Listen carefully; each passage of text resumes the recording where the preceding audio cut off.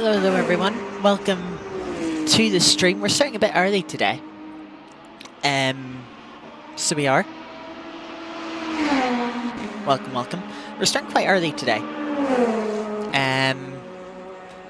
As you can see, we still have 35 minutes of practice, which I'm going to need.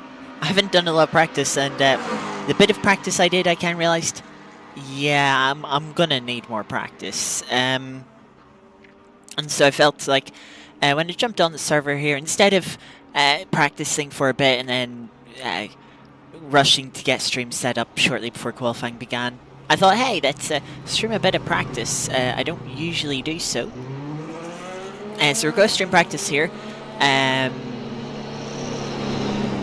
I learn, sort of trying to figure out a bit of strategy and how to drive the LMP2 car quickly here. So yeah, let's get out onto track.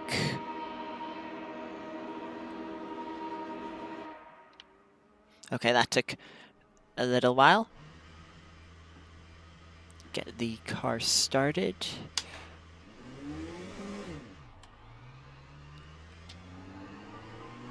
Start heading down at pit lane.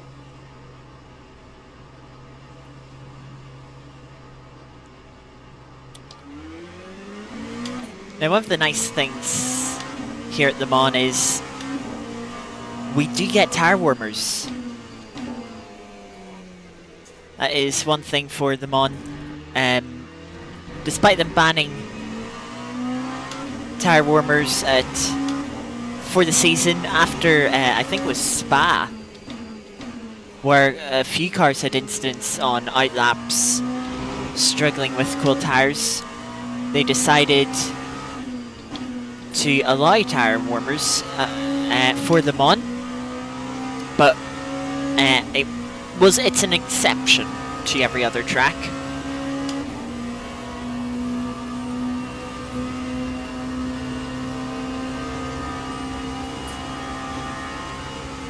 But it is nice. The tires, in a way, do cool down a little bit with the long Mulsanne straight, which is quite early on here on the lap.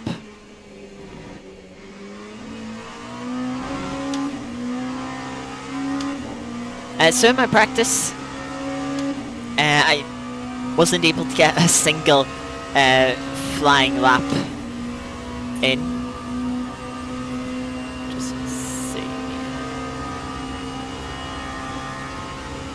Doesn't look like the relative is reading correctly, which is a bit annoying.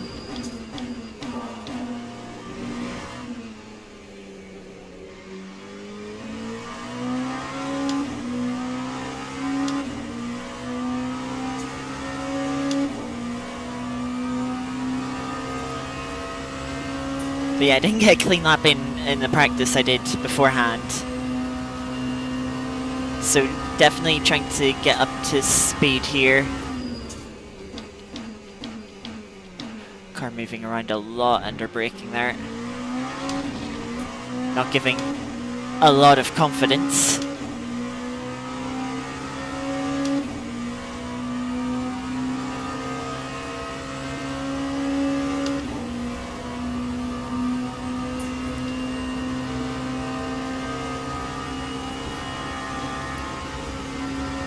But yeah, now our first race in the LMP2 class, obviously. We ran that race at Bahrain, where we had good pace, but getting caught out by the starting procedure and then making a few mistakes and obviously being hampered by the game unbinding all of my controls and buttons before that race.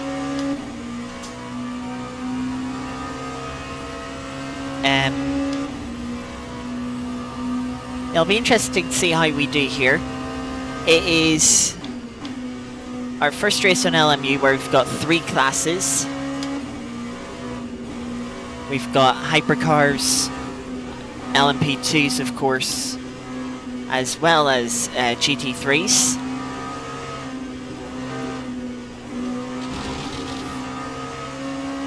A little bit wide there.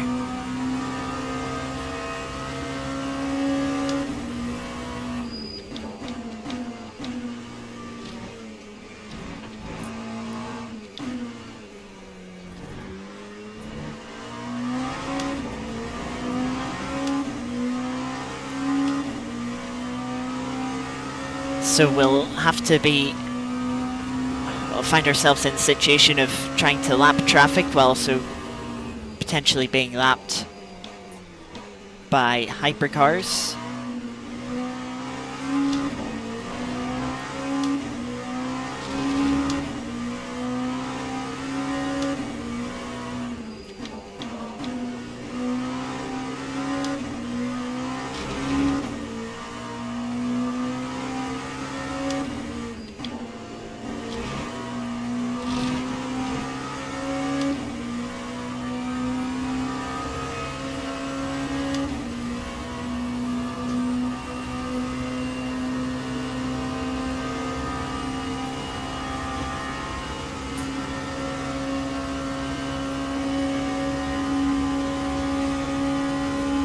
As you would have seen before we came out of the pits in the setup,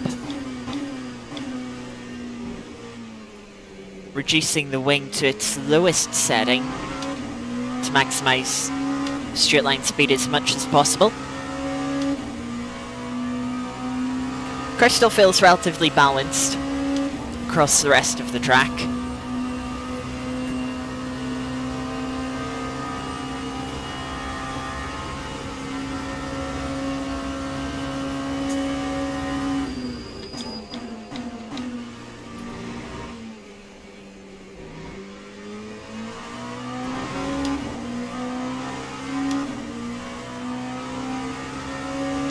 Might lose a bit of time in the corners, I'm not too sure.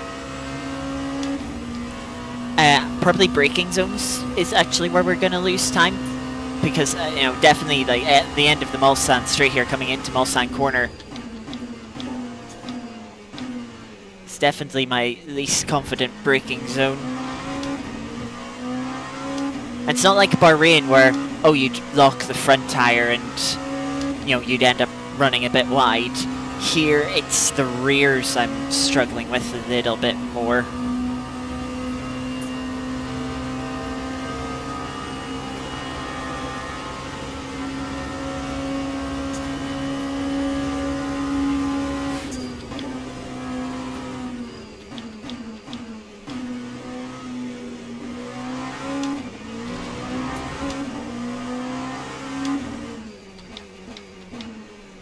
This tight right-hander after Indianapolis, can't remember what it's called. Very tricky corner. Found myself locking the rear tyres up quite a bit.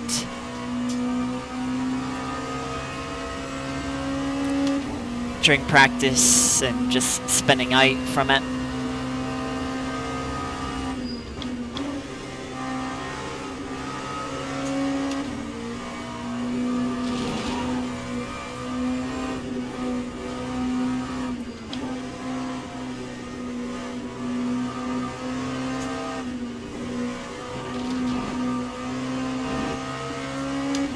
Felt alright through the Porsche curves.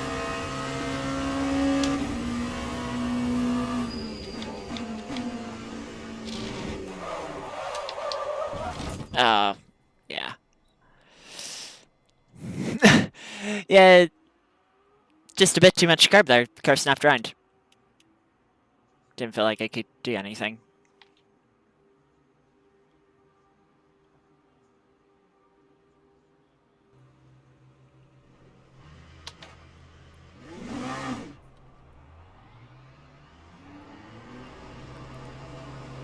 I probably shouldn't have gone there because there's a Ferrari that I probably slightly impeded.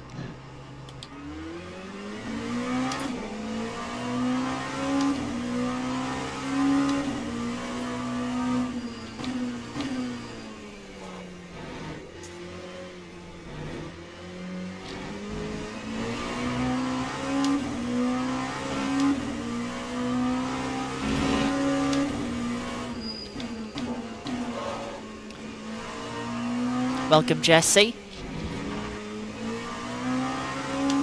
We're currently just doing some practice, trying to get up to speed. Around the near 14 kilometers of the Le Mans circuit, or the Circuit De La Sarthe.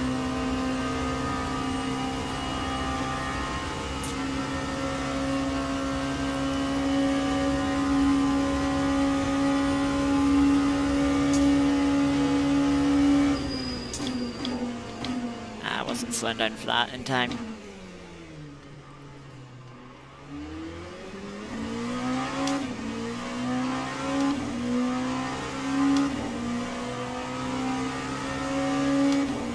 I hope you're keeping well. Of course, first stream in the new year as well, so hope you've had a good start to 2025.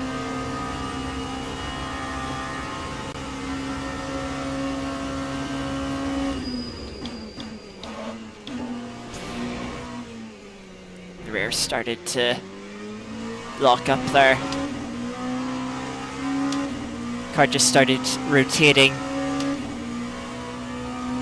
to the left.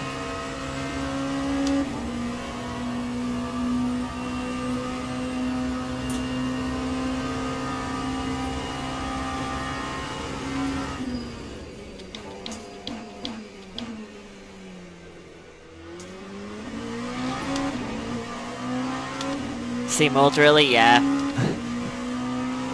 Totally get that. Been playing heaps of SnowRunner. Fair enough, I've never touched SnowRunner. I've certainly seen a bit of it. It does look good fun, but not really my type of game. Yeah, I hope you've been enjoying the SnowRunner.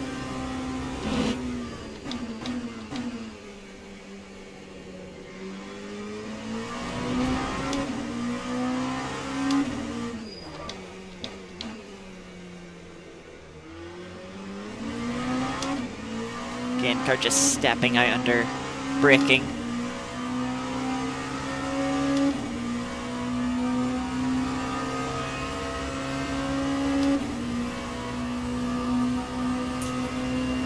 Oh, you only bought it a week ago.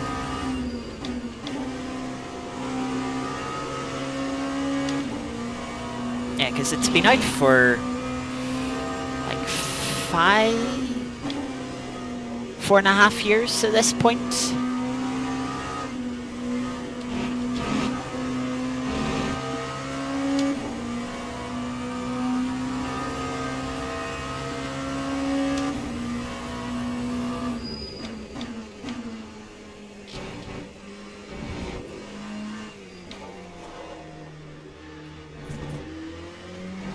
Need to be very careful on those curbs through Fort Chicane.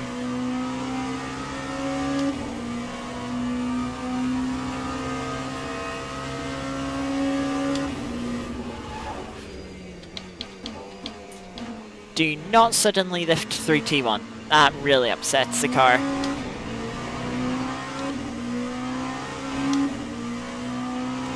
Was on sale. Yeah, the Steam Winter Sale, I assume.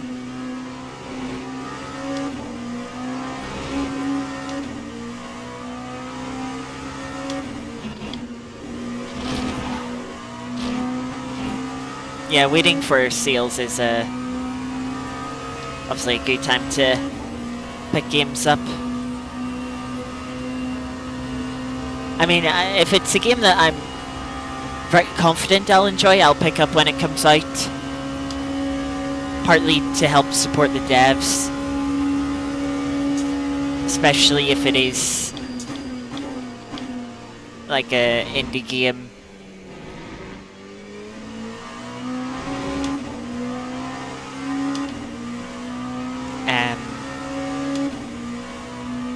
Sort of like a sale course. Oh, PlayStation. I assume PlayStation had their own sort of winter sale as well.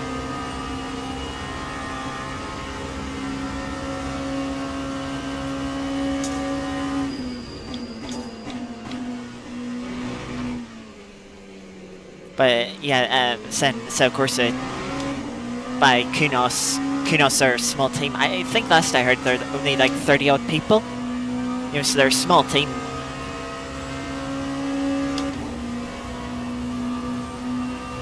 And their sims are very reasonably priced.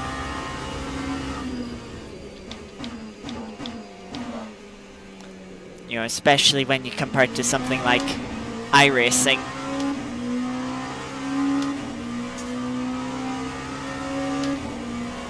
Which is just not just a completely different league, but different planet in terms of its price point.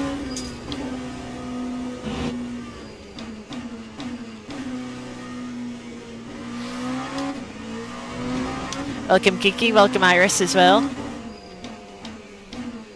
We're still in practice, about 20 minutes to go.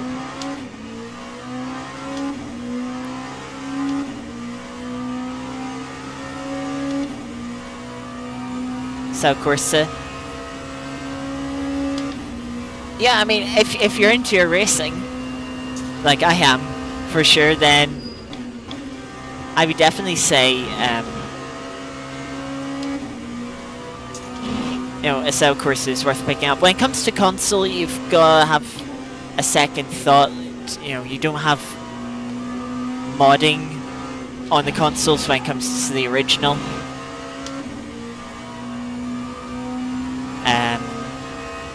Which does limit you a bit more, obviously, in the content, but there's still some great content in a South Corsa that isn't modded.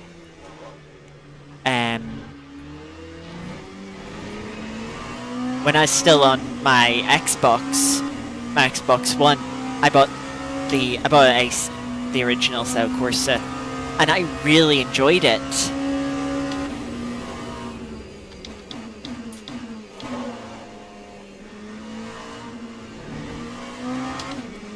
It was good fun, especially getting to learn the LMP1 hybrids,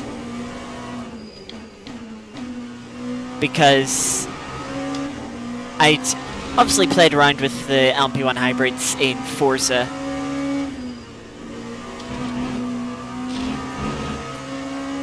but Forza doesn't have proper hybrid implementation.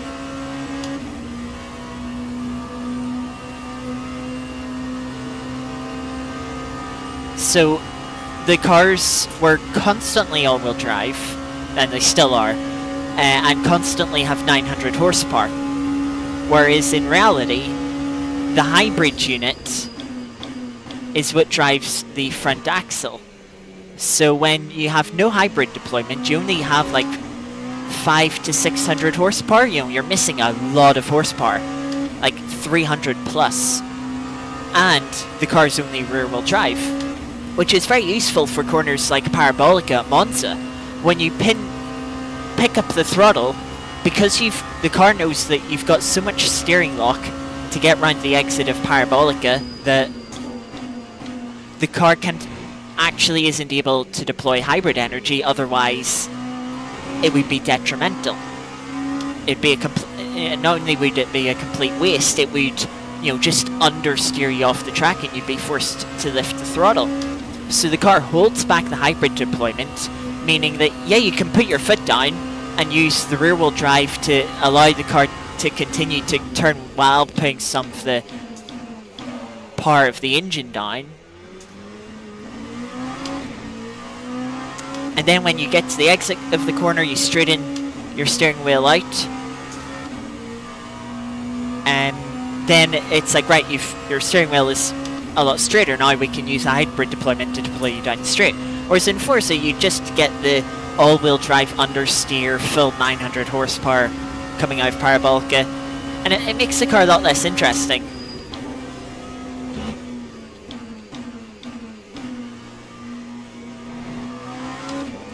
Like, I knew for a while that Forza wasn't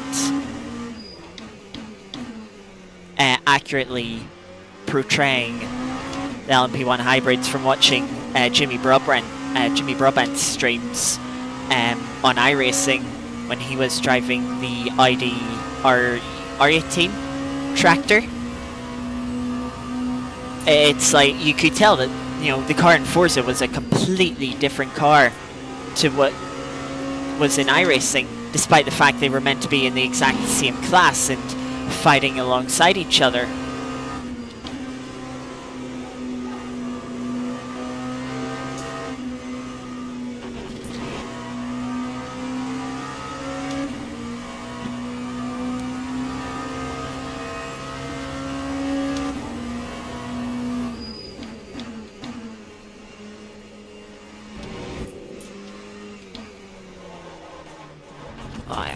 misjudged that chicane.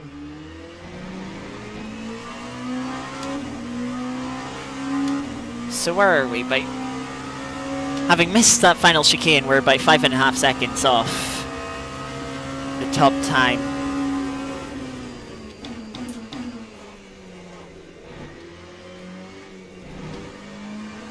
Of course, I'm doing more race-relevant practice than qualifying, which, you know, being the top time, that's probably more of a qualifying time.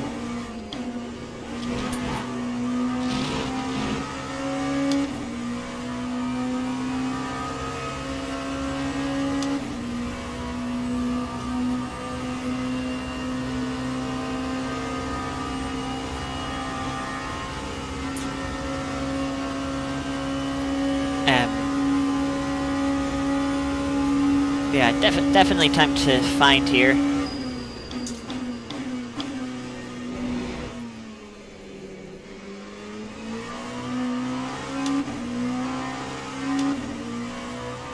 I also think I missed a couple of shifts on the previous lap while I was ranting about how inaccurate Force's attempts at making LP1 hybrids are.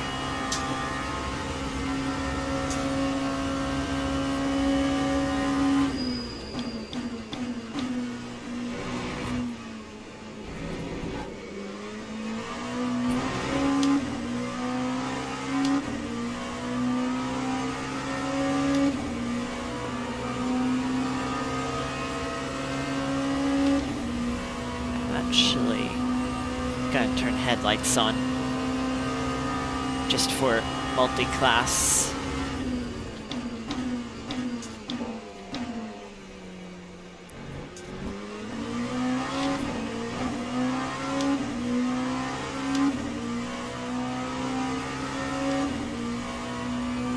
Yeah, much better run through Mulsanne, and that's where the misshift was last lap. So now 9/10 up.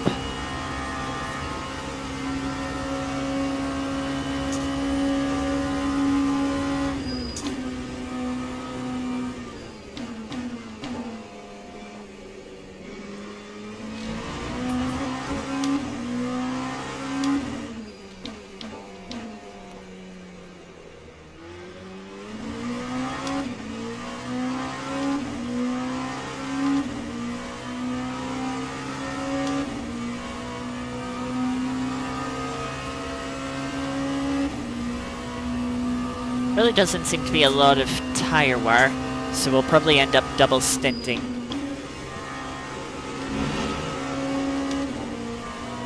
Tires.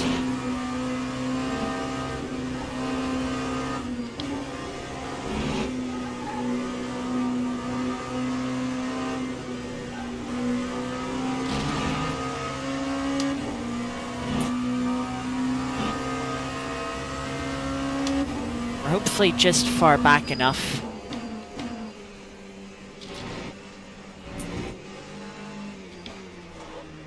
To not get held up by that McLaren. Now we jump a lot closer to the quickest time.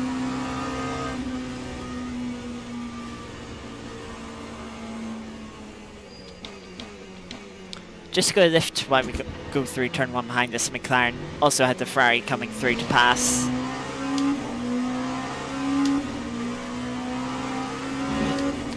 I'll just get through on the exit.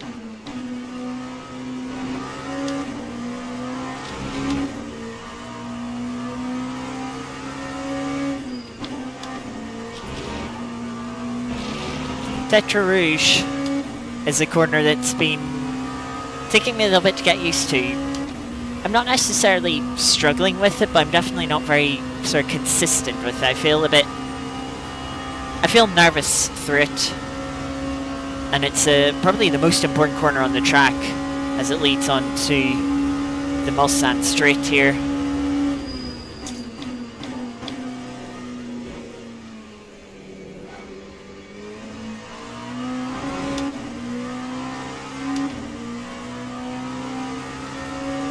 Does look like we're getting significantly more front left tyre wear, which is good to note. So we might have one pit stop where we change the front left, but don't change any other tyres.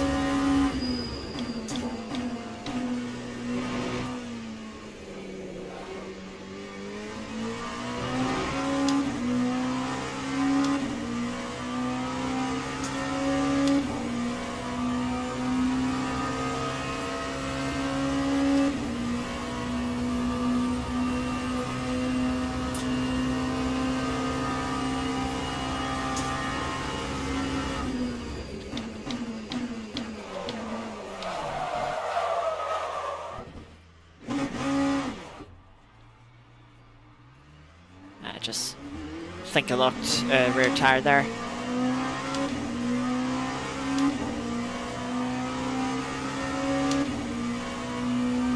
Not ideal.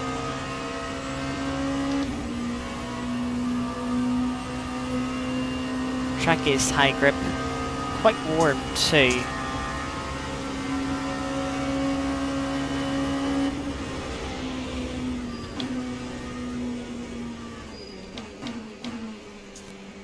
Just lifting off to help the Porsche Hypercar through.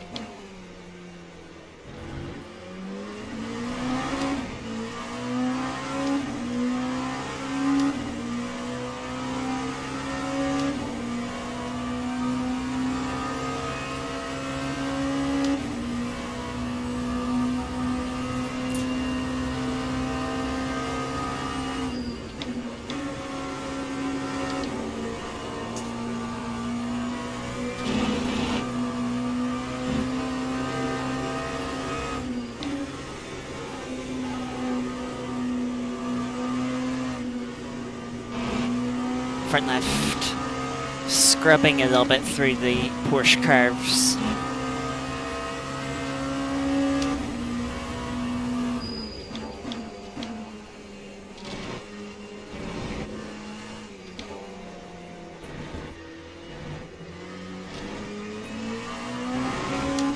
Ooh, Lamborghini spun in the background. Hypercar coming up to pass us, spun coming out of the chicane.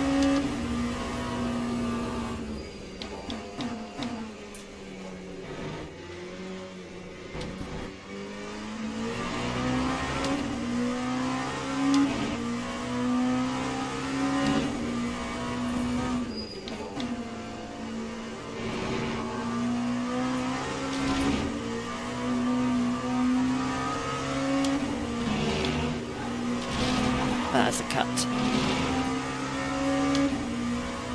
Had been a good start to the lap. What, 6/10 up? I'm not too hopeful for our qualifying pace, but maybe our race pace will seem a little bit better,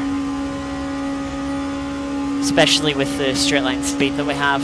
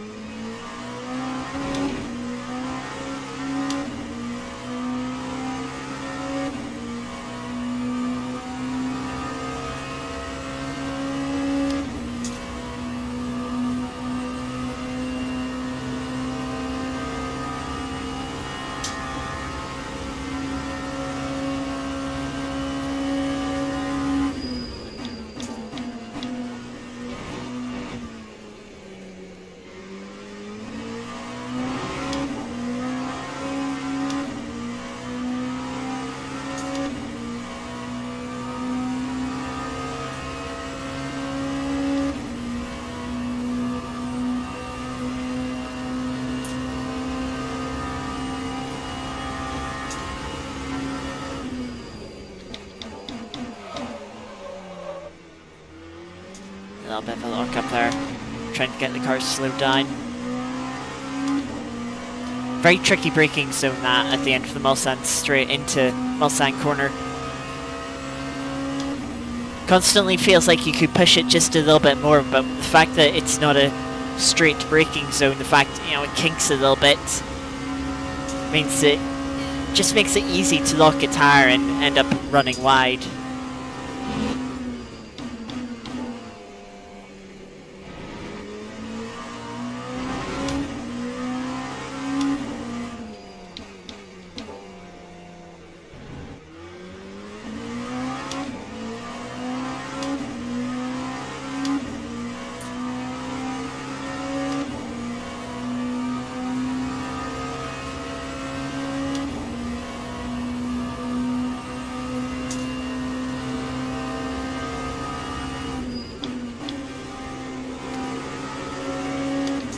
I don't think I've mentioned yet, but there is a possibility of rain in the later stages of the race.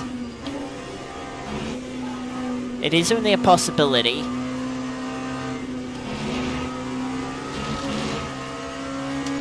Oh, come on, that wasn't over track limits.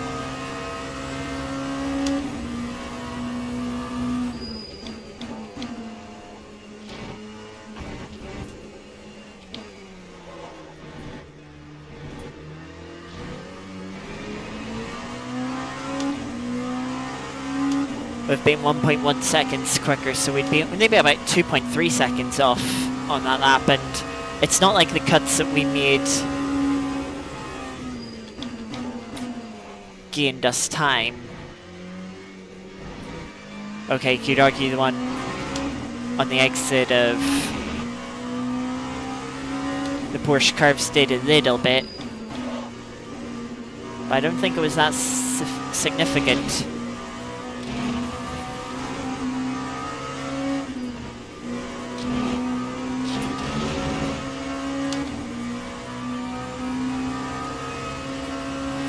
A little bit wide through Tetra Rouge this time.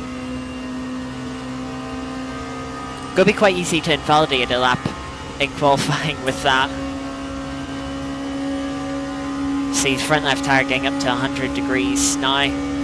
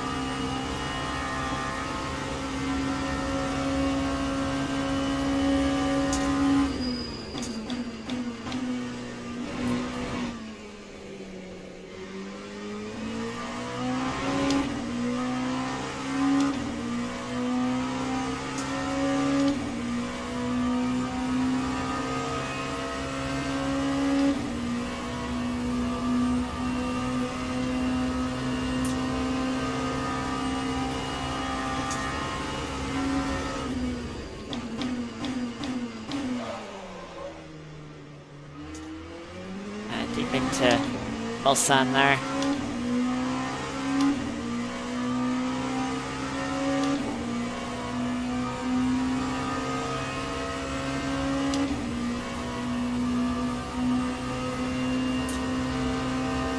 So we've 4 laps of fuel, it looks like. We've done 6 laps.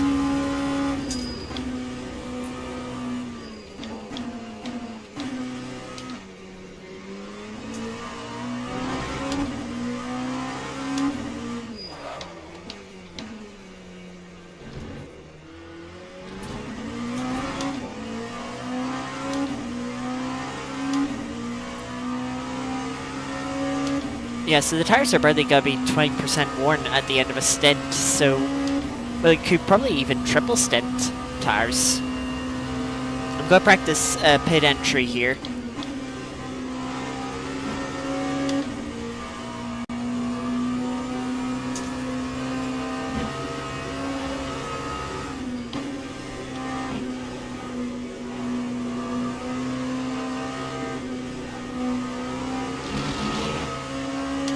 Okay, that time was a little bit wide.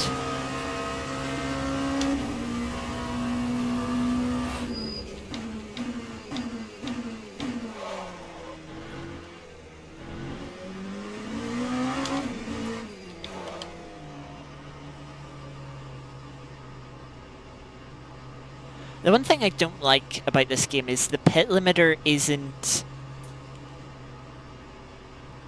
Like, if you get,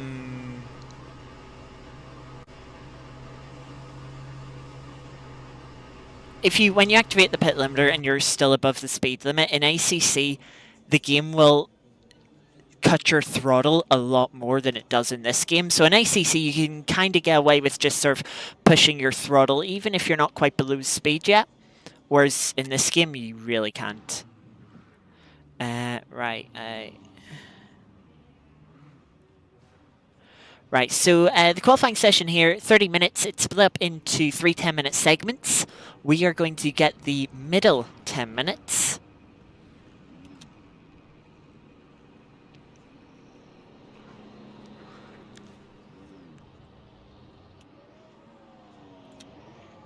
As we can see there.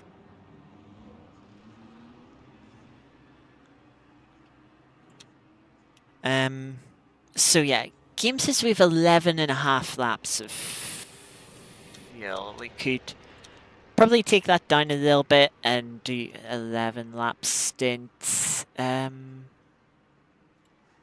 me just bring up the calculator. What we're doing about... It doesn't show. Can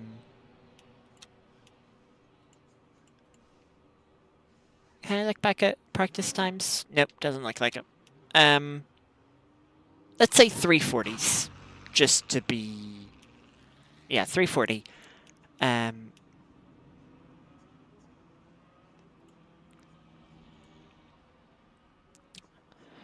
be 220 times by 11. Alright, so it's going to be about 40 minutes.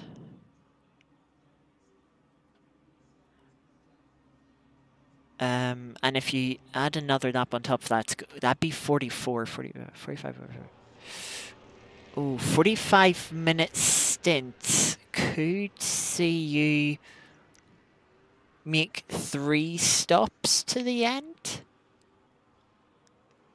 So saving a lap of fuel and doing 12 lap stints could be quite useful.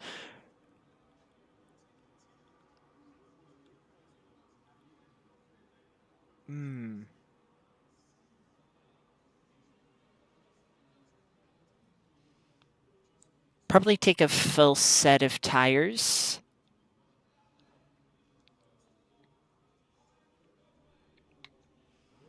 At the second stop.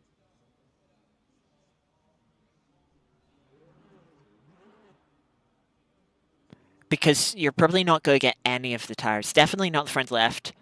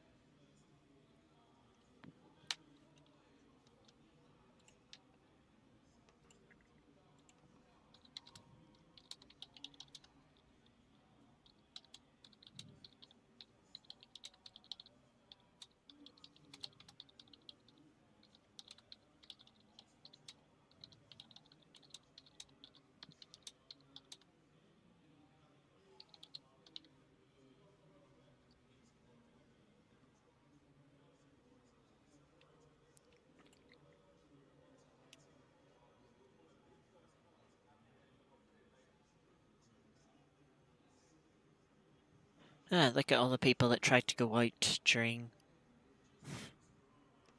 the other Wally session that shouldn't have. What, 1, 2, 3, 7 people?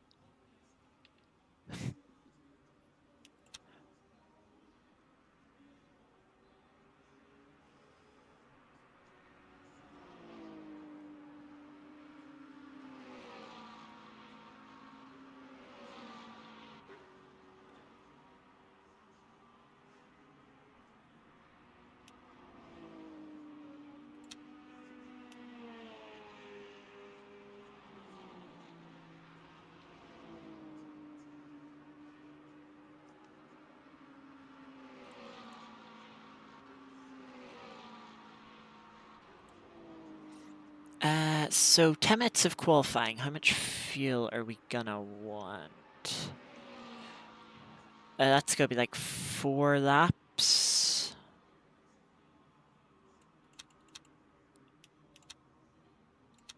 So we'll take 27 liters to be safe.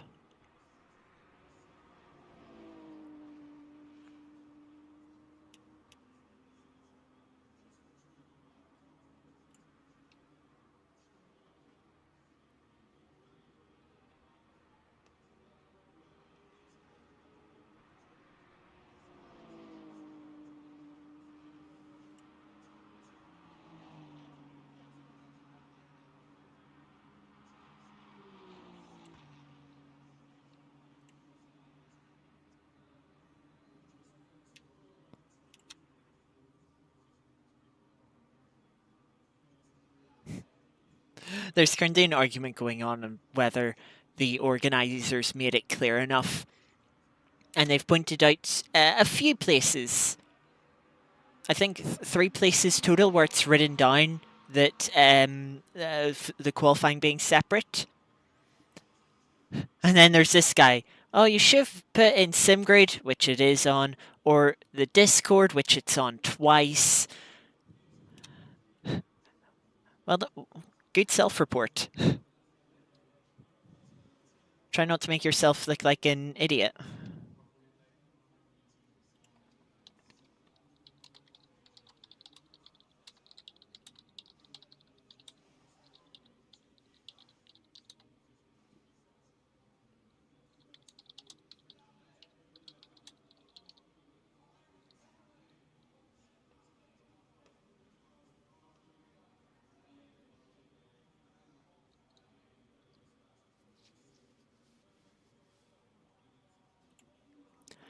But yeah, we're just waiting for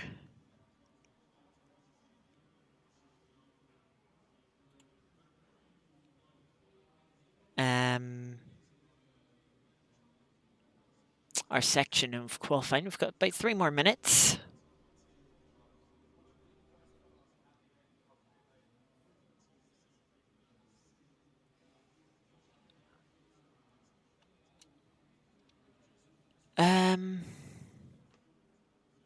Yeah, just saying, Giga saying, how can you support the Scotty? General sort of small streamer stuff, watching, liking videos, commenting, you know, that good engagement stuff. I very rarely, especially in videos, I very rarely do the beg for likes or and people to subscribe, because it just doesn't feel great to me. I only do it a couple of times. On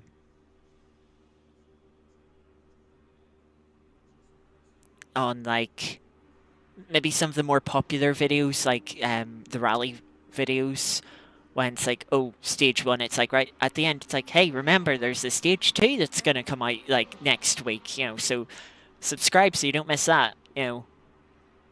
A little bit here and there, but I try not get obnoxious with it.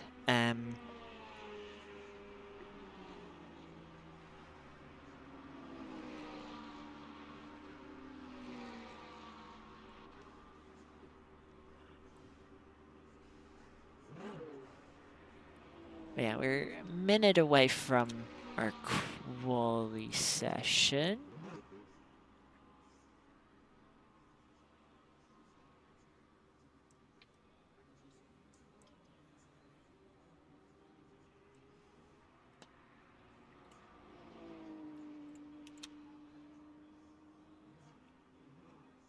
Someone also pointed out 18 degrees ambient temperature above 42-degree track. That's yeah, that's something. Right, we have about 20, just under 30 seconds now till we get going. So I know it's been a little bit of wait starting the stream early through practice, and then obviously waiting for part of qualifying here. So hopefully it will be an entertaining race that's worth the wait.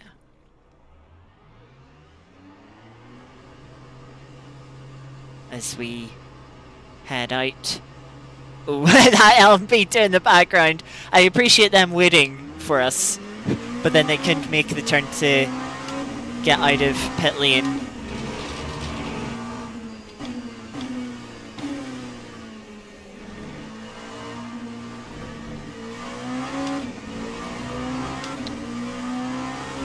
And now we head out on track for our 10 minutes of qualifying.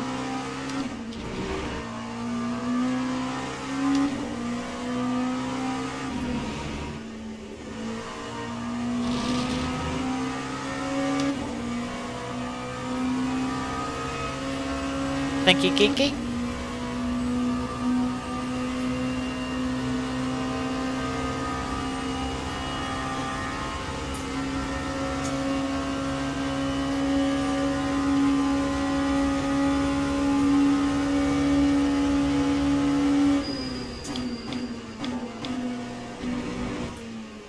Don't need to push too hard on this side lap, especially since the tires are already up to a bit of a temperature.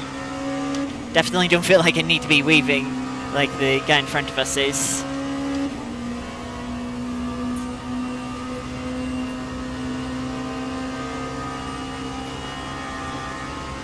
Who just isn't on the race labs relative.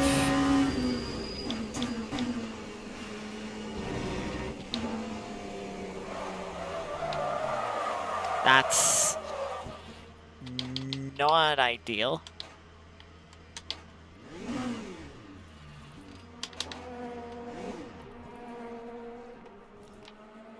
Ah, stalled it.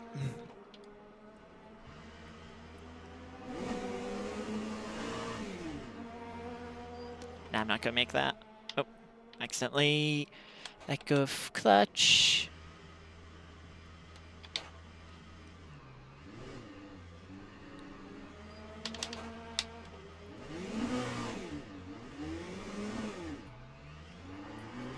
There we go. Annoying thing is that scrubbed the tires for that half spin. Very slow spin.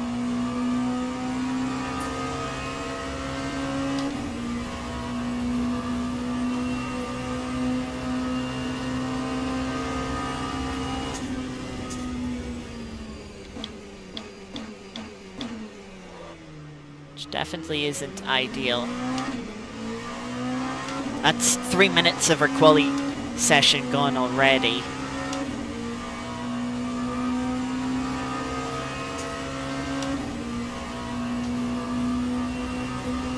You know, we'd be hoping to get across the line with about 4 minutes remaining.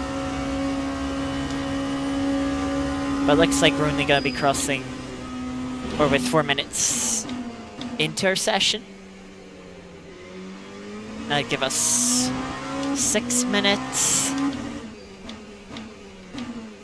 Well, that'd only be 3 laps, wouldn't it?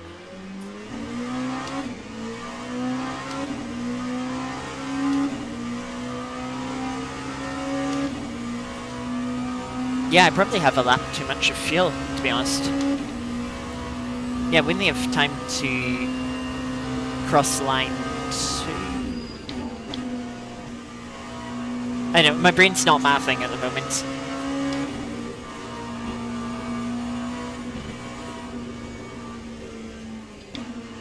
No point pushing flat out through this section now and just scrub the tires.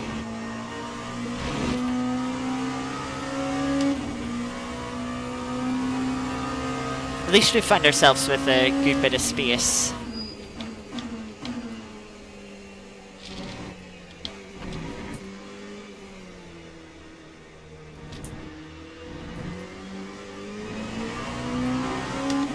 Just try and make sure we carry good speed out of the final chicane. And down towards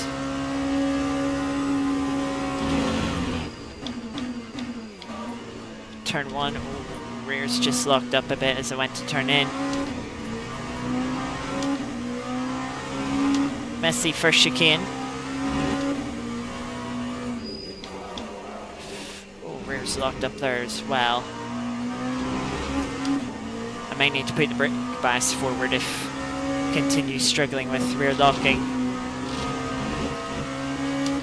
Just within track limits there through Tetra Rouge as we come on to the Mulsanne Straight.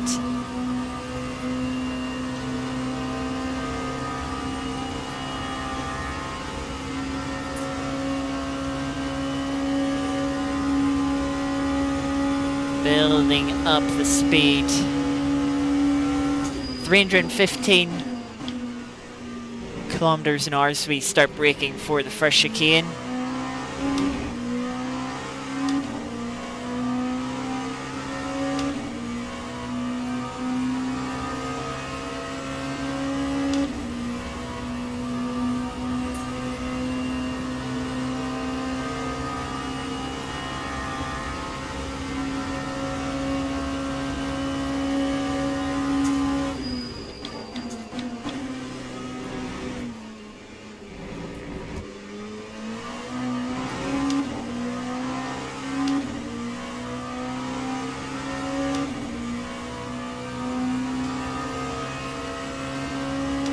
Last thing I want to do is invalidate this lap, as it means the next lap, which will be our final lap, will sort of be an all or nothing.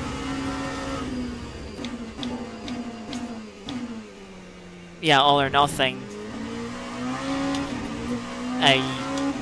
It'll be our only lap.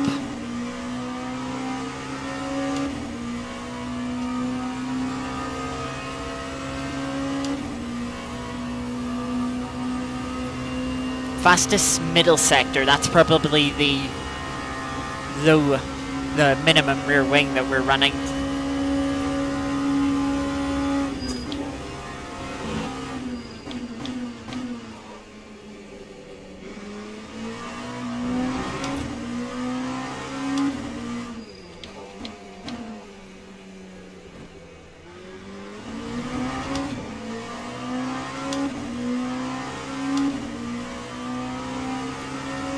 And that purple middle sector has already gone. Might have been a good slipstream from one of the cars behind it. It looks like a couple of them are close enough together for that.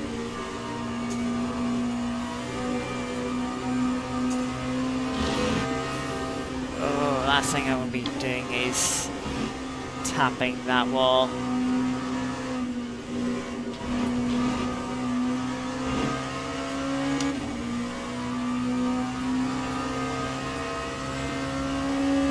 Doesn't look like we have any damage. Car stopped in the pit entry.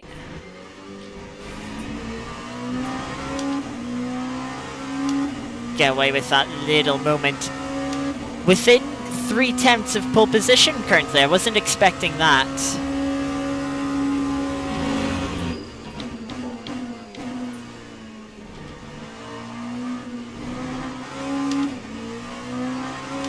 We definitely have time to find.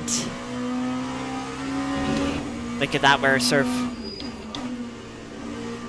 already on a pole time.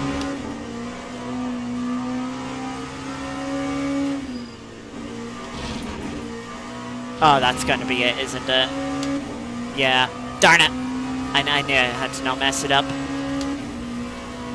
I'll finish out the lap, it'll be good practice at least. Probably just coming to the pit to practice another pit entry.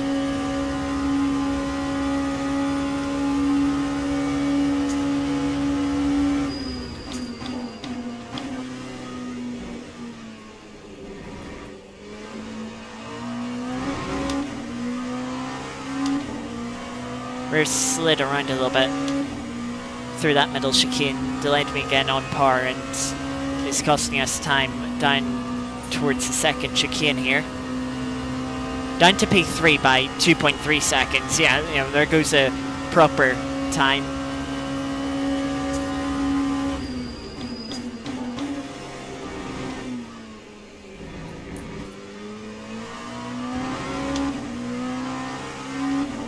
Making up time in that second chicane.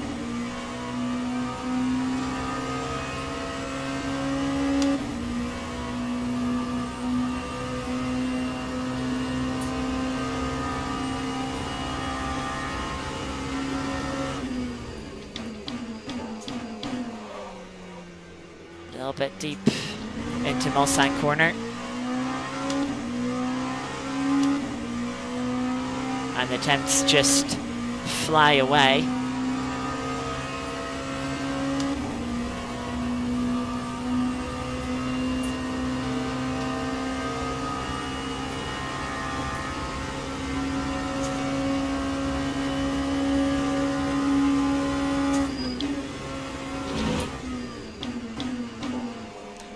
Can see some tire marks there. Someone had a moment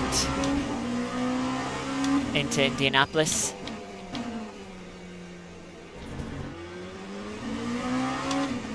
A little bit more cautiously into tight right-hander there.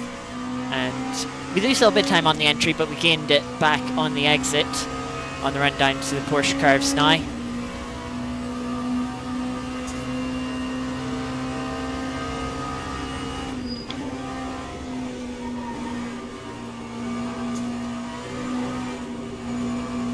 Tires just scrubbing a little bit through Porsche curves here. That was a big munch on that curb. That was not ideal. Turned in too early there. A little bit messy. Would have lost the lap again there. 4 attempts up, definitely could have got into what looks like would have been P2.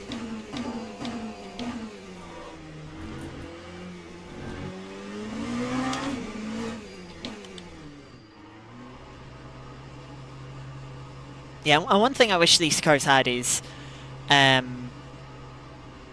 when you turn the pit limiter on, like in ACC, a lot of the cars will show up red if you're over the speed limit and then go green once you're under it, so you can very easily see when you're above it and when you're not.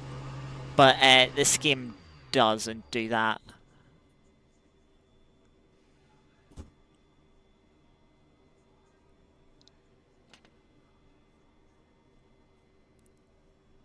But yeah, a lap too much fuel, messed up the second lap, could have been P2. I imagine a lot of people there did mess up laps. Wide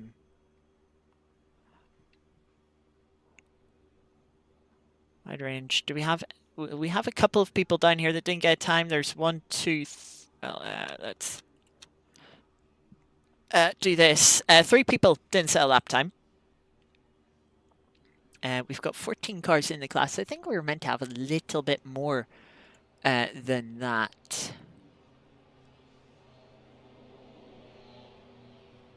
Let me just see.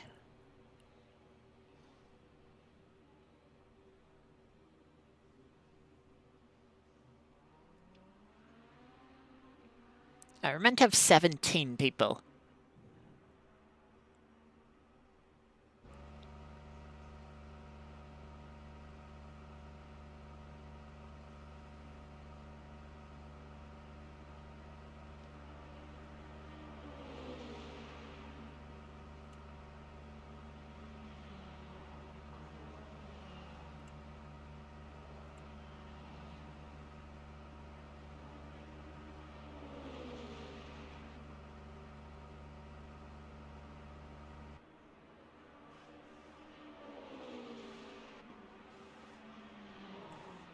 So we now wait for the hypercar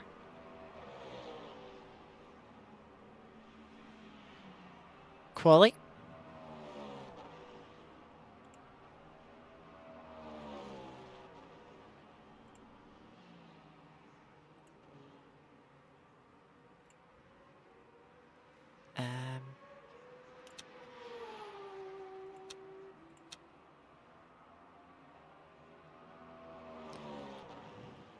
So one thing, right? Let's fill fuel. And we'll have to fuel save a bit. What, 0.4? We'll have to fuel save like 3 liters, which is quite a bit. Like half a lap.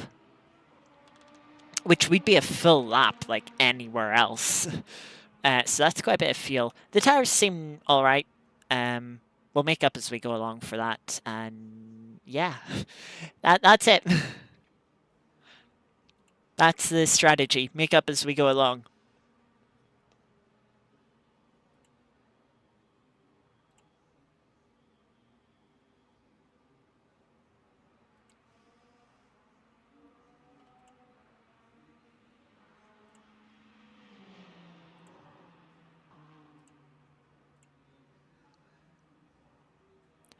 Let's watch some of the hypercars.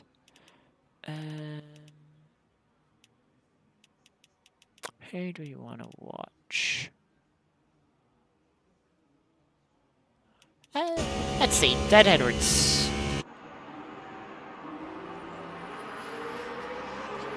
Let's pick a random name out of the list.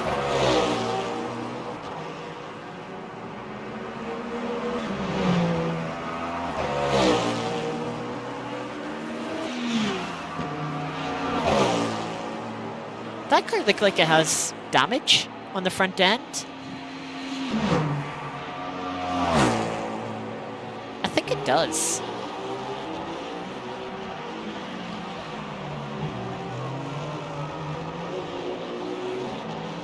Interesting.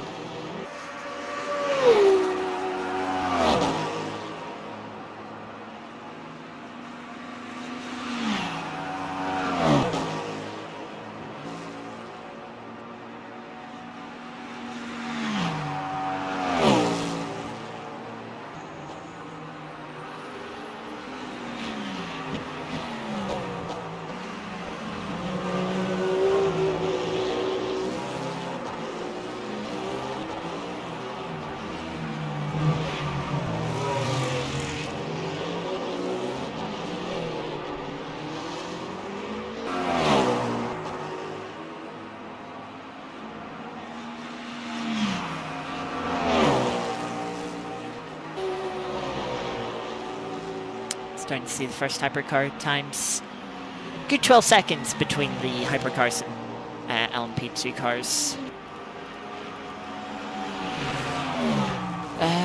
What? 12 to 34 is 22 seconds between the LMP2s and GT3s.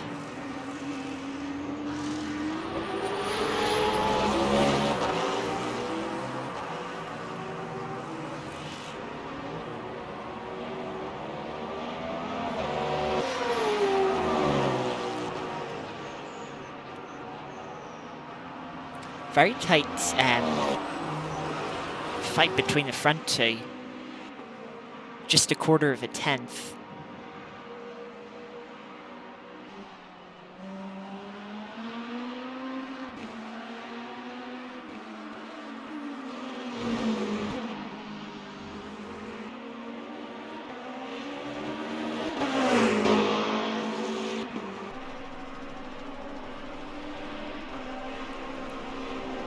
Actually want a bit of chocolate while we wait.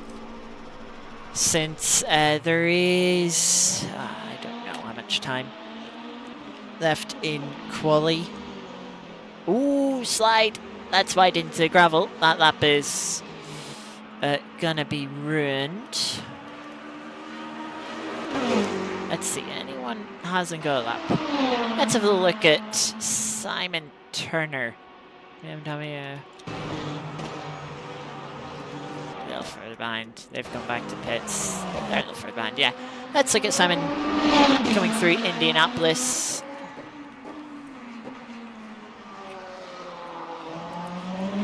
If you're wondering, I have a big bar of Smarties. Not sponsored, white chocolate.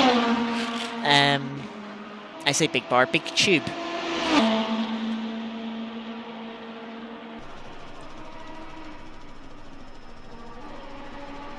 So we'll watch Simon Turner through the Porsche curves here.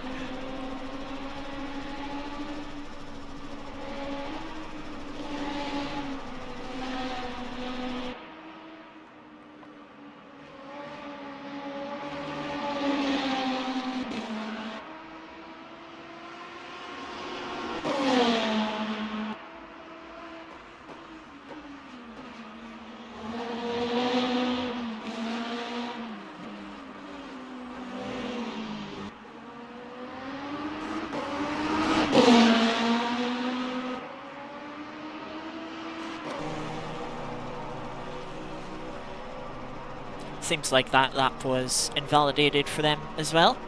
So let's watch Adam Moden into the Porsche cars.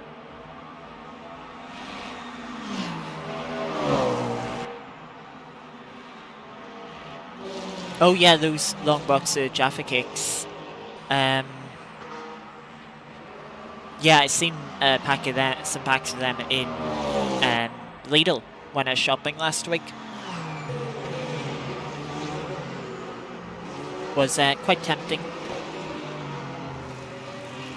but still had plenty of chocolate from Christmas, so didn't need any. Adam Moden goes P1. There we go. Looks like that might be the end of the session. Caddy gets a time in.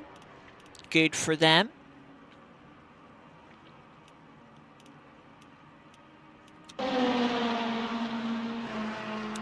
BMW now.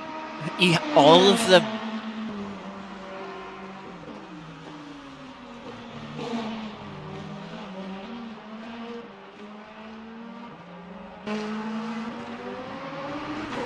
Cannot be trusted. BMW doesn't improve. They've already finished. Last car on track then, this caddy. Currently sitting in 15th place.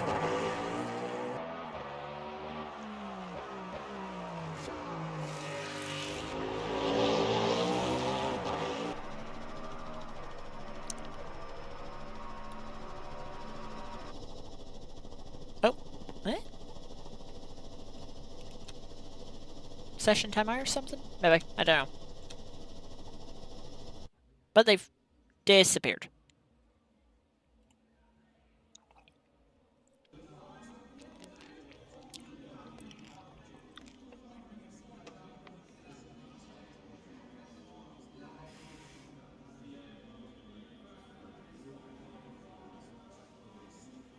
That doesn't make it much better, Kiki.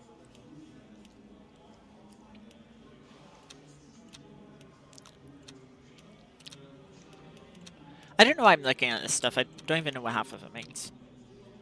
So we're starting P3 in class, 25th overall. We will have to be careful, as there are 2 hypercars to come through the pack. 3 LMP2s and... well, they'll be starting in the back. We won't have to worry about them.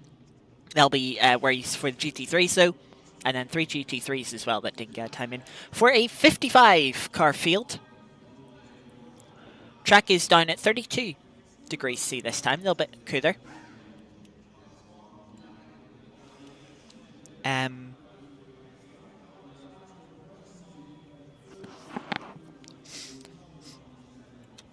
So yeah, let's hit start driving before it's too late.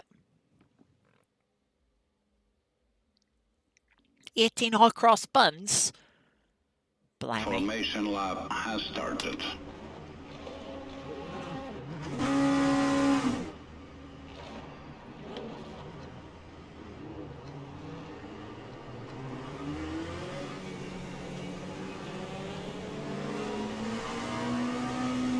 Oh dear, this formation lap's going weird.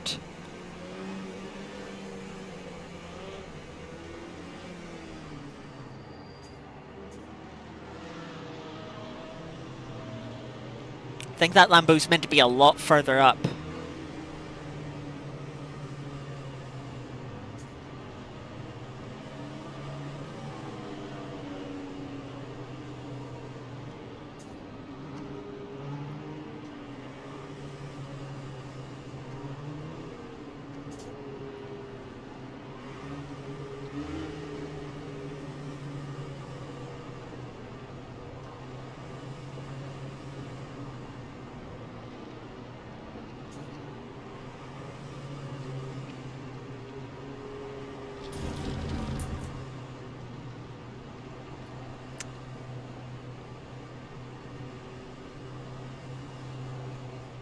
flag, green flag.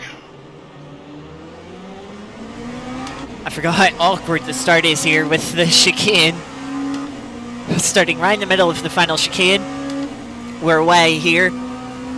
Since we've fallen down to P4.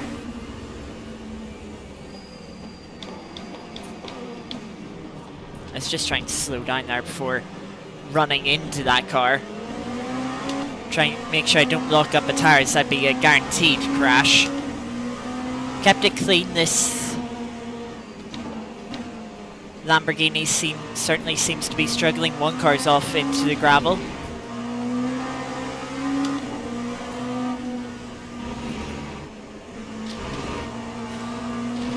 And now we get on to the Mulsanne Straight. In the slipstream of the car in front, we'll get an idea of how much slips, of what their wing angle is like. We are gaining. And I'm just going to lift to save the fuel. Quite a bit of a lock up there. Try and get the car slowed down in the slipstream. Also had a yellow flag for a car off in the gravel. Looks like they've recovered though.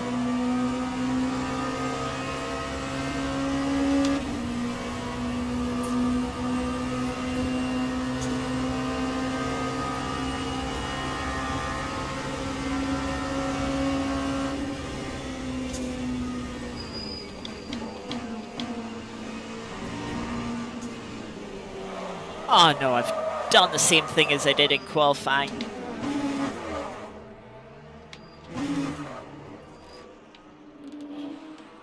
Ah, fucking stalled the car.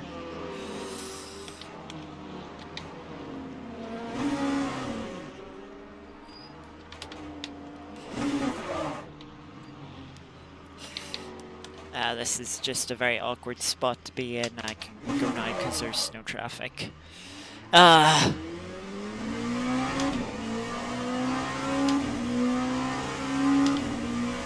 well, 3-hour race, we'll have time to try and make time up. Incidents can happen, of course. Annoying thing is we've lost the slipstream now to save fuel, and we've wasted a bit of fuel in that, trying to get the car going again there. And I've got past all GT3s.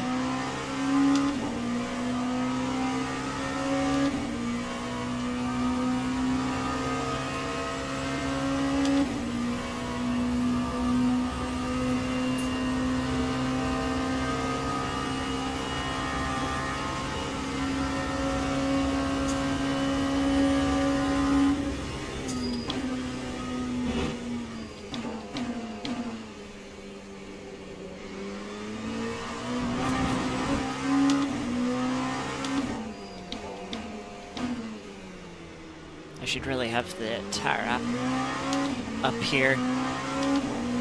Yeah, looking at that, the tires were probably a bit colder off the start than they were coming out of the pits normally. So I'm gonna turn headlights on, save fuel here.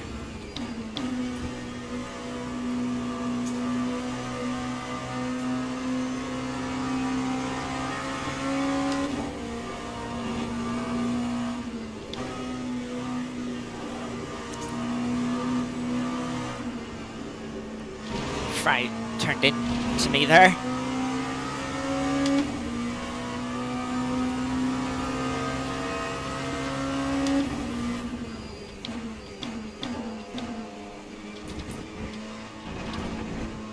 That's a little bit too much carb.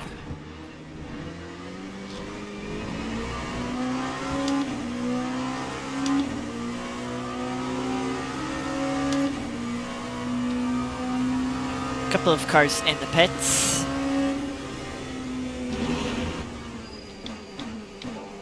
BMW having a big slide there, is that Lamborghini Hypercar still seems to be struggling.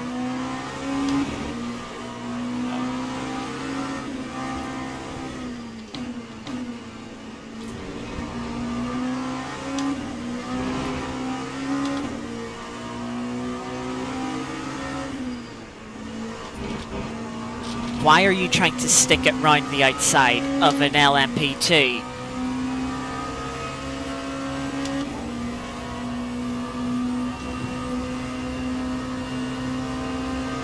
We also have a hypercar behind us.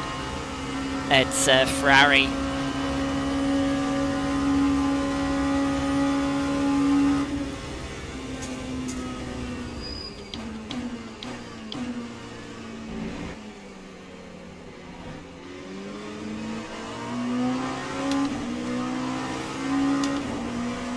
Bloody BMW not sticking to its racing line.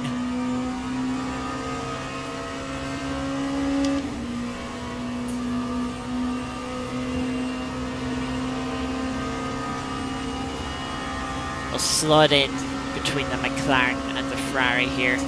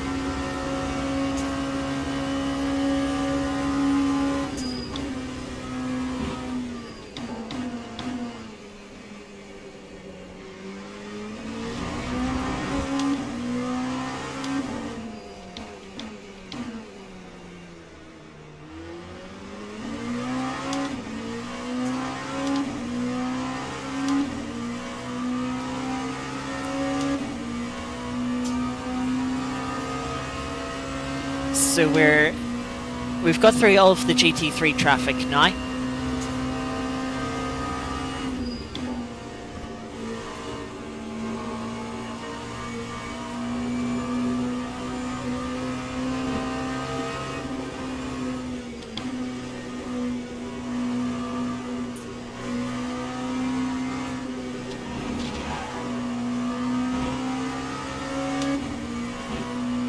Catching up to another one of the LMP2s.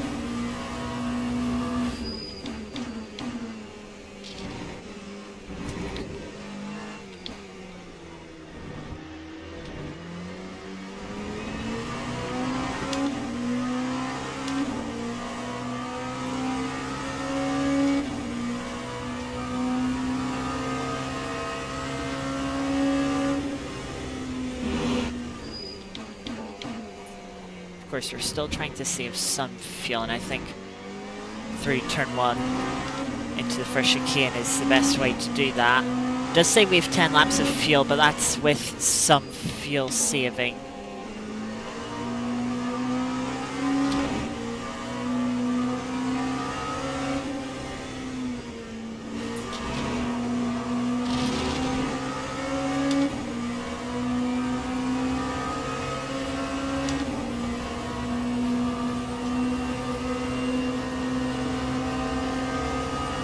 That's not concerning at all. It would be nice if that LMP2 could be a little straighter on.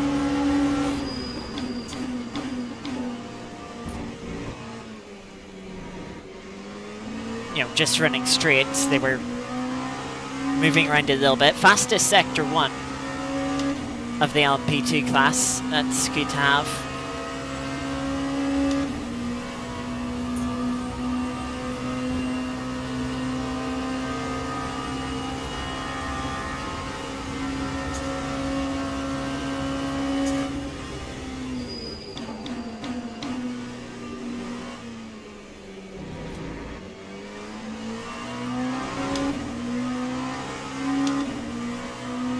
Don't know where that LMP2 is going there. That's an interesting racing line.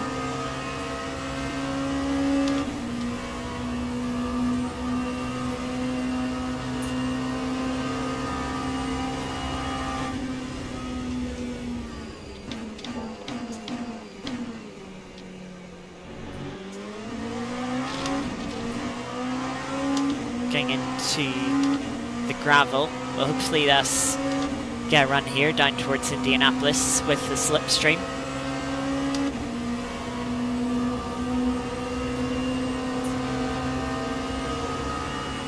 Looks like they're just gonna let us through. Now we have 5.5 seconds to catch the next LMP2.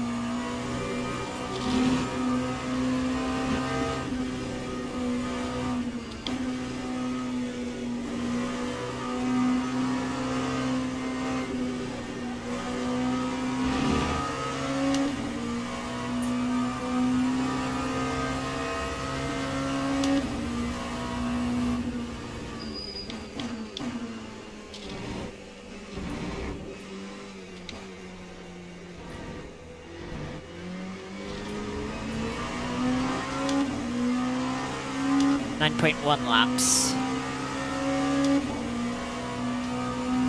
That's good.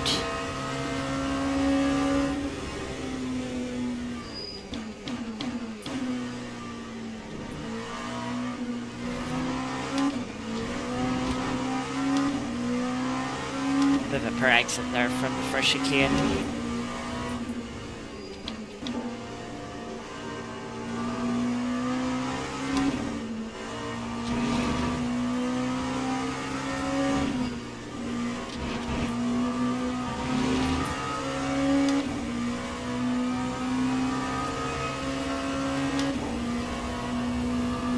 I'm starting to see an indication of where our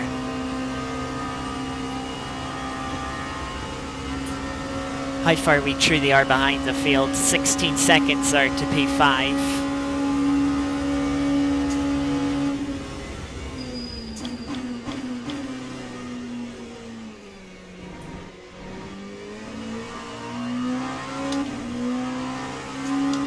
Of course, we lost a bit of time that straight from not having the slipstream that we had last lap, overtaking P2 and the lifting coast, which obviously trying to make that move last lap, we didn't lift. We kept our foot in till the braking zone to make sure we made that position.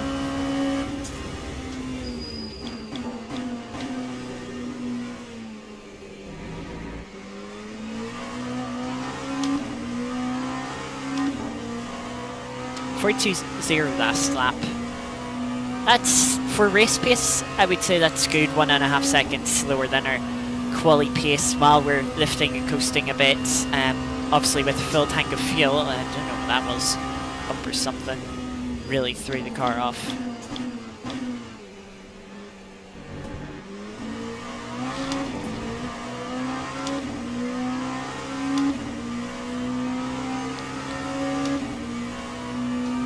I can see 44 from the car in front last lap, 47 from 5th place. So we're certainly quicker. We'll see what their pace is this lap, if they're getting into a better rhythm, or if that is sort of their representative pace.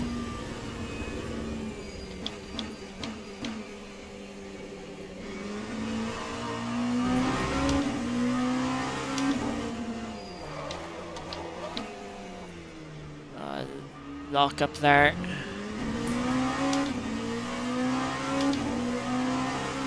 Costing quite a bit of time. Also, interestingly, the car behind has already made a pit stop.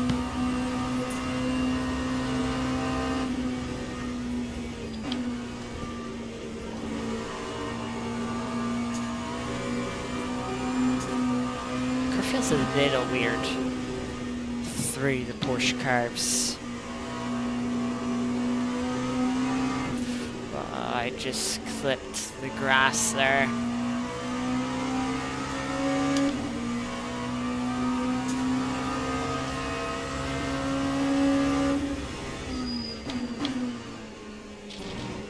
Again, very cloudy.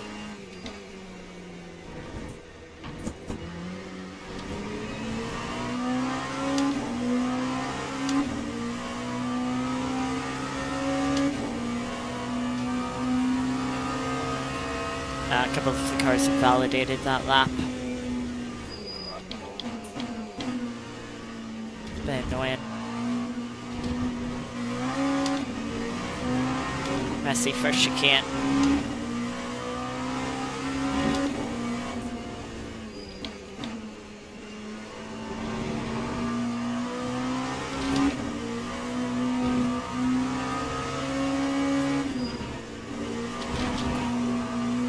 Little bit of a cut.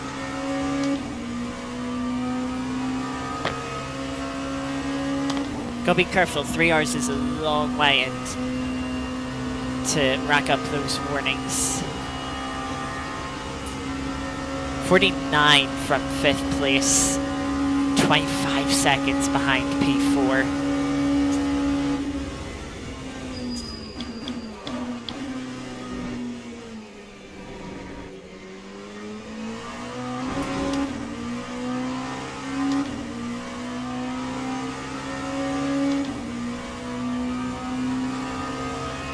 Bring the brake bias a little bit forward, getting too much rear locking and instability.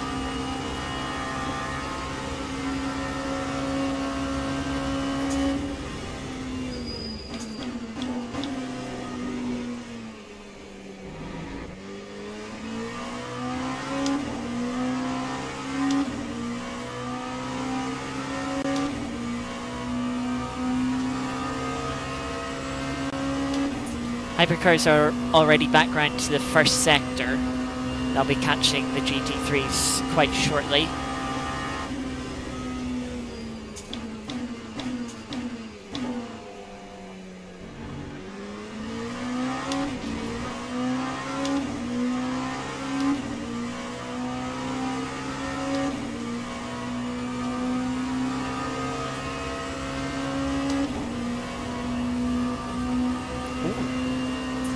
Hypercar facing the wrong way.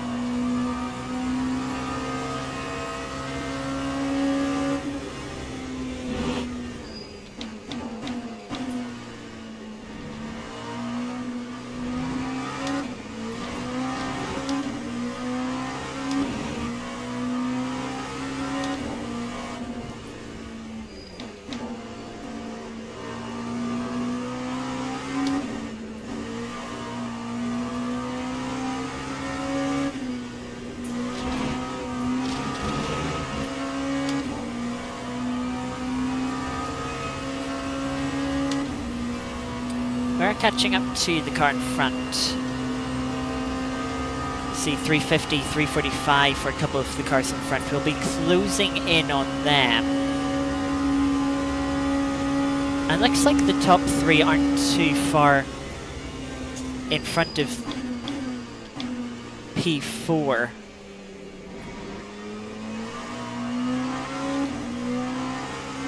You know, looking at the minimap, I think I can see three extra dots by P4.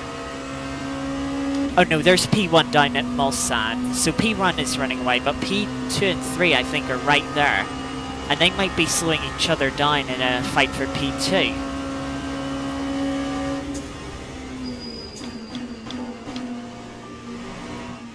Which could buy us sort of back into this race for a podium place.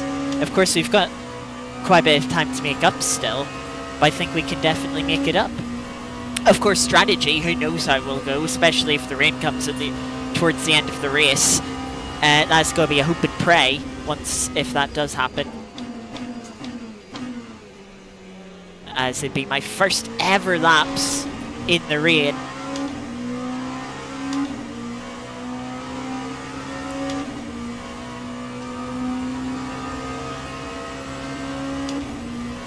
I need to do...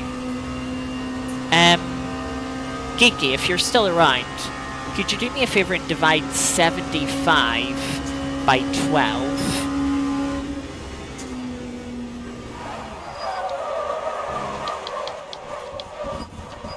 Oh, fuck's sake.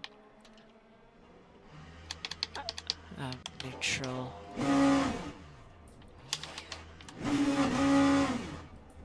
Oh, I don't think I'm getting this back to the pits. Let's roll him back.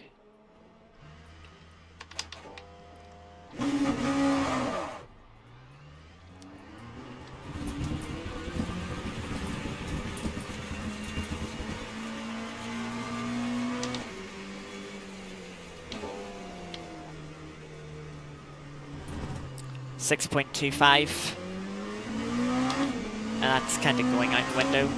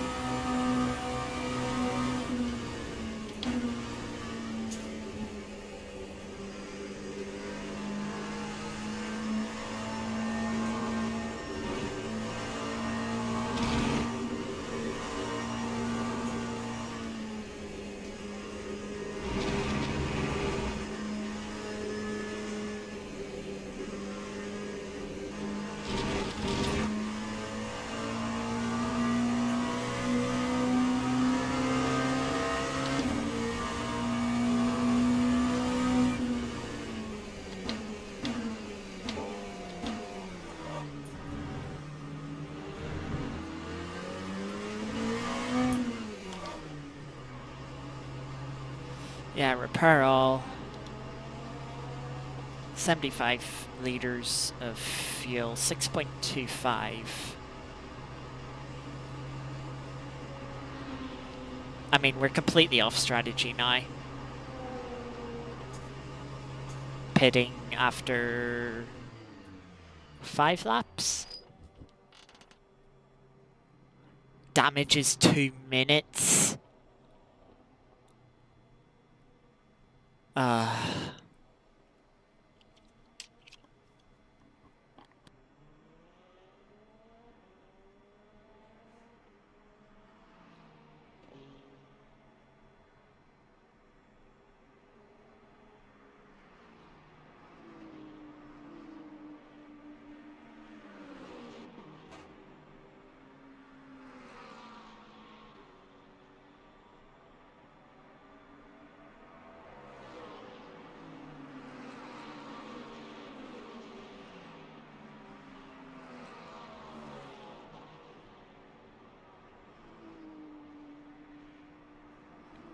Welcome, Kevin. Unfortunately, I've just had an oopsie going through Indianapolis. That's wipers. There we go.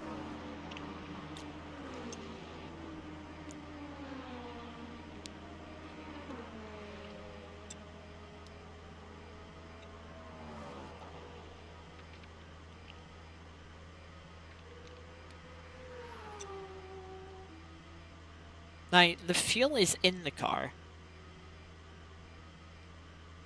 but I'm not sure when I'm gonna know that the damage is fixed and that I can go.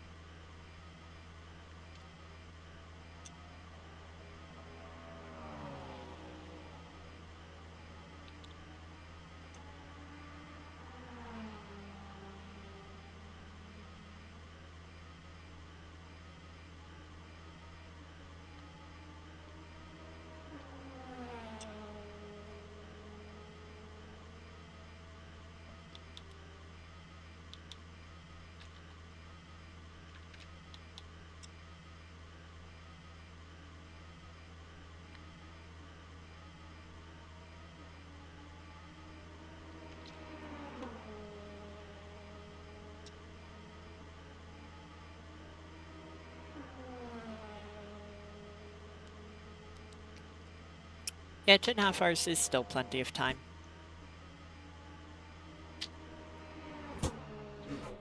Ah, there we go. And I still don't the exit.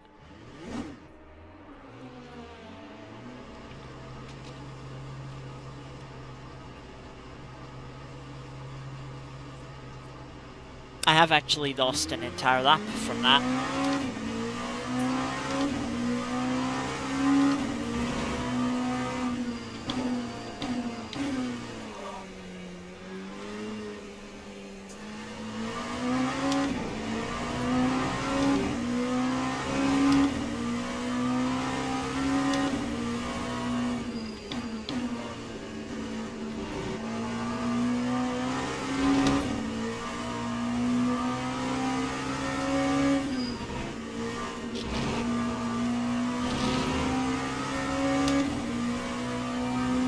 I think this might be a flat-out push race now.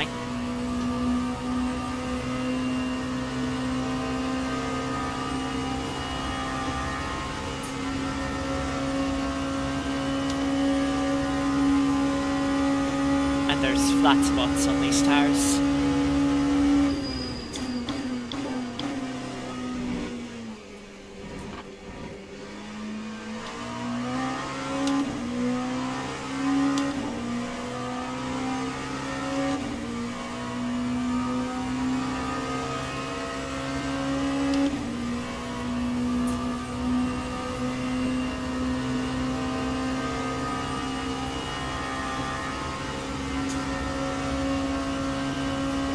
Yeah,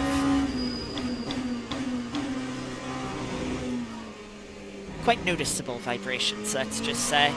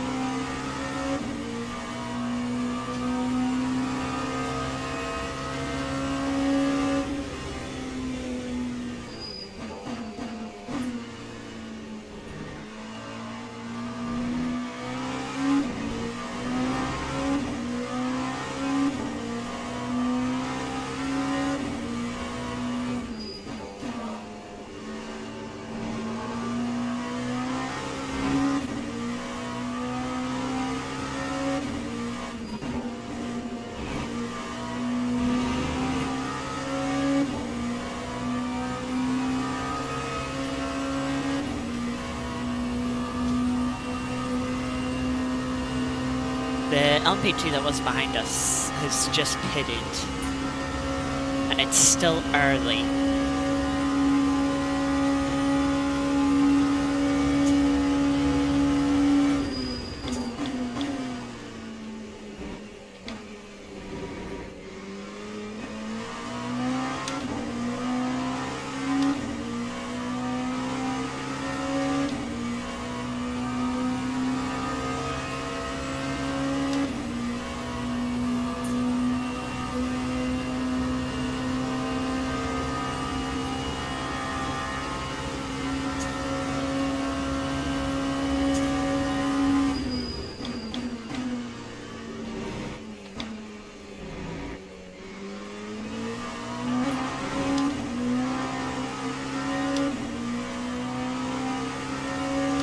Let's not do that again over the curb.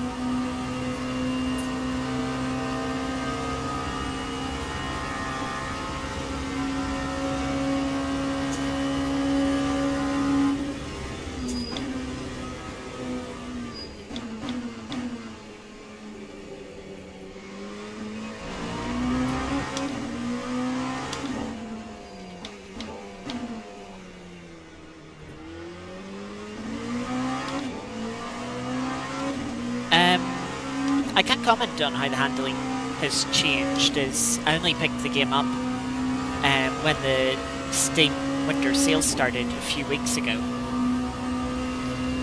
So this is the only sort of version of the game that I've played.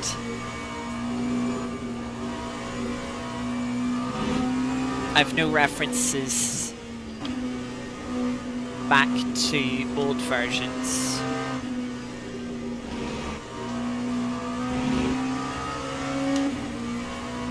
I think I'm gonna be slightly over on... Oh no, I should be okay. A little bit of save here.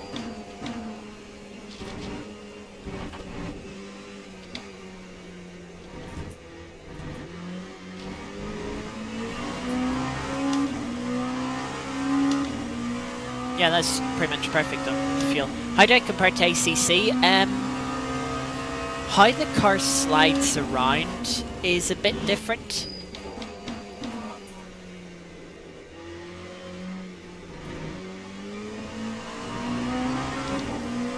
The cars certainly feel like you can feel them sliding about a little bit more.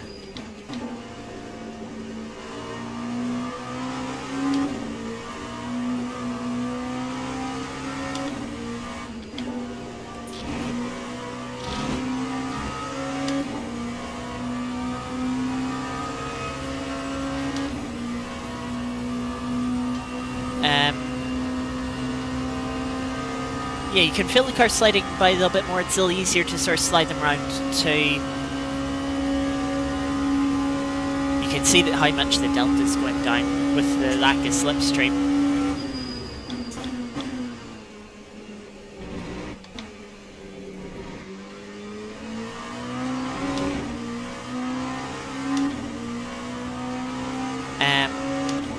Yeah, the main thing is how the car slides.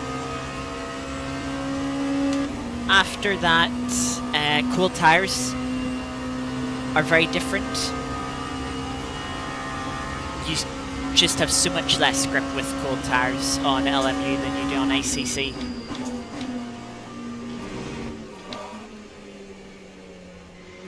Yeah, well, let's just maybe stick to second gear into the chicanes.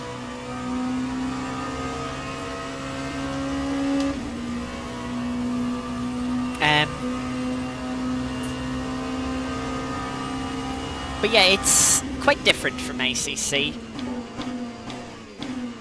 Even the GT3 cars, you know, it's like same cars, but they feel different. And that makes it a bit more enjoyable to come from ACC onto LMU, as it's not like, right, more of the same. It's like, oh no, this is a different challenge.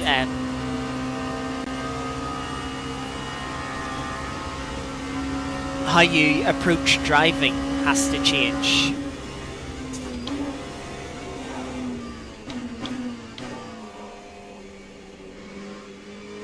How you approach cold tyres on a night lap has to change. How you approach the assists, the ABS and the TC is very different.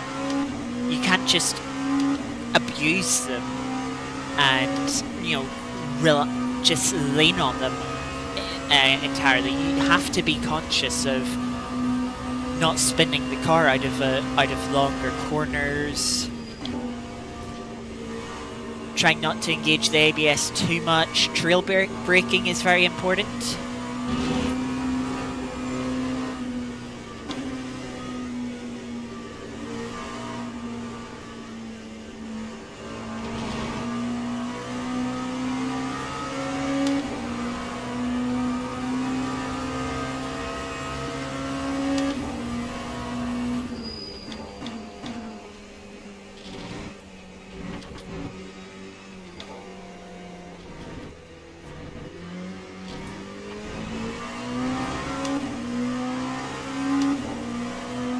Getting another good lap on fuel.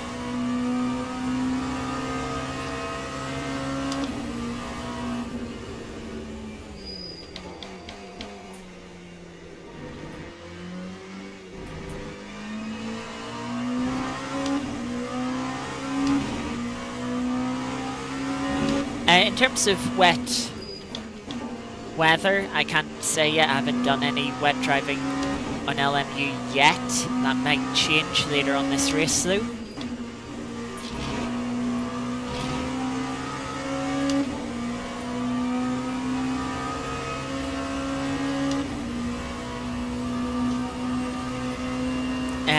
But I would say that my favourite difference is the strategy. The fact that you can change individual tyres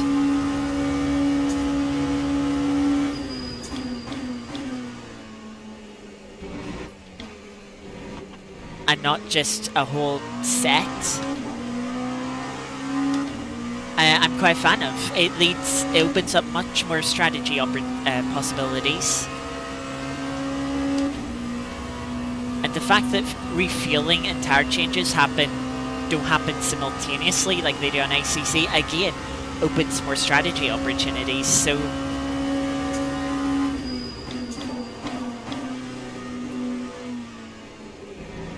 you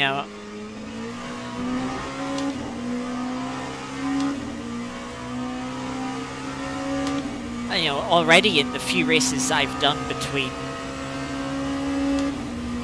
the 3 weeks ago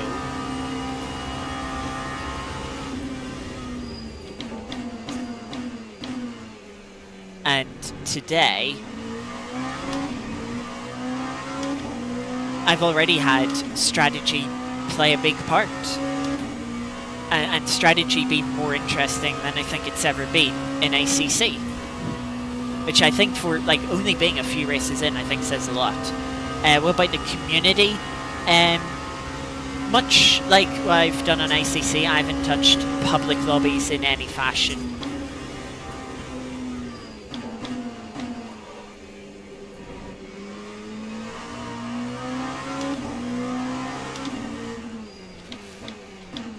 I've heard mixed things about the public lobbies.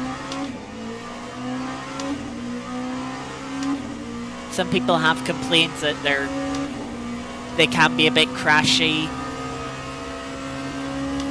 but some people said it's very slow to build up your SR, and you kind of just have to trundle around at the back sometimes, just avoiding people to make sure you're gaining safety rating. But it does seem like there's enough people for it.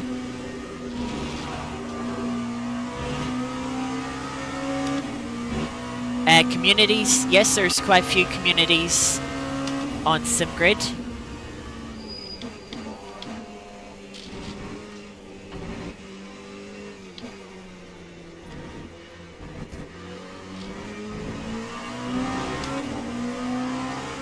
Looks like a lot of people are making their first pit stops now, which is very handy.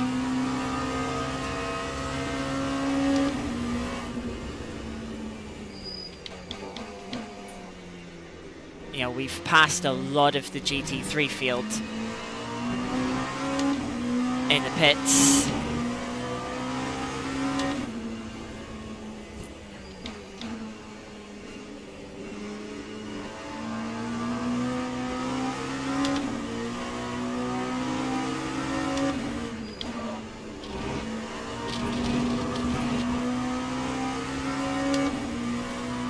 Got away with that track then a moment since I was passing a GT3. And technically those are moves for position since, not position in class obviously, position overall. But since we lost a lap with the crash, those are positions we're gaining overall.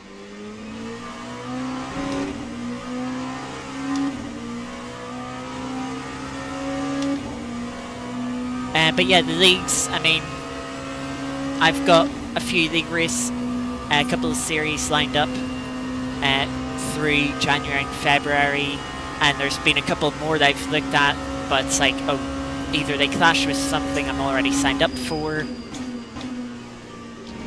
or it's a case of I don't want to sign up to too much and burn myself out.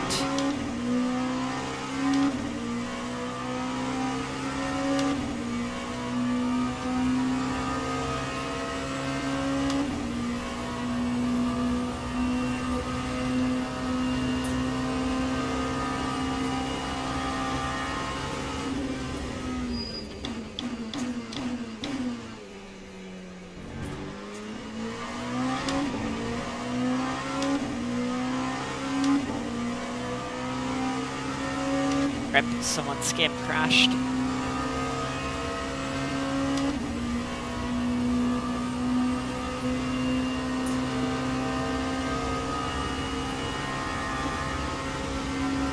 A minute behind the leader.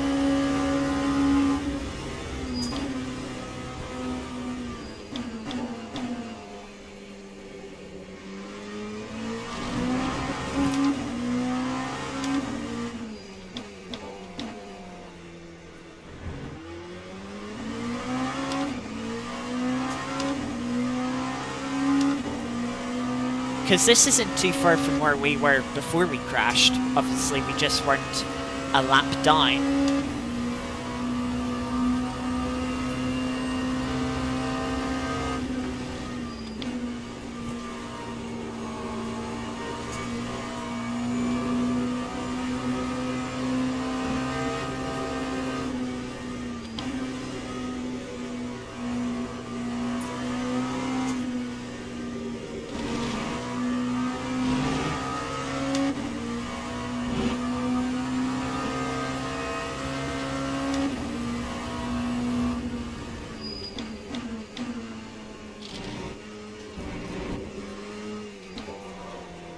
I had a little lock up there.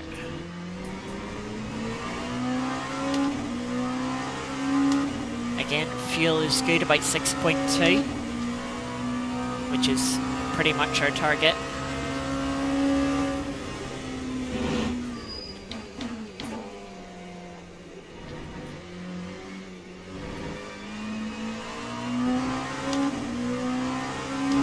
Well, there's the Goodyear blimp.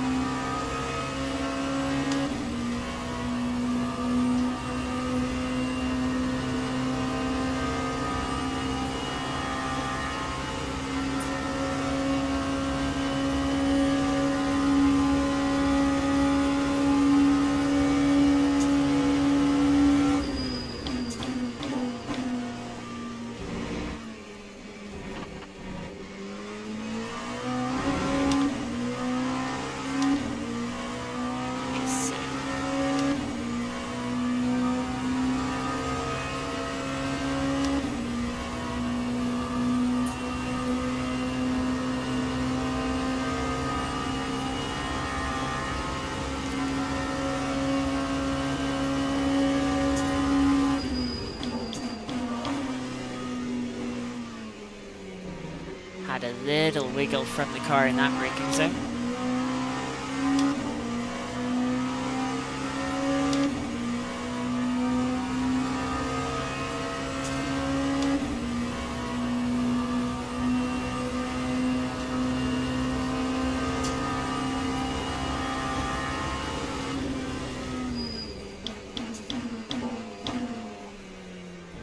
I think I'm finally getting comfortable with Mulsanne corner here. I found it braking about the 100-meter board, or lifting, sorry, at the 100-meter board, and then braking just after the white line in the middle of the road ends.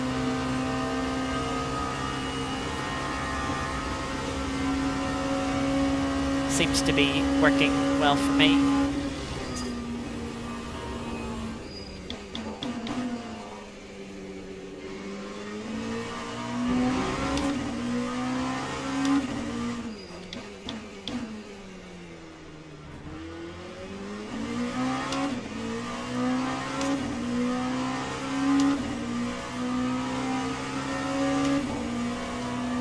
Hoping this hypercar gets me before the S's, but I don't think they will.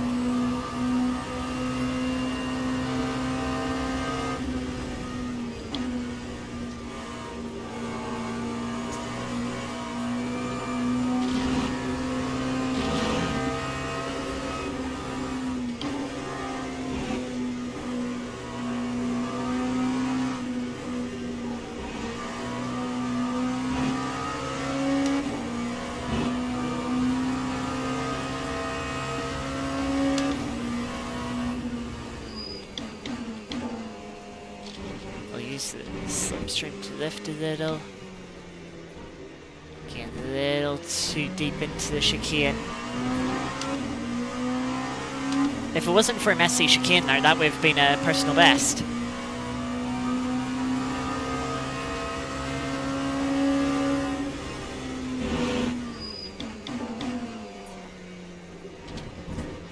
That's too tight on the curb.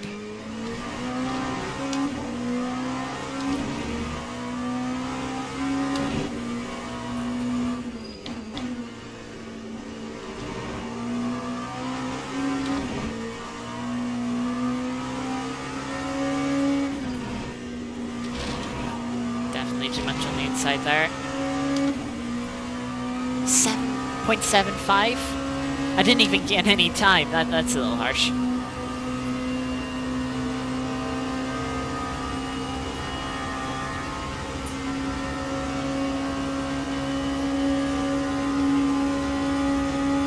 I don't know whether or not to change tires at the next pit stop.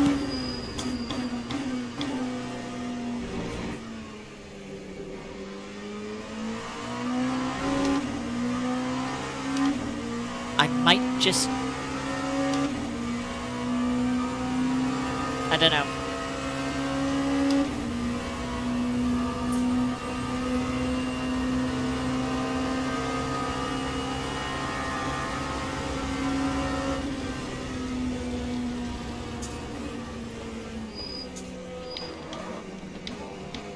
I'll just take to the runoff here.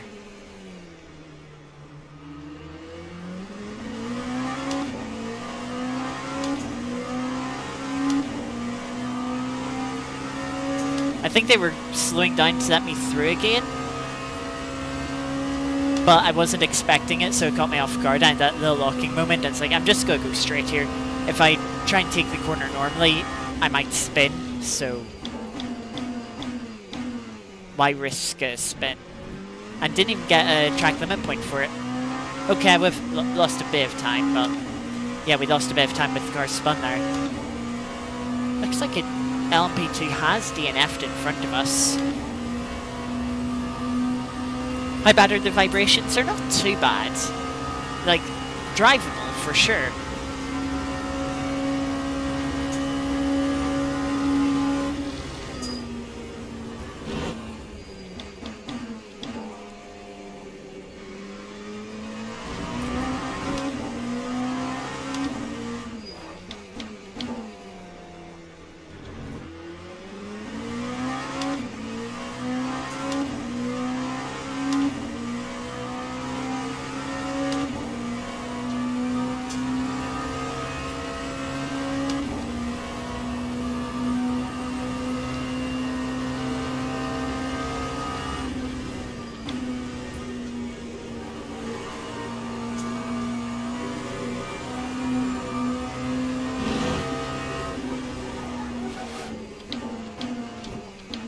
rear end just started to let go there, and I was like, let's not turn into it, that'll just spin the car.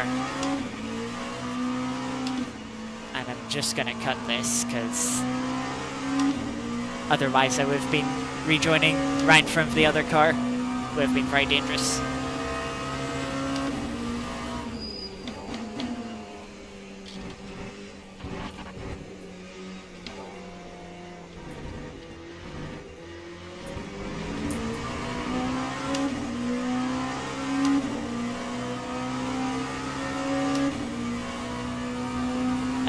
I think we're good on fuel. I lifted a bit early there. Earlier than I needed to, at least.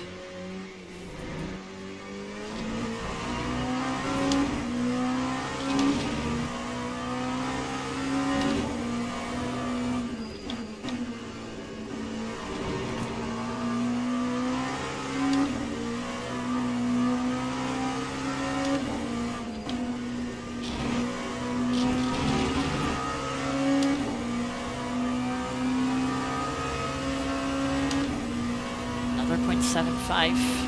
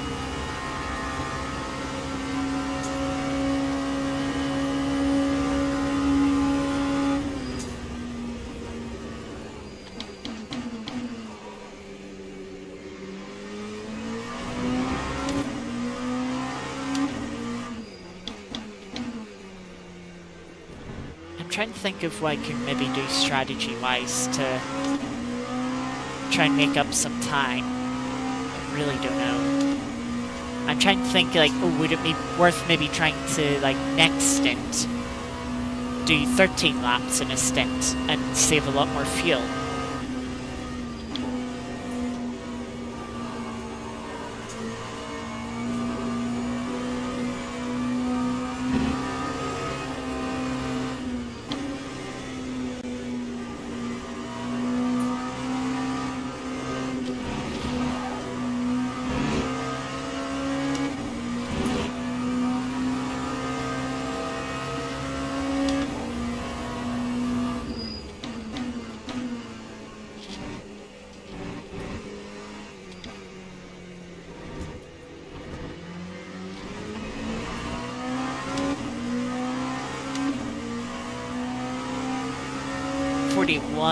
That lap. We'd be a personal best if I didn't invalidate it.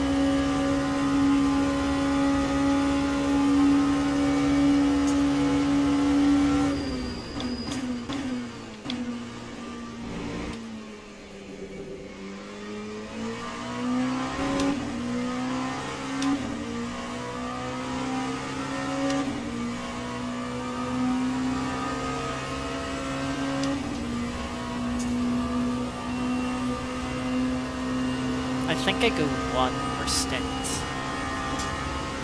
on the tires.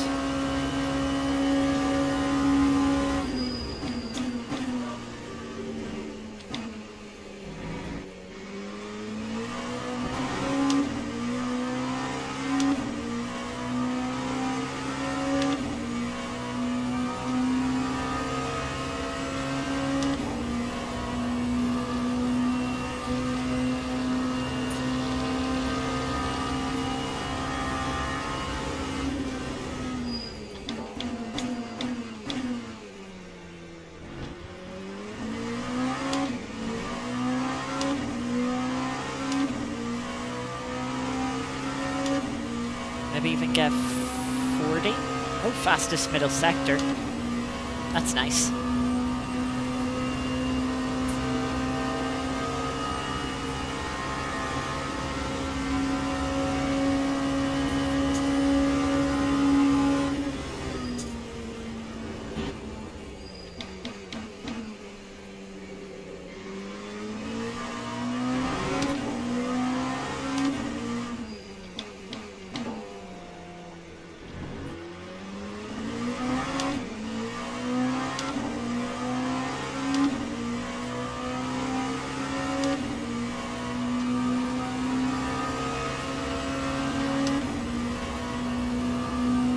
Thankfully got past that McLaren before getting into the Porsche curves here.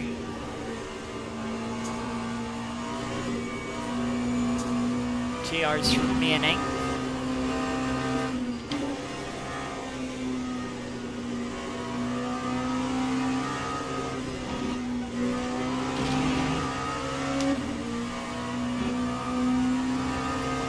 We've got the battle for second and third in the hypercar class behind us. Big bounce over that second curb.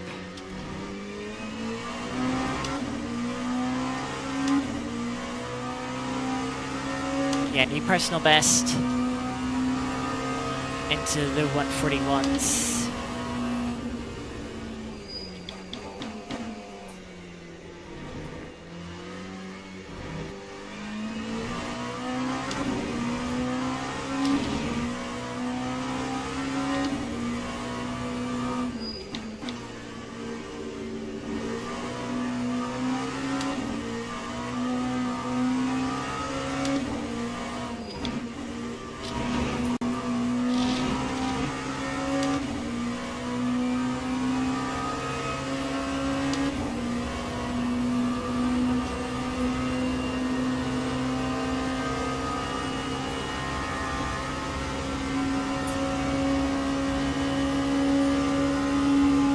I think I'm gonna lift here.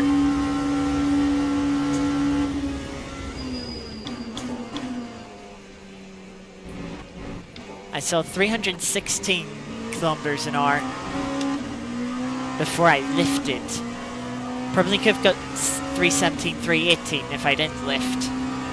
But being in the slipstream, I wanted to make sure we got slowed down for the chicane and didn't run into the back of either of the hypercars in front that just passed us there. Remember, we only did 315 in qualifying.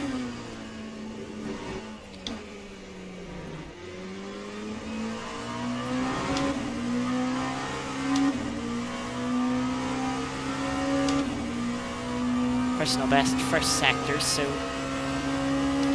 still showing good pace.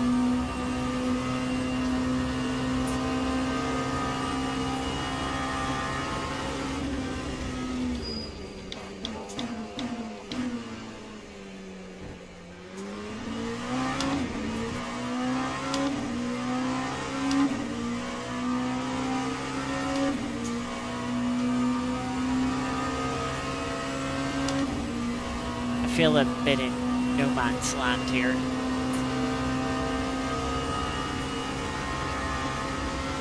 That looks like another one of the LP2's DNF'd.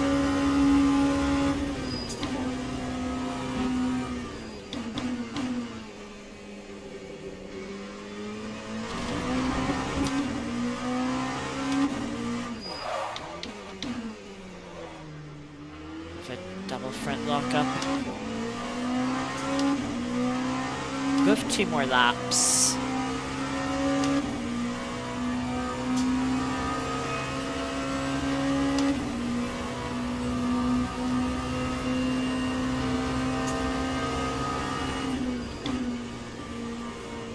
I think we changed tires this stint.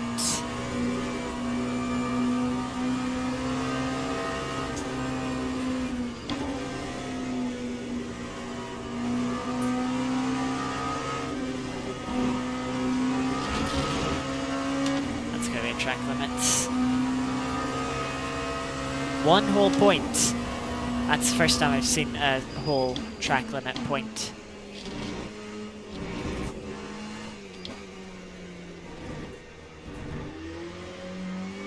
A little bit over the fuel usage here.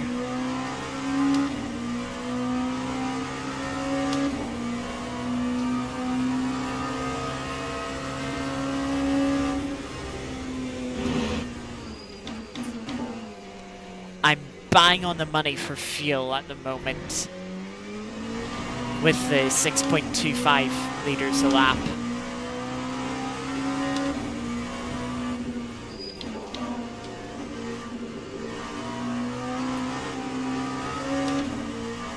So I might just have to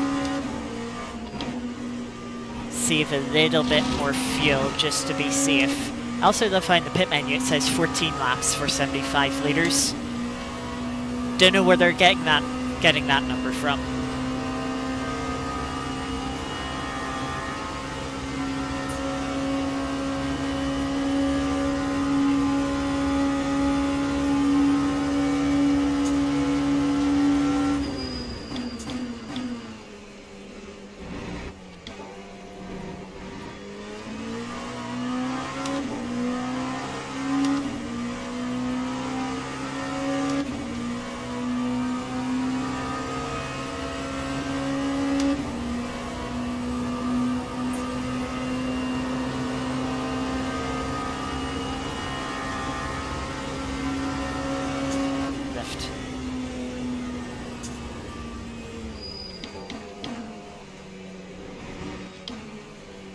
That's going to be very close with the Corvette. It's like, hey, I need to save a little bit of fuel. This isn't a bad place to do it. Avoid myself getting into a bit of a sticky situation with the GT3. Yeah, that's not a bad reason at all. P5 is in the pits.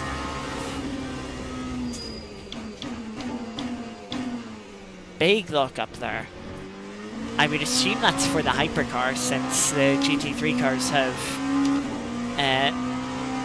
ABS.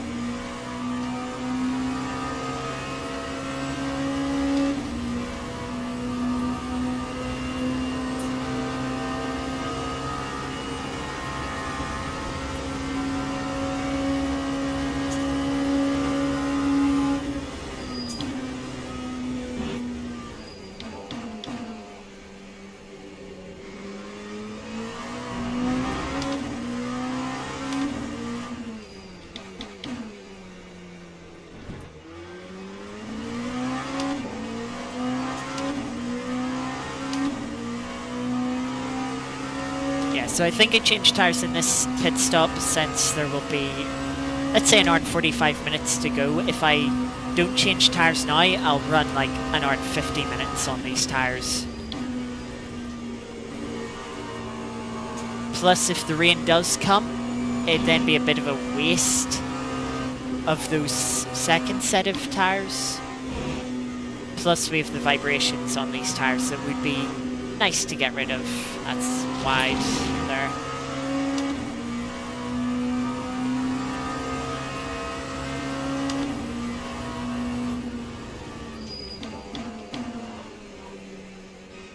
That's not a good line through that chicane.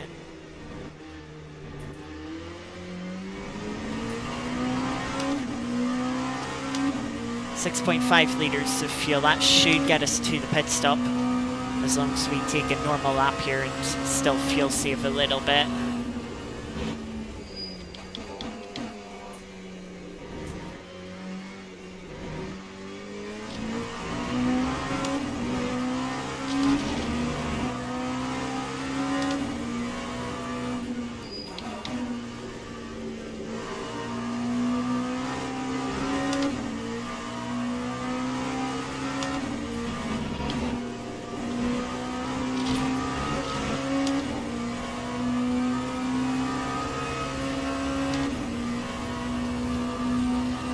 New medium, full fuel.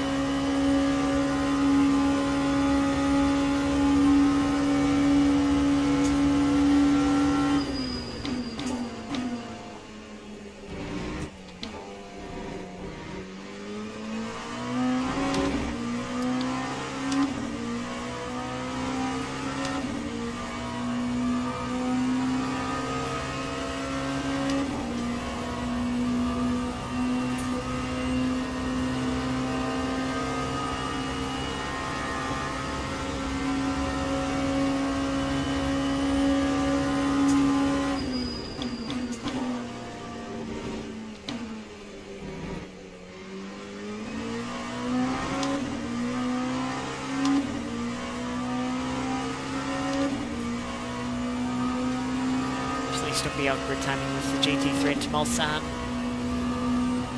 I think we'll just be far back enough to not be impeded.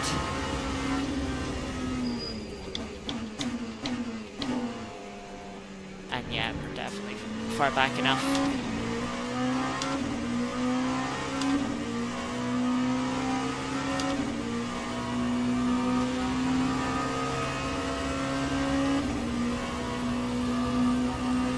Fastest middle sector.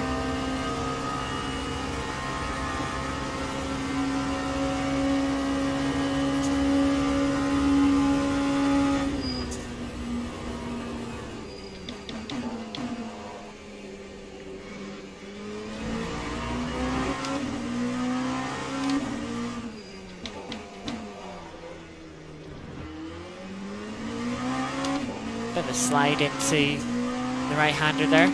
Actually gained us a little bit of time. Wasn't intentional, and I wouldn't do it again.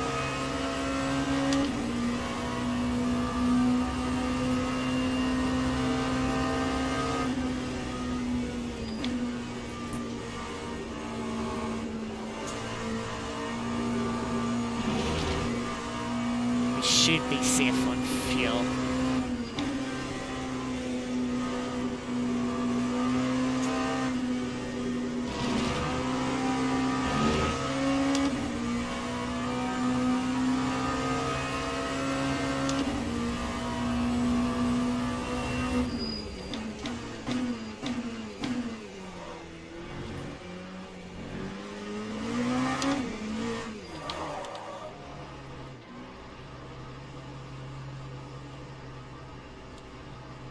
Yeah, 0.4 litres left. Plenty.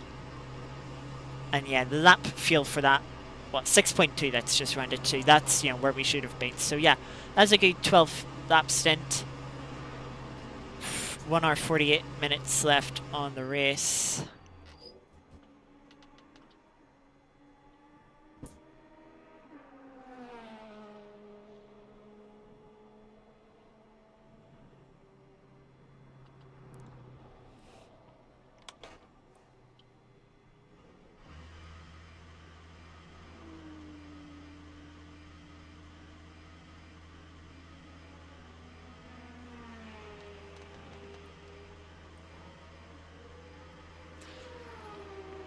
And we're going to run these tires to the end of the race.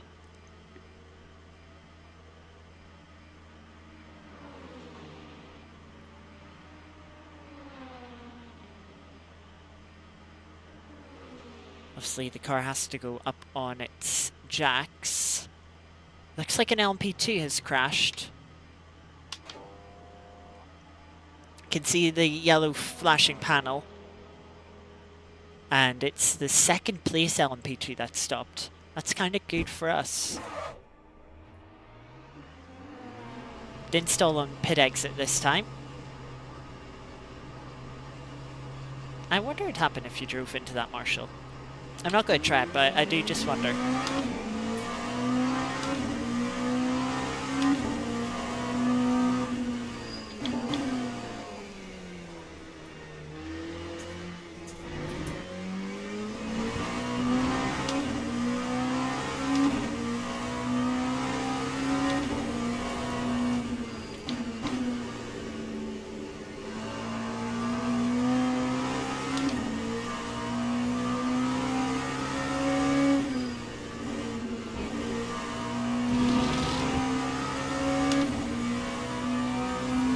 car feels nice and smooth once again, no vibrations.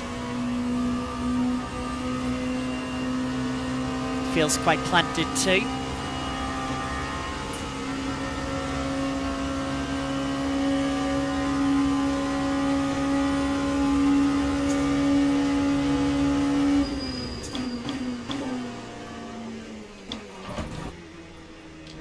The tires are still a little bit cooled.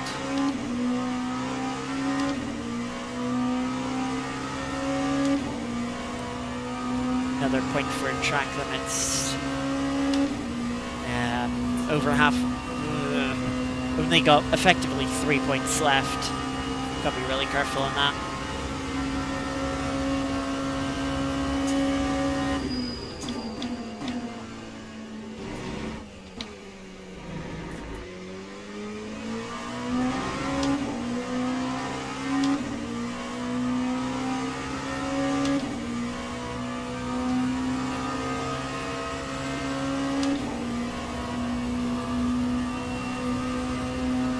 So an hour and 45 minutes to go.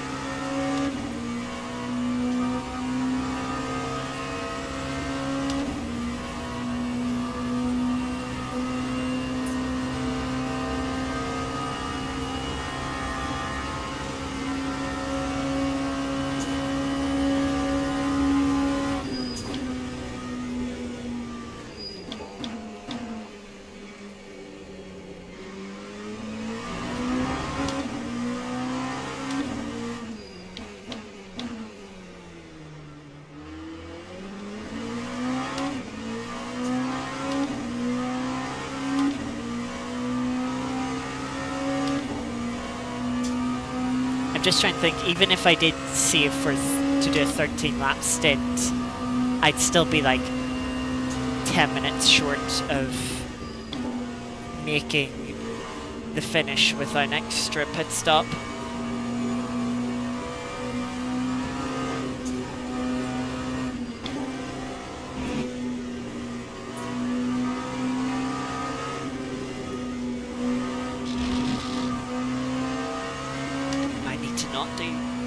Have wide moments like that. Luckily that's only 0.25.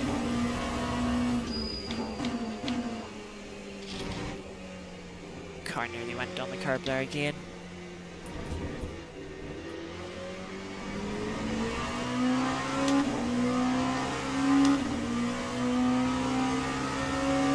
That seemed like good fuel usage for that out lap.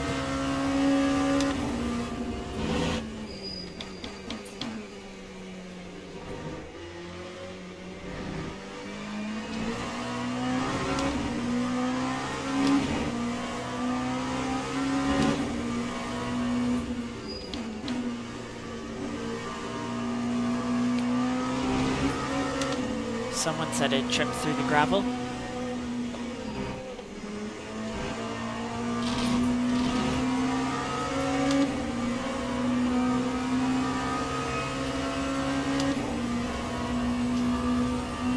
Now hopefully with our lower wing, even though the car behind now has slipstream, they should close up. 54 seconds to 5th place.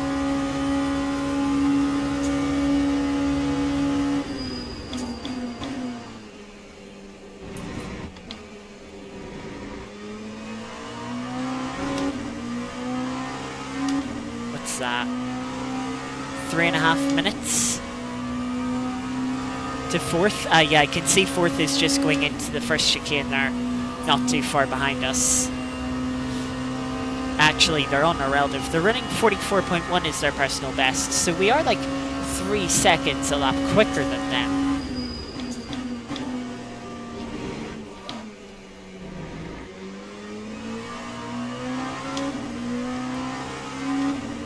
But we would need 20 laps just to close in 1 minute, let alone 3.5. And we don't even do 20 laps in an hour, So yeah, we kind of need luck to go our way if we want to get 4th place.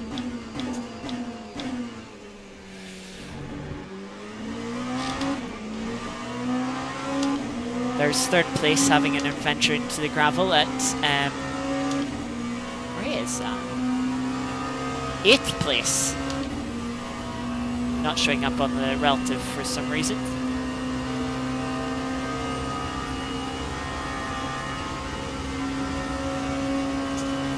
Looks like someone else crashed.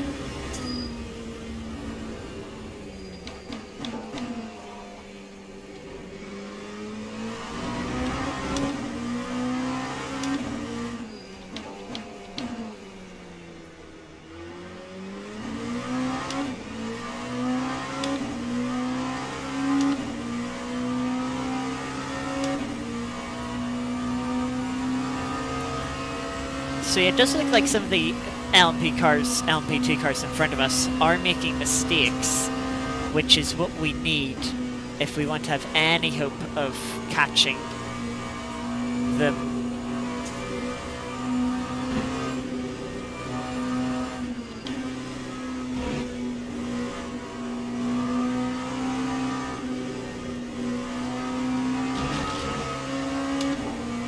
I've also got to be careful not to burn too much fuel with these new tyres.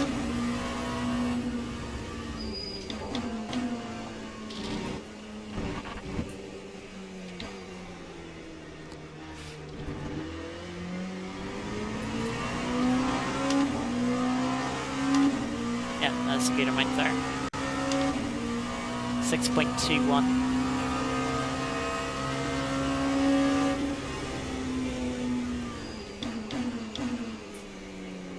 So we have an Alpine come out of the pits in front of us.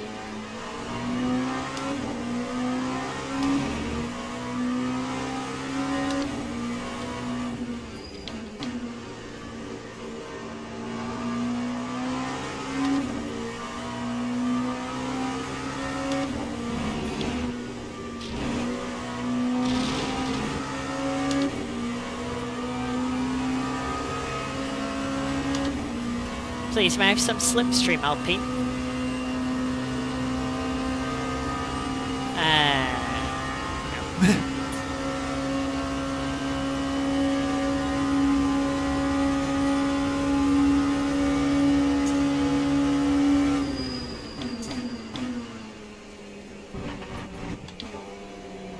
That's a bit too much curb. Oh, that's a track on a point, half a point. Which isn't ideal.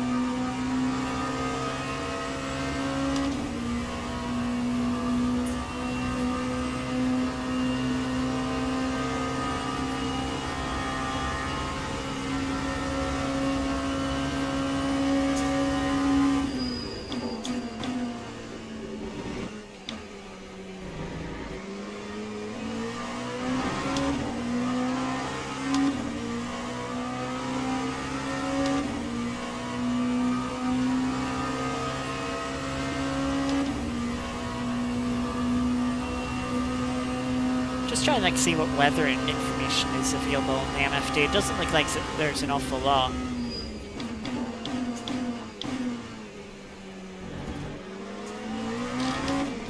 So it looks like it's going to be an awful lot of guesswork as to if rain is going to come or not.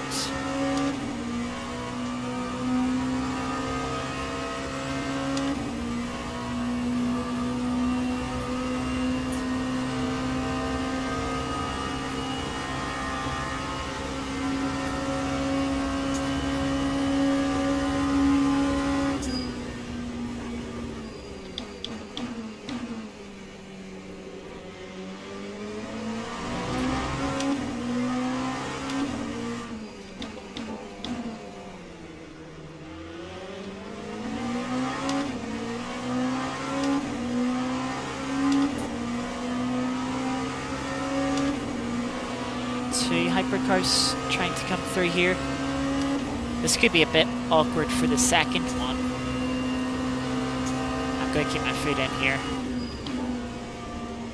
They weren't quite close enough.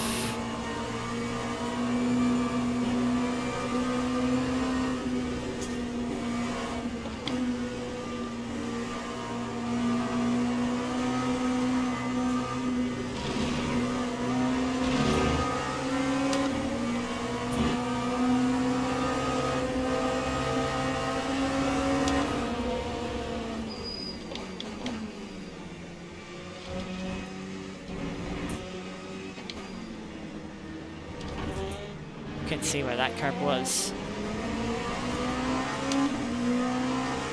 That LMP2's going to let me through, which is appreciated.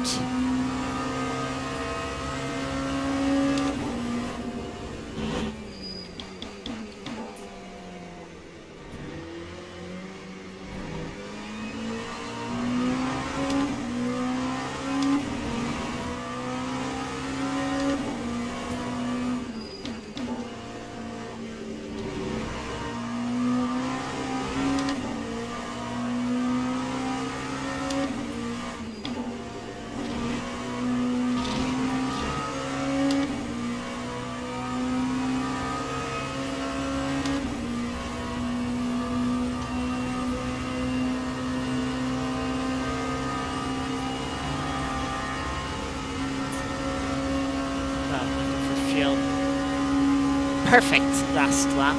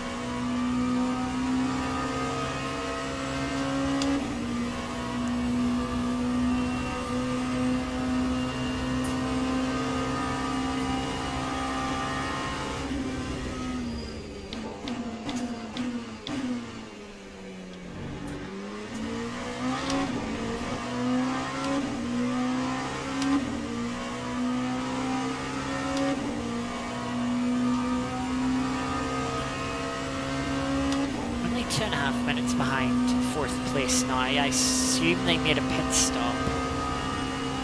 I mean, it's still, if we're closing the gap down at only 3 seconds a lap, which is quite a bit, it must be said. But it would not be enough.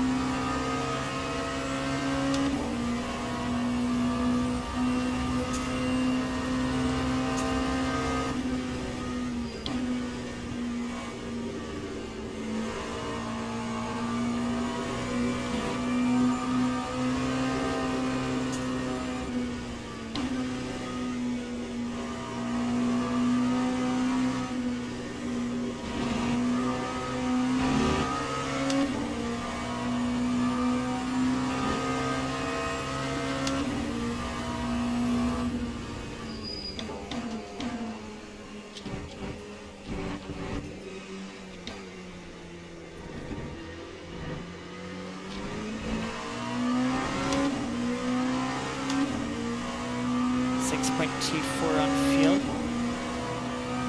Again, perfect.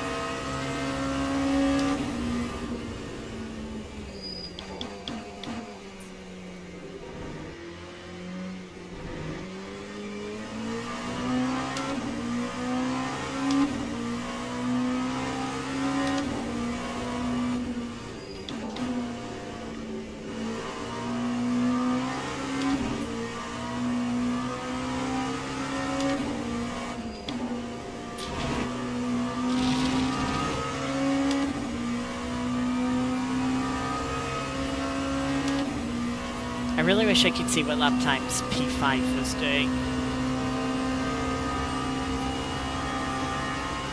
No idea if I'm on course to catch up to them or not.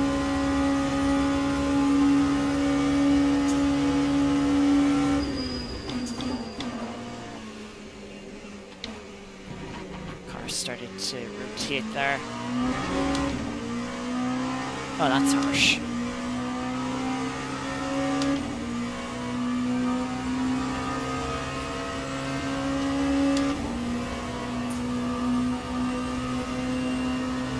skidded the plank over the curb. I didn't get in any time, and it's like, oh no, here's a track limit point, well, quarter point.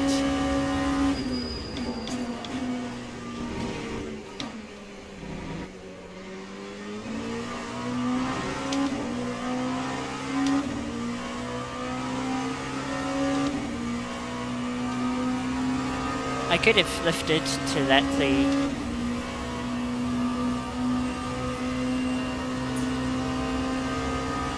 I saw it.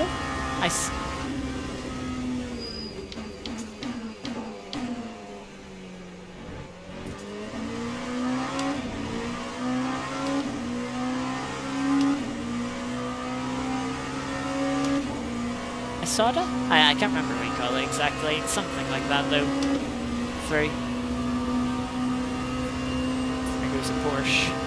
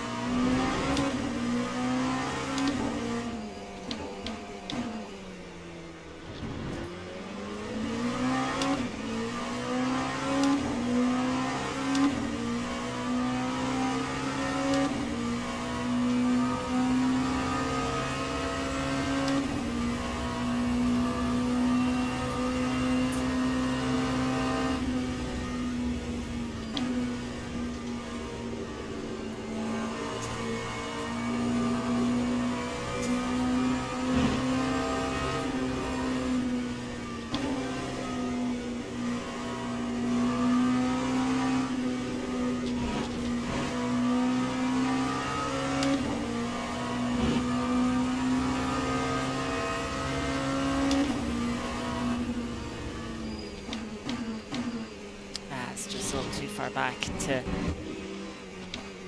get the BMW before the chicanes.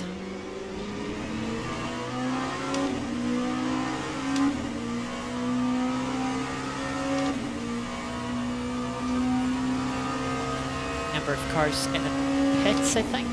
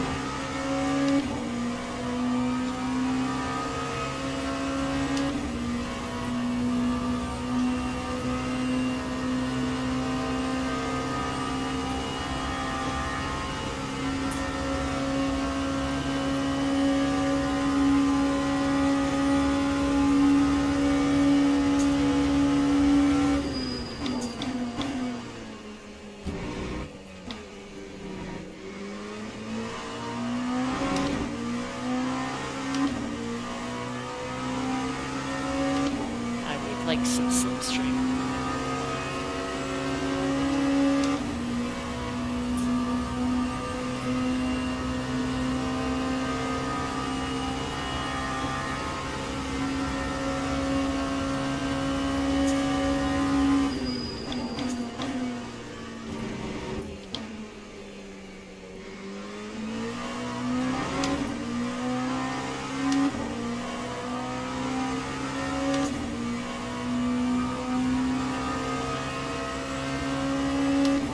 Looking good.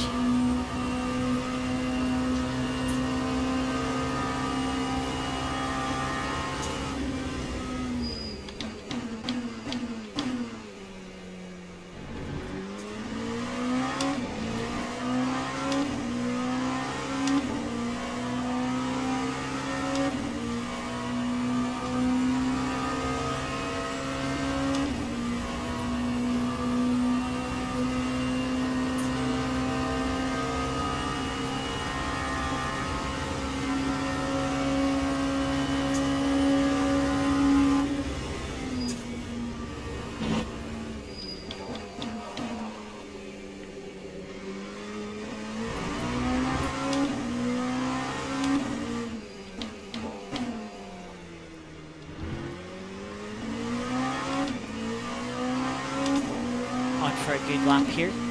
Could finally get into the get 3 minute 40 here. Just got the clean Porsche curves and Ford chicane.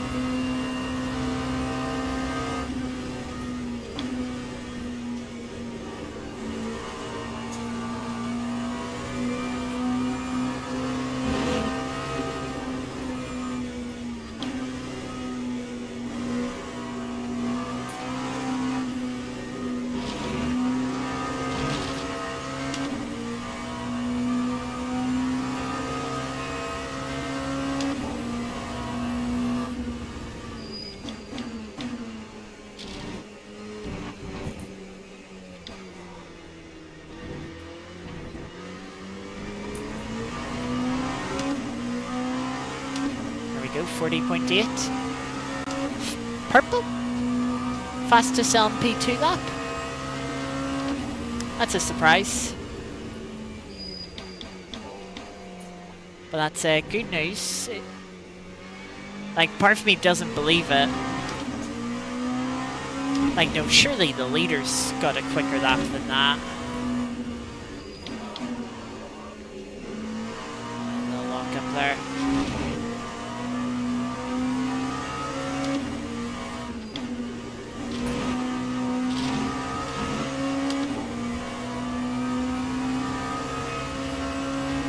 I mean, the leader had a 38 in qualifying, so surely they could do a 340 in the race. But maybe they're saving, like, a lot of fuel. But I mean, they have quite a lead. You know, it's a comfortable lead that they have.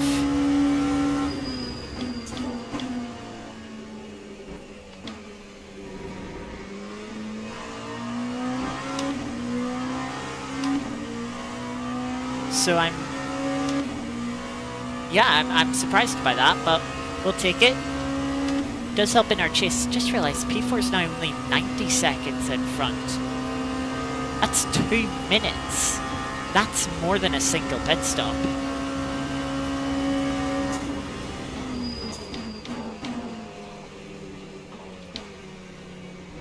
Had to lift a little bit there to help the hypercar through the parachute.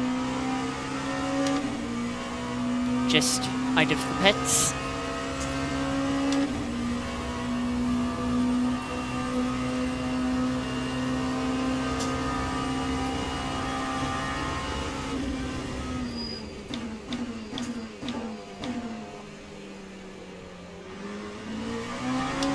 Yeah, it's only a minute and a half.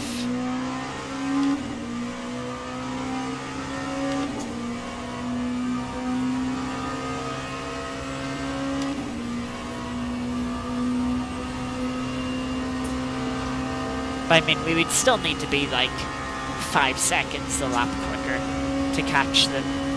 And that's before any strategy shortcomings.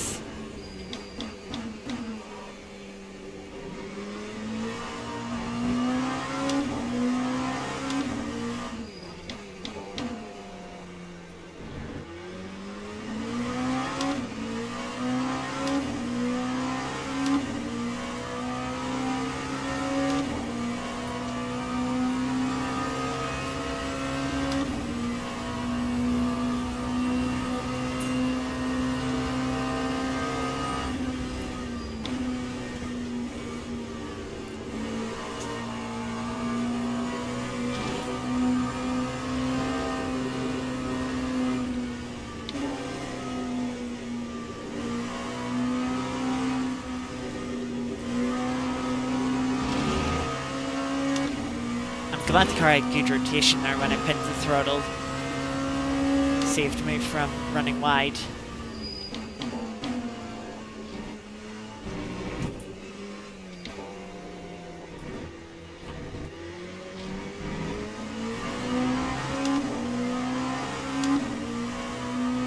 .201. That's like a thousandth slower than what my previous personal best was before I got the 40.8.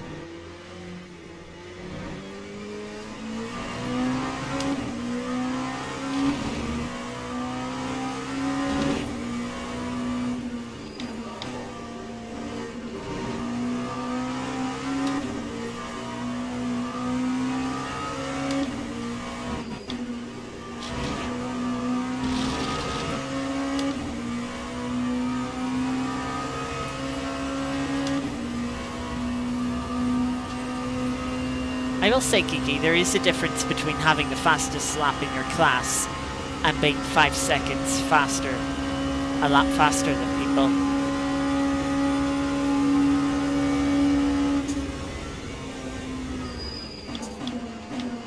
I don't know if the Toyota there also lifted in front of me.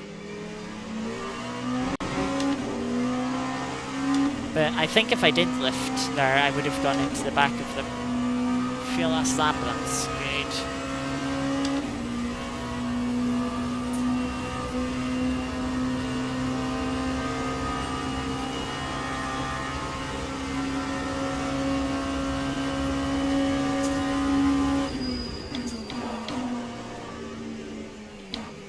That's a bit of a lock-up, bit too deep.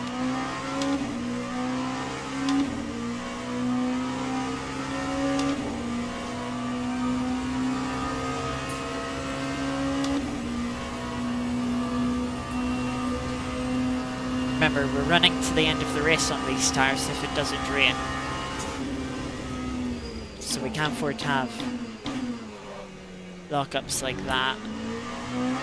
Too much.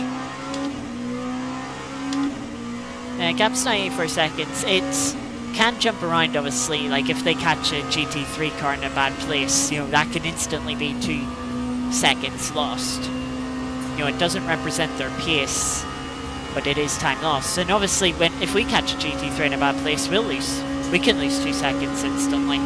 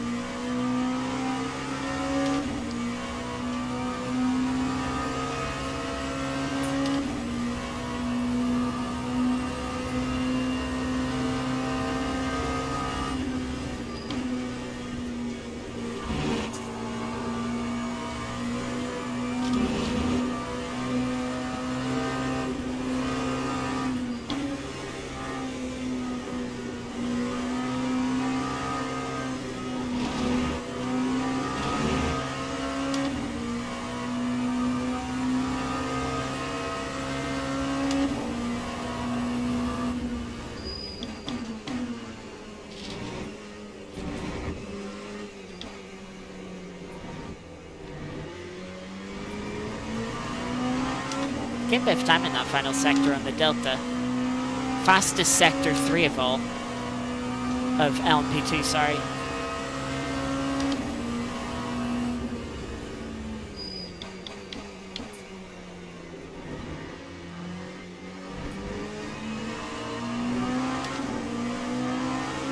I'm going to flash there, not because I felt the need to flash, but because there's another hypercar behind me.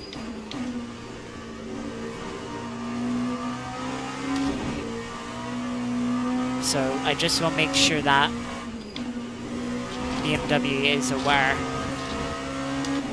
is paying attention. And look at the time the Ferrari there lost just behind the GT3, just because they caught it at the wrong moment compared to us. You know, we're on for, you know, 2 tenths up on our Delta. The Ferrari lost like a second there. Ferrari's not going to be close enough to pass us here into the first chicane.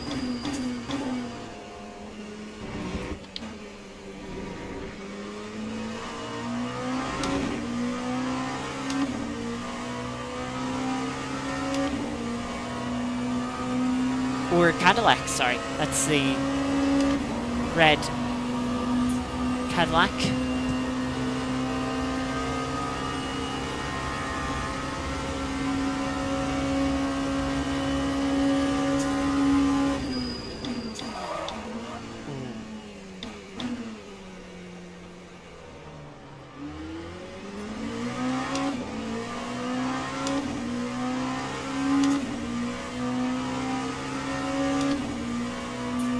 Don't know what happened when I hit the brakes there. Yeah, the gap to 4th is definitely coming down quicker than the gap to 5th is, which is a little bit annoying, because it makes me feel like I might not get either position. Whereas if I was gaining as much time on P5 as I was on P4, I'd be more guaranteed to get P5.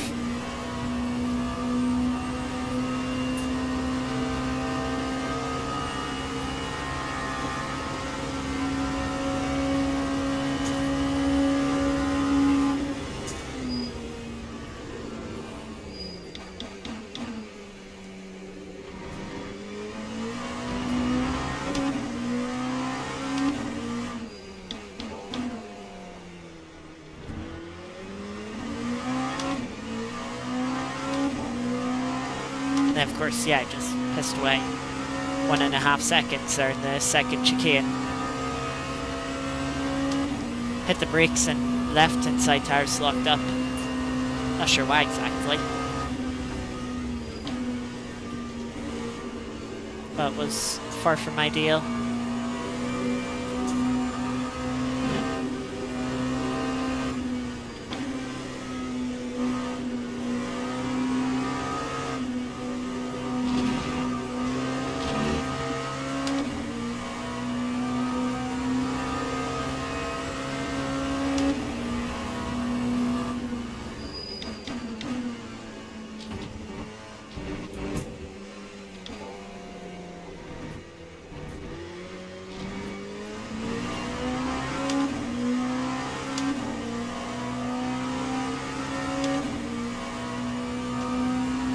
Laps to go.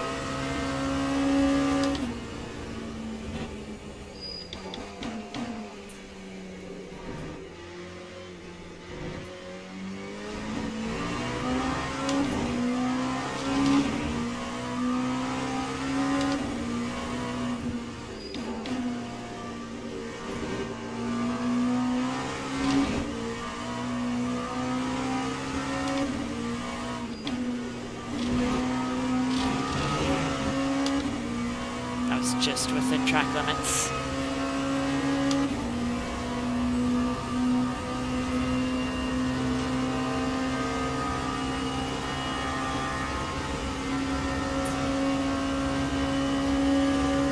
But the fuel was bang on 6.25 last lap.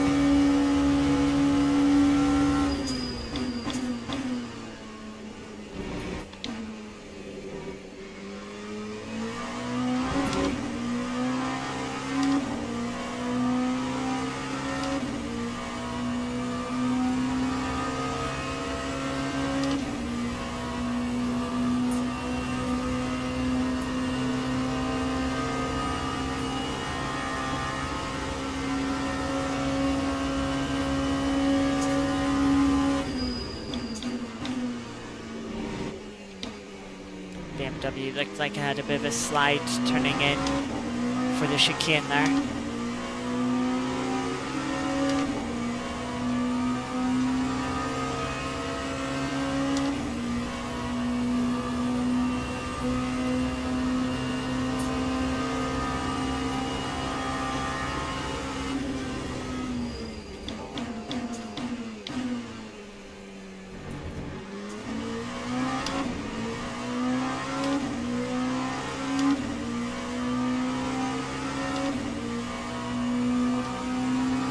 Matching our delta time at the moment, the 40.8, actually fastest middle sector there, or purple middle sector.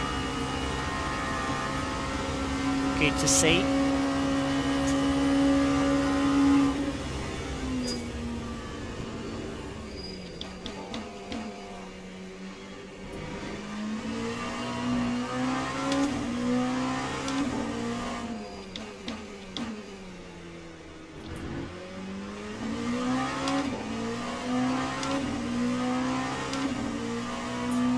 Lost a little bit of time by 10th through Indianapolis.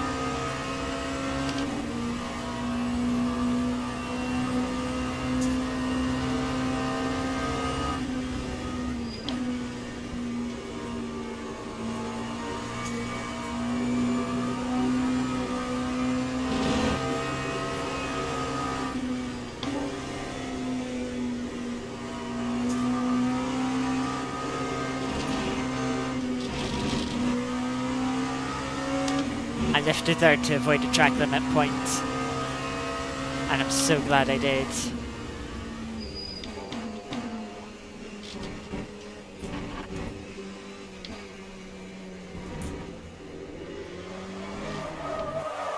Oh.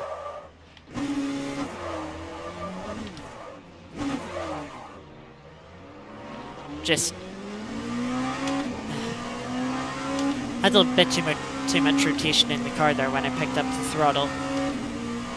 No, Kim, I don't want to pit yet.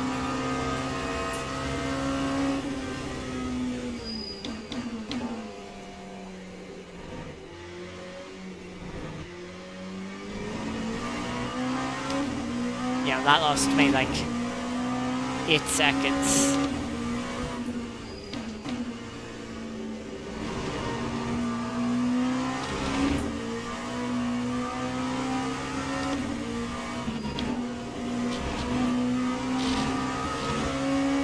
Or 9 seconds even.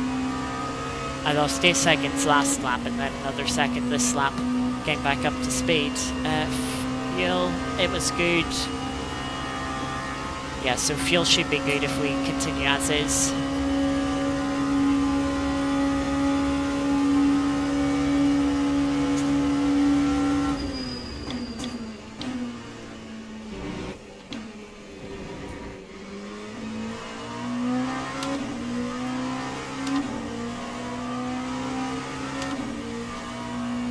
Yeah, I was gaining time on PFAT. On both cars in front to an extent. I mean, if you take 9 seconds off, you know, we'd be under 65 and 35.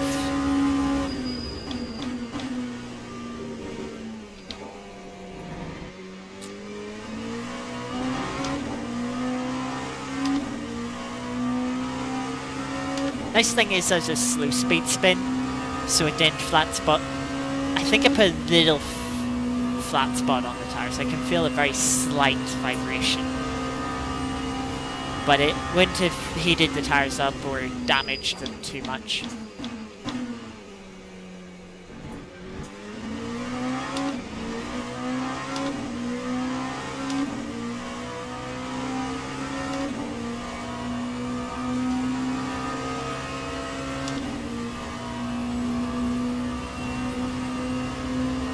Fastest middle sector again. Good to see.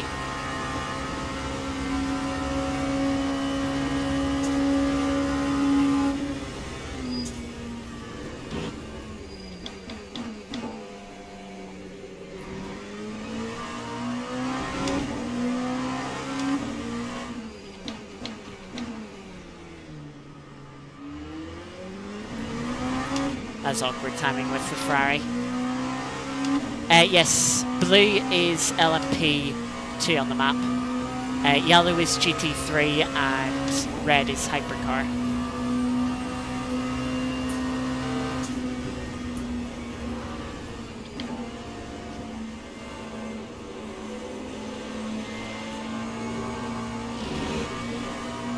Waiting on this Hypercar to get on with it.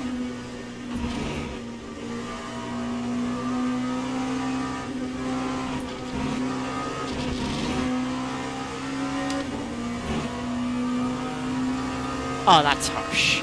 I lifted.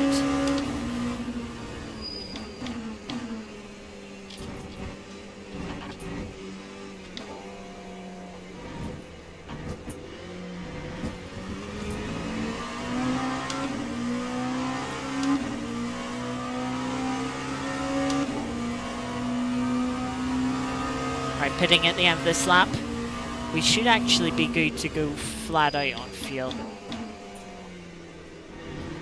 That's a bit of debris in the middle of the circuit.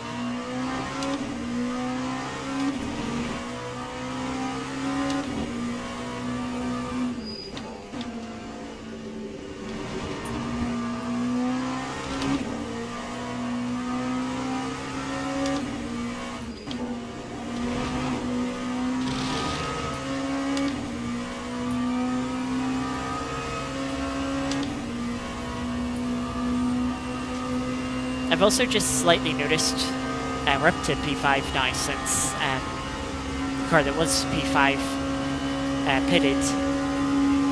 I've also just slightly realised what the optimum shift point is for this car now.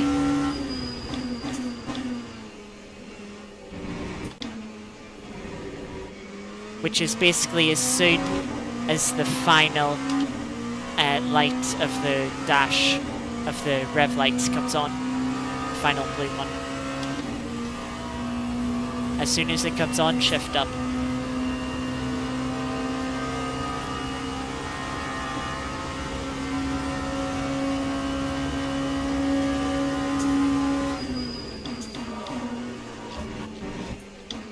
That was scary.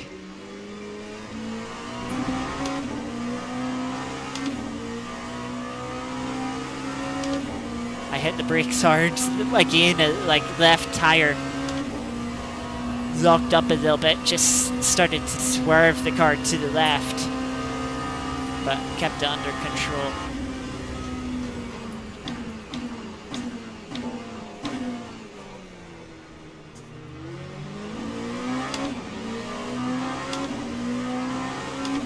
Last time then, the leader in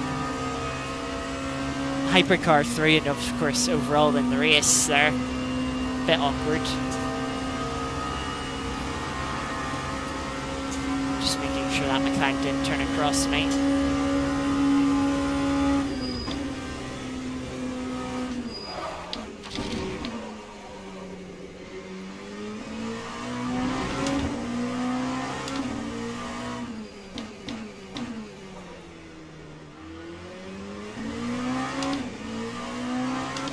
Been struggling a little bit more for tire locking towards the end of this stint.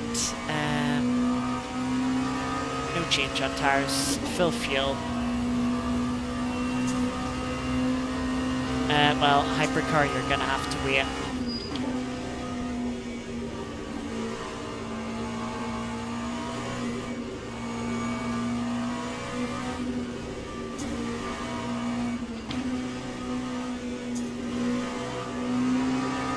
GT3 there in the runoff. Give me another point for that. Oh.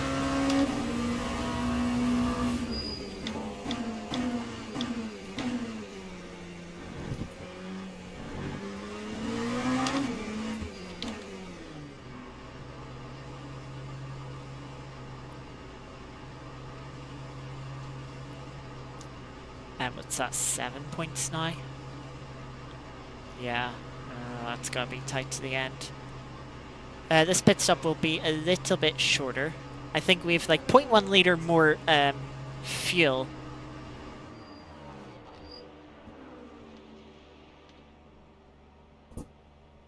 Hopefully the Ferrari leaves the box before we are going. Otherwise, we'll lose time having to be rotated out of the pit box.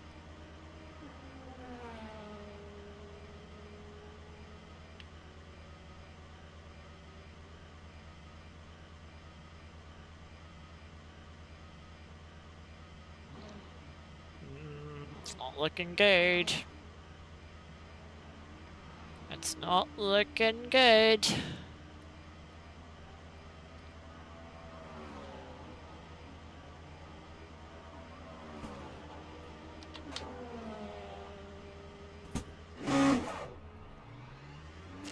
Yeah, that's an extra couple of seconds lost just because they had to be rotated around the Ferrari.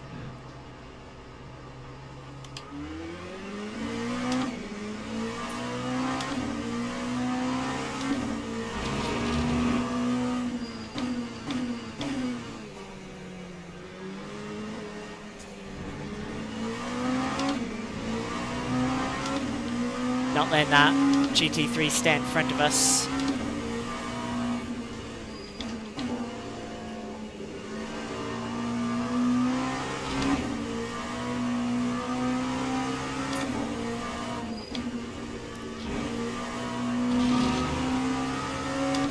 I wonder if I still have fastest lap of the race. Yeah, now we're back down to 45 seconds behind the next car.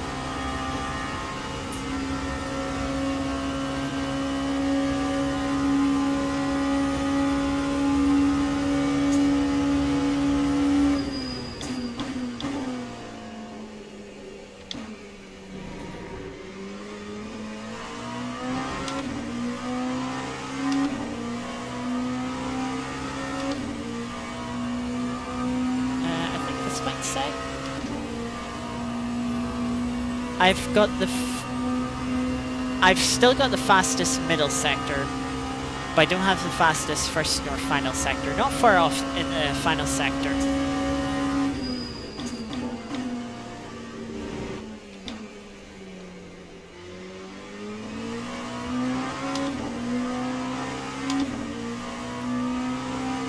Oh, 900ths off. Yeah, that's very close. First sector, just under 2/10.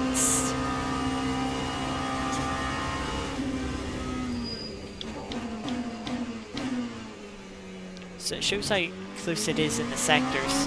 We still hold the fastest middle sector. Unfortunately, it doesn't give us a full lap time. That would be nice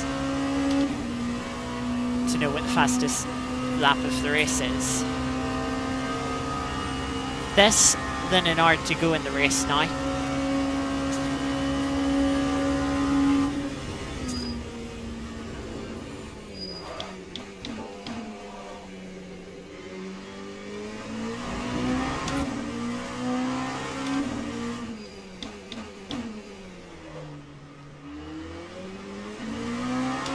Also, I have no idea what the purple lights are.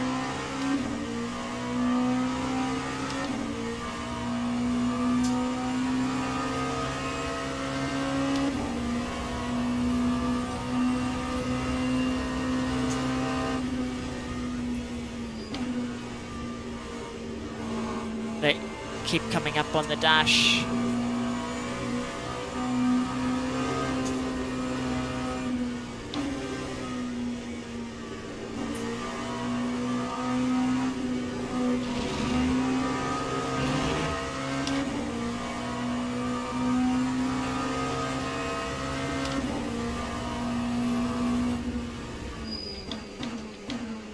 The purple lights that come on when I'm going into some corners.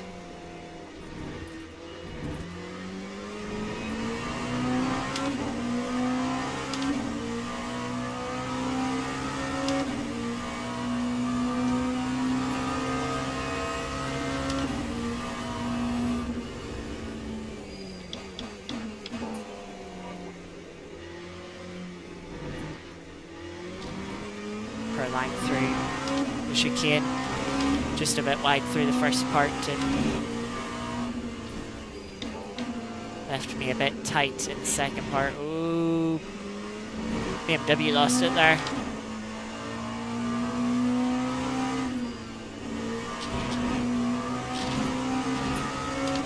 No, I mean these cars don't have any sort of stability control, as you can tell by some of the mistakes. Oh, P6 is back in the pits. Maybe they got a drive through, but they're in the pits quite a while here.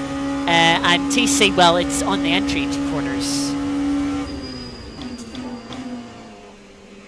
You know, whereas TC would be on the exit.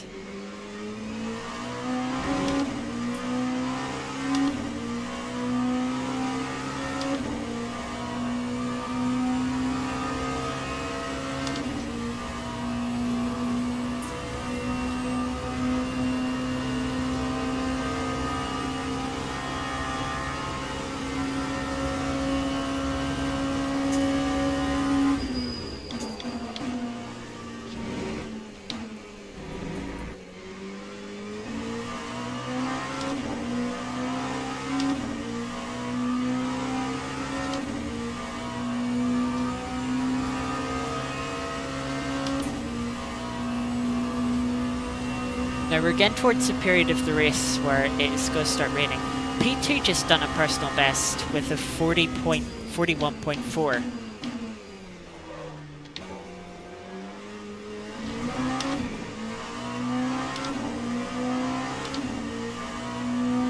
Yeah, it's not ABS. Because it's at points it's even coming up before I'm touching the brakes.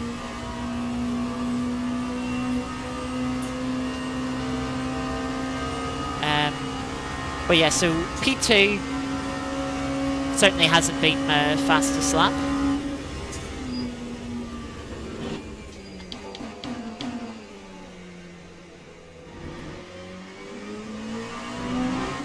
Oh, that's P8.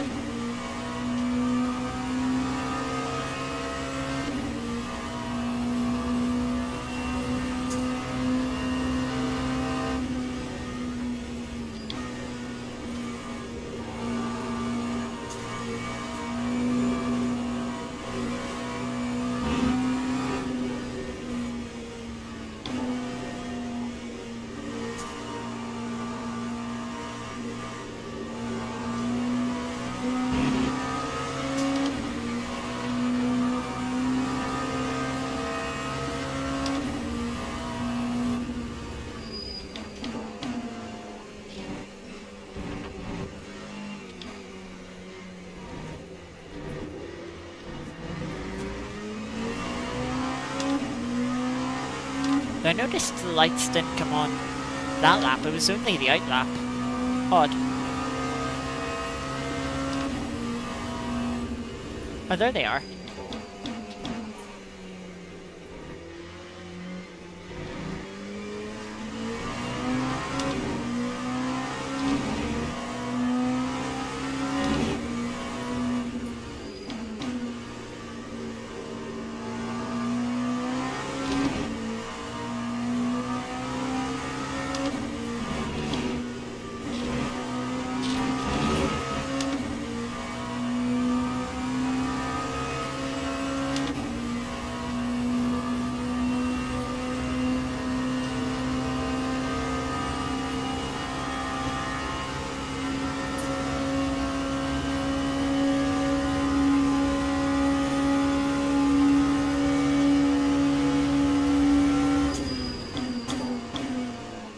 They appeared there.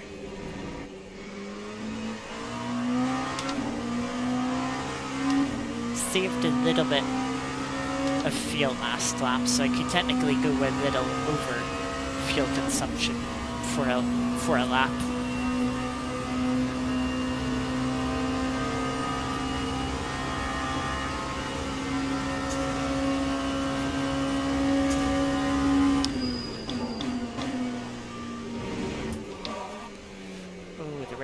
Light there.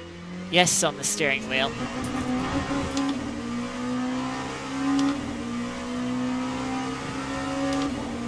I'm not sure what other lights you see, Kiki.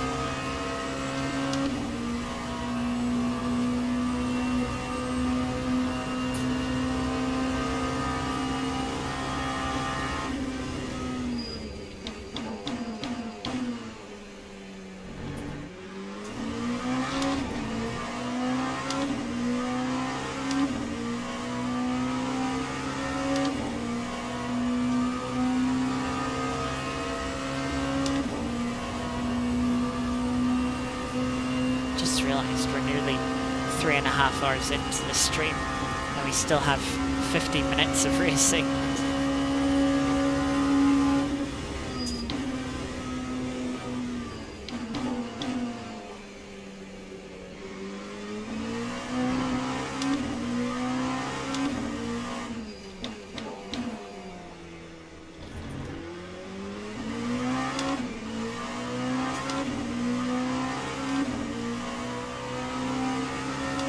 I also wish I knew what the sound that the car keeps making every so often meant.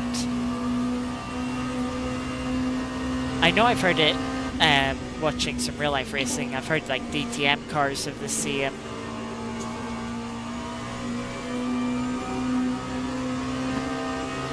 I know it's something normal for cars to have, but I don't know what it indicates.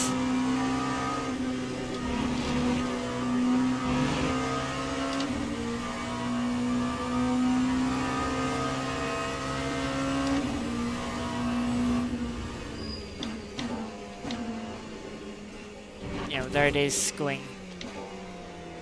Something to do with downshifts? I mean, it was on the upshift there. I feel like I need to go find the, like, user manual for this car. Just to learn what all the signs mean. That's a hypercar who just came out behind us. They'll pass us on the Mulsanne.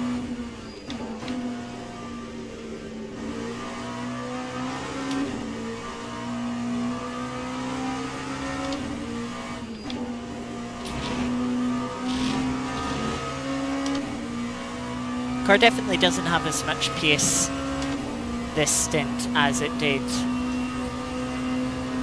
last stint, partly because the tire, well, mostly because the tires are worn. And we've obviously put a full tank of fuel in the car again.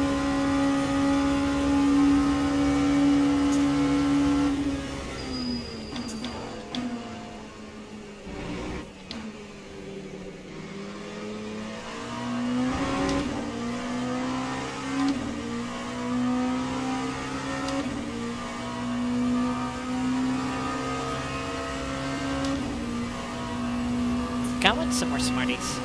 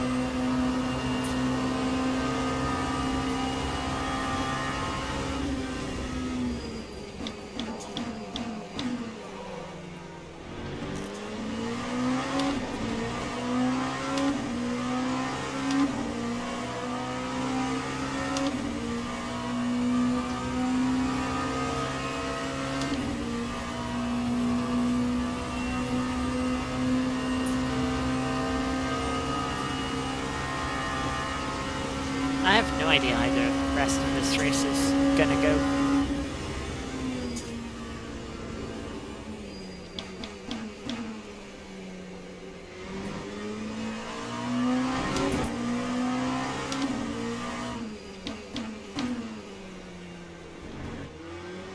I think we'll probably finish P5 by the looks of it. I'm not sure what strategy the car behind is on. I don't know if it's going to rain or not. I really don't know. This is awkward timing.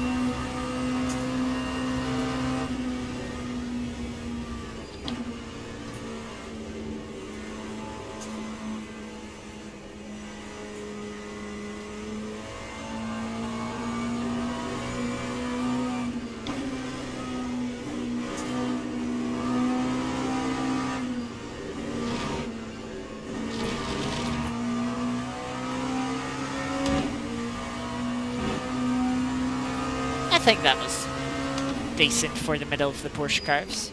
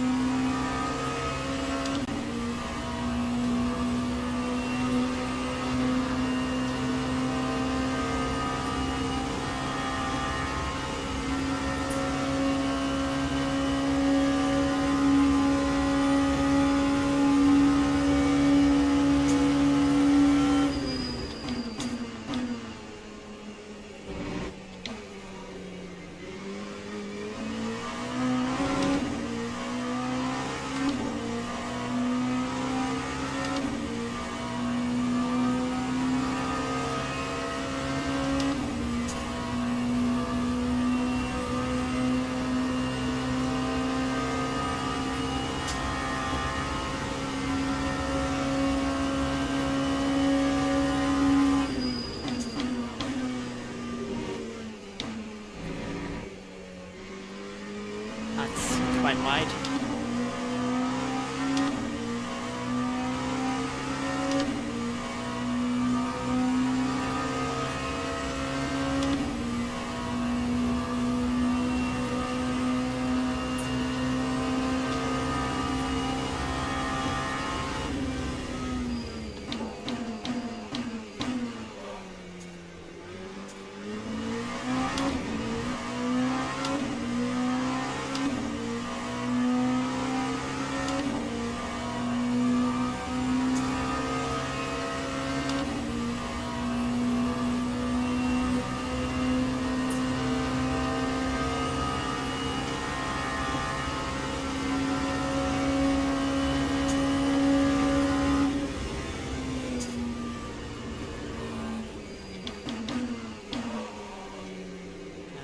Lock up there.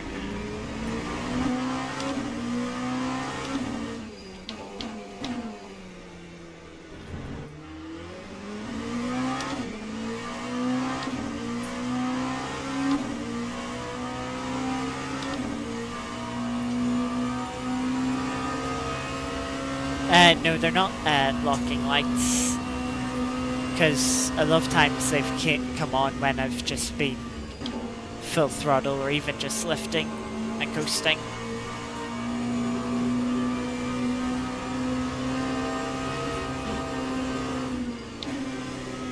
Like, there are definitely lights for what you're saying, but the lights I'm referring to, oh, that might have got me a drive-through if I didn't lift there.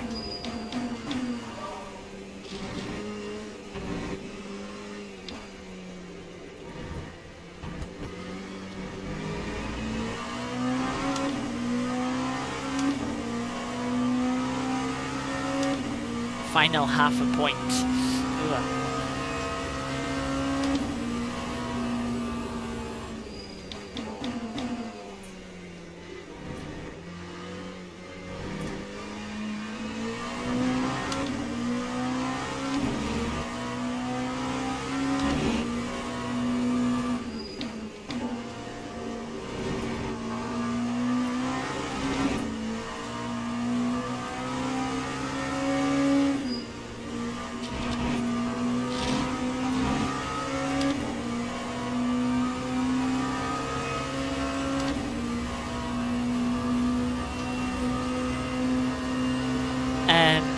You'll see when we come to driving the hypercars next week, they have little like lights on the dash that will act as the traction lights that you're talking about.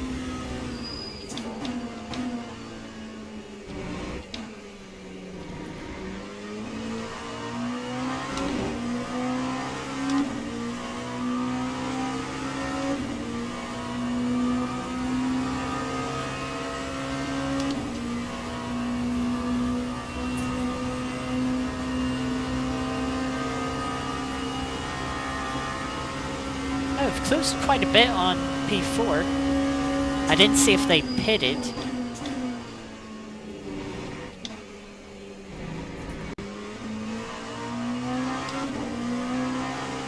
I mean, if you're pitting at this stage of the race, you should be able to go to the end. Though it might require you to save an extra, go a 13th lap in the stint.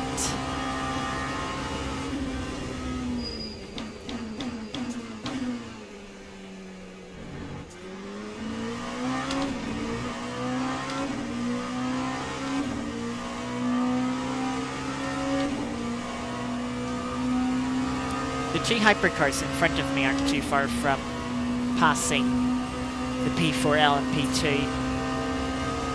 and that'll give me an indication of, that'll let me see their lap times, which will be interesting.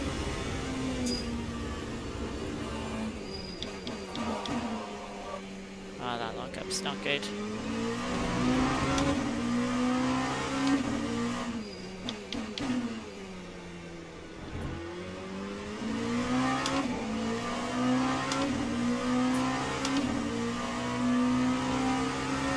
I also have a hypercar about to pass me, which means I'll have to wait till the second hypercar passes the LMP2 and not just the first.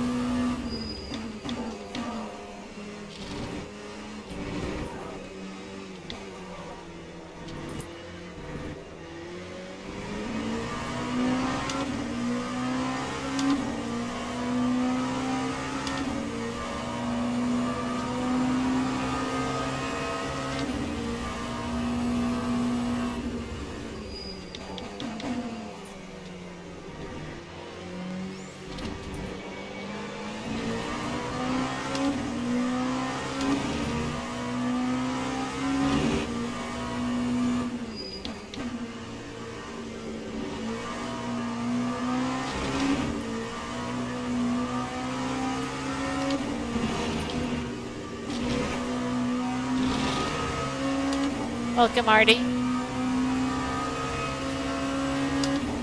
Did you enjoy Helldivers with Ira?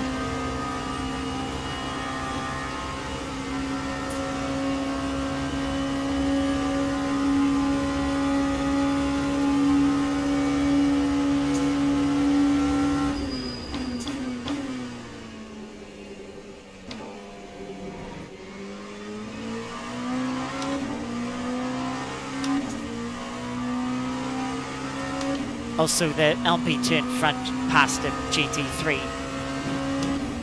so it stays off the relative for now. A little annoying.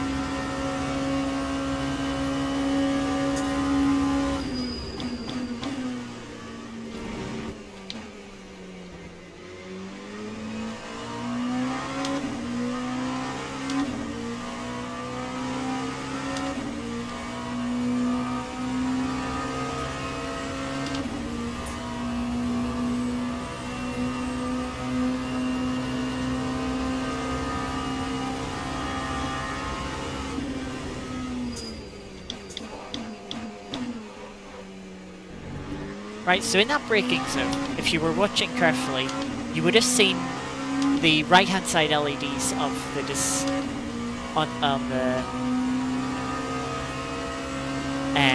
you would have seen the LEDs light up yellow, and that's the traction lights that you were talking about, Geeky. As when the car had a slight little lockup, you could hear the tires scrubbing against the ground. The yellow light came on to make me aware, and you've seen it just there with the front left locking up and the left hand side lights flashing yellow.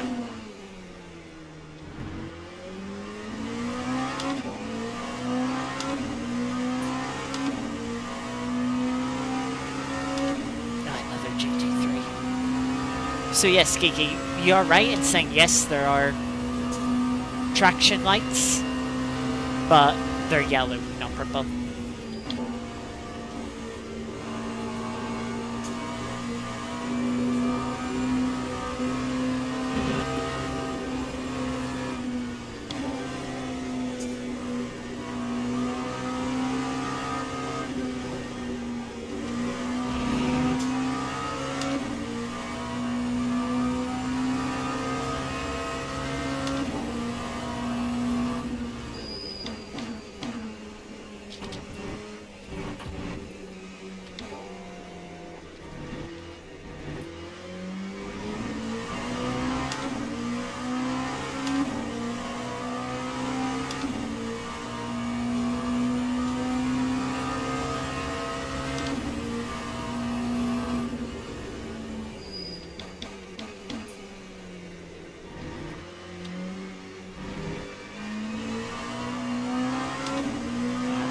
Spin there.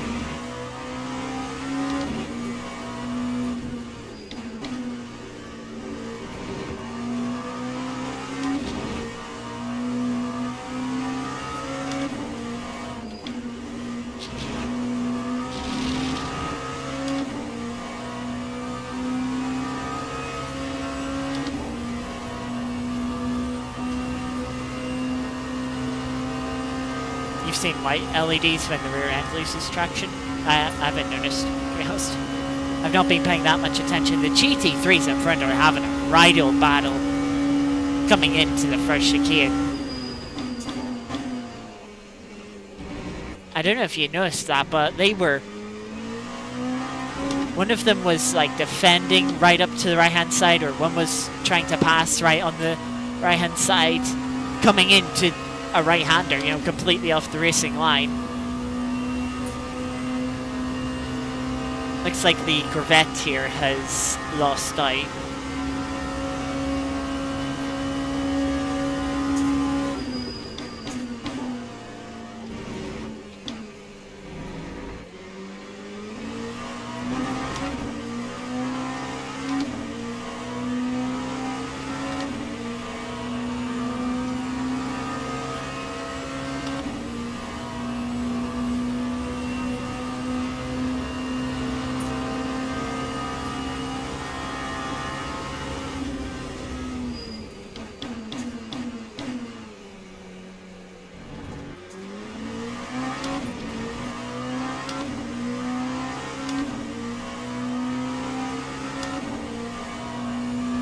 They're 350 last lap from the LP2 in front. We can definitely catch that, but they only pitted 2 laps ago.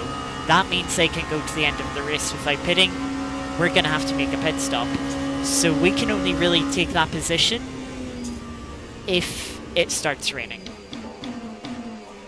And that means that everyone has to make a pit stop.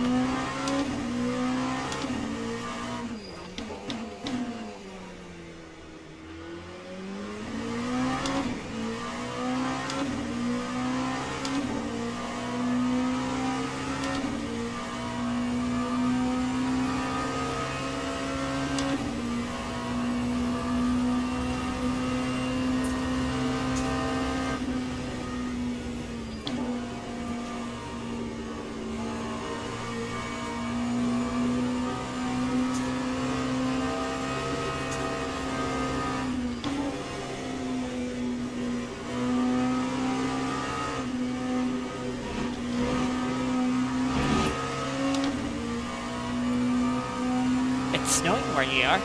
Interesting.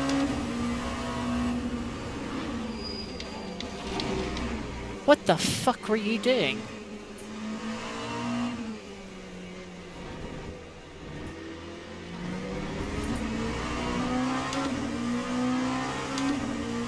Thanks for just turning across my nose.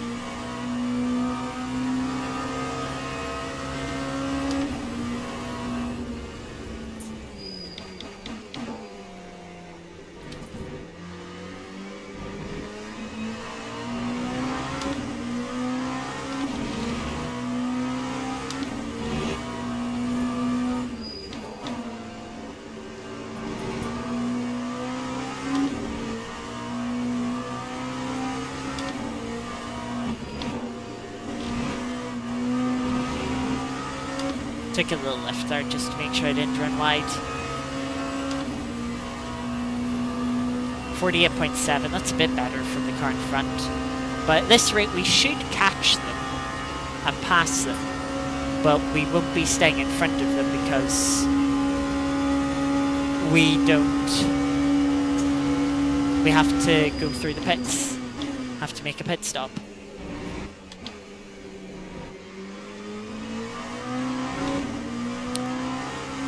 30 minutes remaining. I think if the rain was to start, they'd be coming round about now. So I'm not holding up much hope. Car behind us is pitting now. So that guarantees that we'll come out in front of them.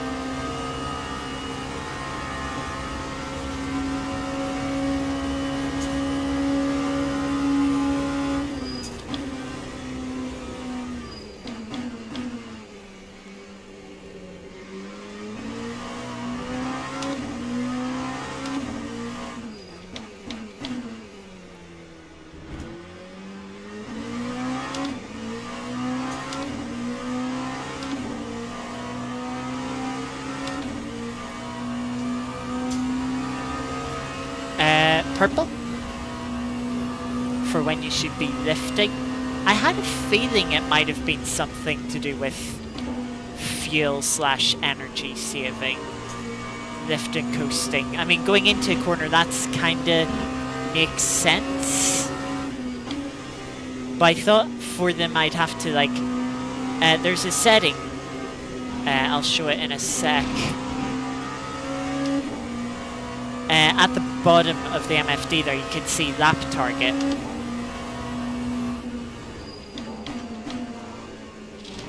See, that's a setting I thought it would be associated with. You can DM it to me now.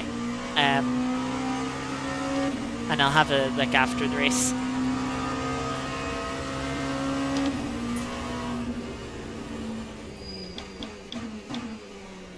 But yeah, I thought you'd have to set that lap target to like something for it to work.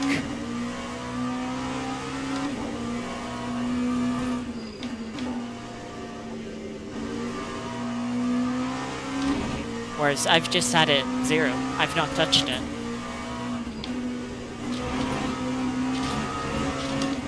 So it's interesting that it functions. Yeah, something for me to read into after the race. Used a little bit more fuel last lap. But we do have the fuel to spare, I'm pretty sure. I mean, not that it really matters if we come in 1 lap early. It just wouldn't be ideal. You know, it'd be nice to do a lap with 10 litres of fuel, or 7 litres of fuel rather than 40.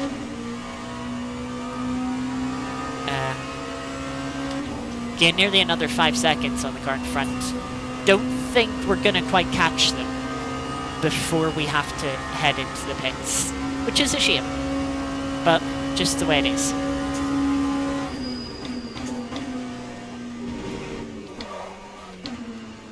Oh, car stepped out there. No grip on the marbles.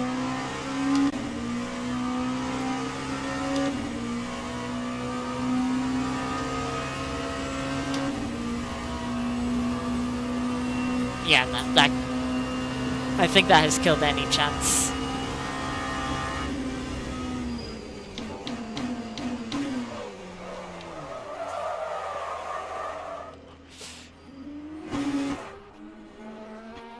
Ah, fuck's sake.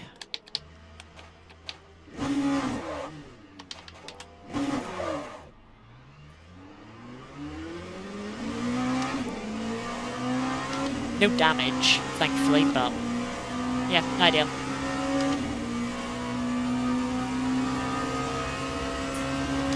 We'll see what the time loss is at the end of the lap. Yeah, it's that P2, so don't need to worry about them.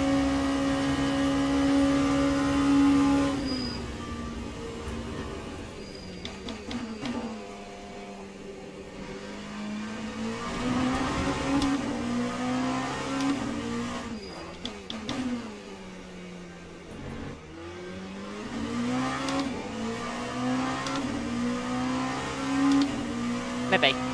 We'll see what the lap time is at the end. I need to start thinking about how much fuel for the end of the race. 2016.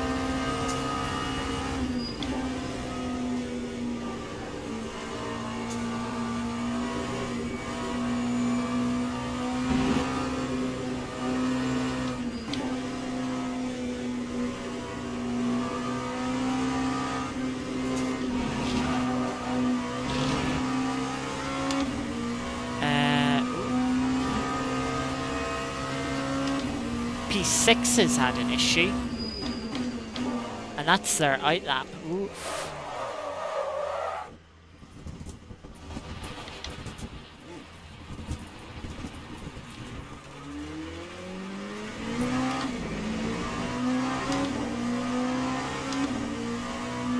Four minutes. We lost about 20 seconds between those two spins.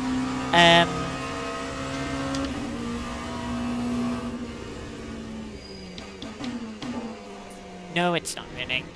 There's no spots on the windscreen, which I assume there would be.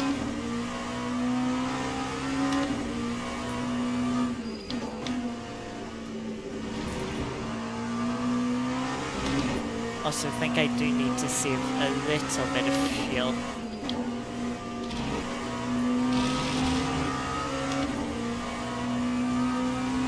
Yeah, 6.4, that's quite a bit over target of 6.25.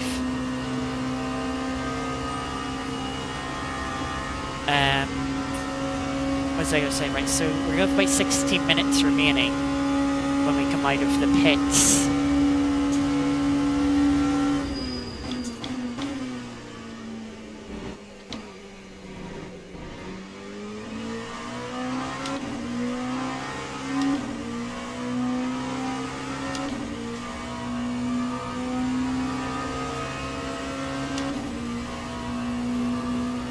Yeah, 16 minutes, roughly. That's gonna be like 5 laps.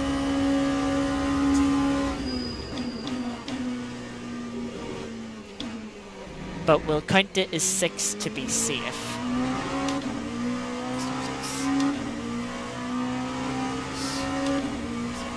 So we'll need 38 liters of fuel.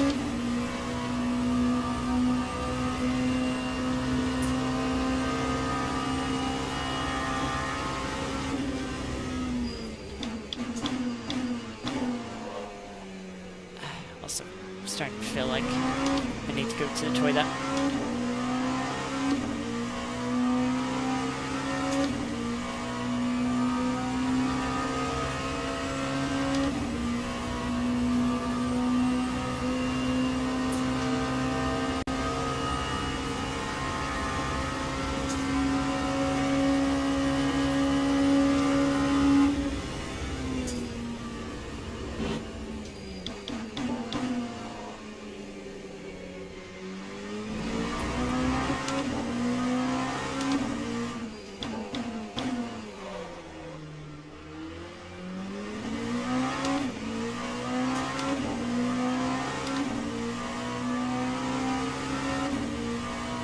Yeah, I'm assuming 6.25. I mean, even 6.3 would still be within range with 38. Rear end is certainly getting more sliding.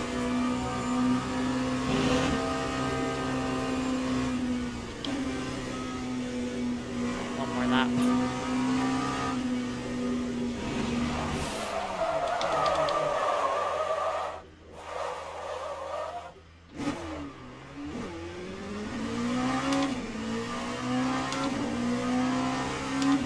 Ideal.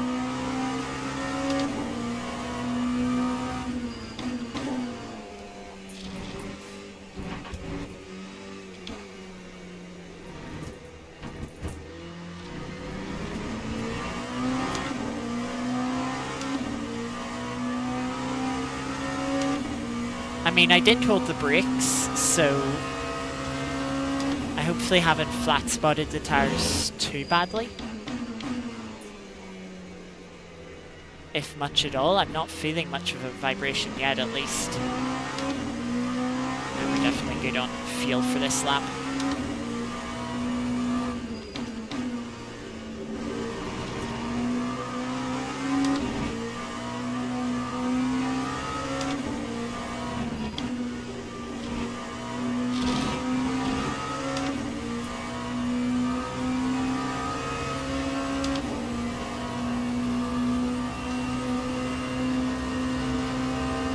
Oh, this is awkward timing.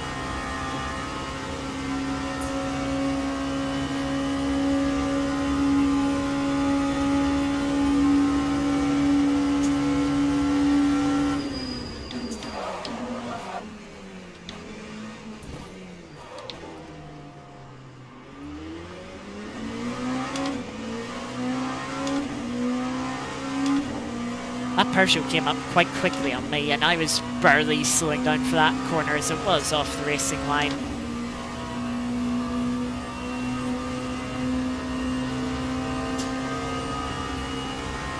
Oh well, we didn't lose much time in that. Could have been much worse.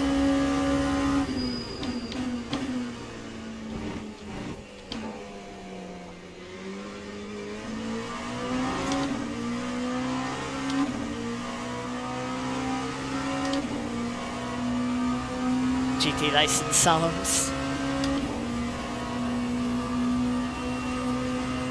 I mean,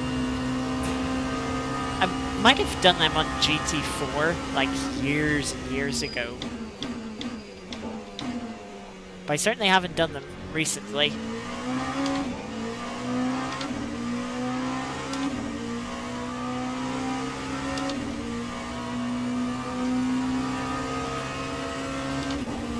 You just want to make sure you don't go too quickly through that chicane, because if you do, you can find yourself picking up some track limit points for gaining time.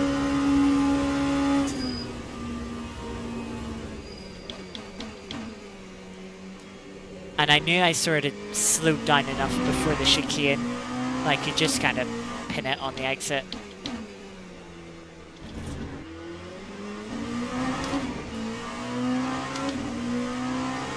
I must say, for the front tyres being the tyres that are wearing more, the car is becoming quite a bit more oversteered than I expected.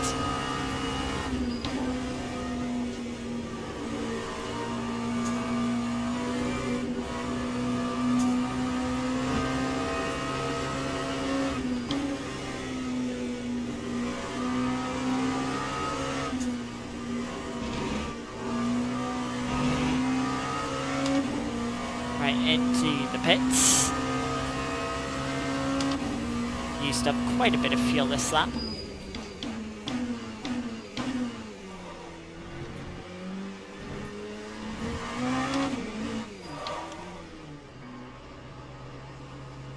No tire change. 38 litres of fuel. Thankfully the area around our pit box is clear.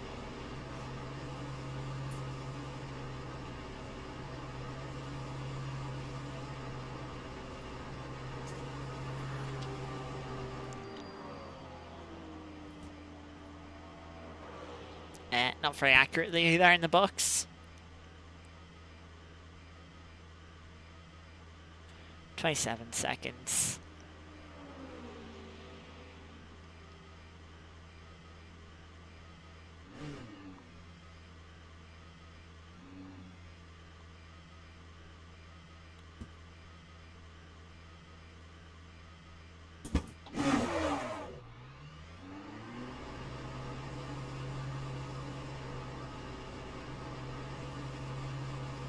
Some people have hit those cones.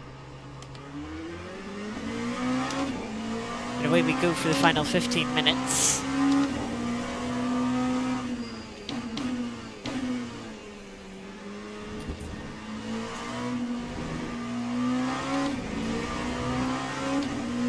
The important thing here is we don't pick up track limit points.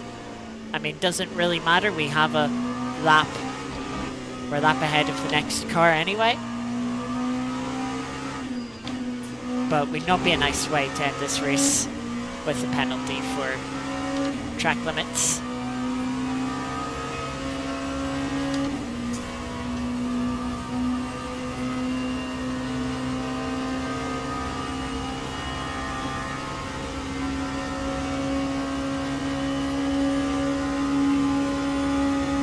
And we should be able to push flat out to the end, no fuel saving. But I'll probably still lift into a couple of corners, like Mulsanne corner at the end of the straight here. Just because I'm so used to it. I don't want to break that rhythm and potentially have a crash like I did at Indianapolis earlier.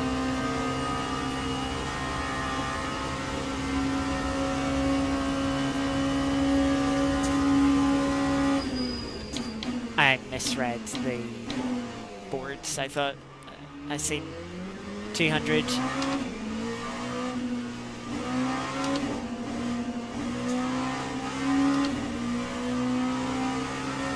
just making sure I clear that.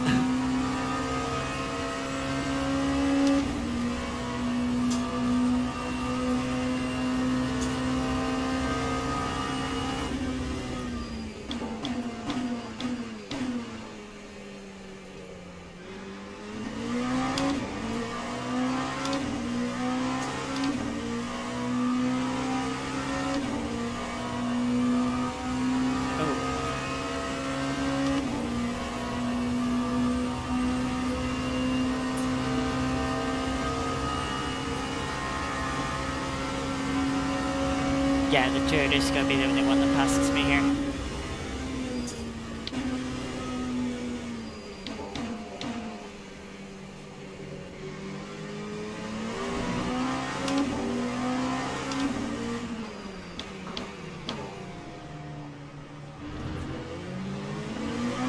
Oh, we got the exit on the parachute.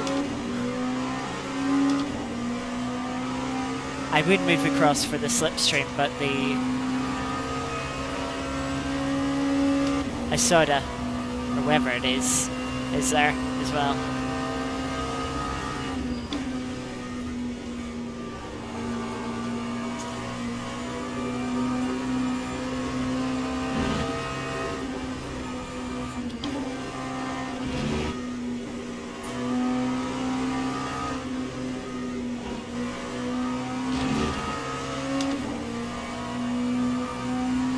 Oh, P4 is in the pits. Interesting. Oh, a little cheeky cut there from the Isoda. Took a little bit too much carbon, it unsettled the car, and I unsettled my own car there. Still in the pits. Looks like we are going to take P4 here.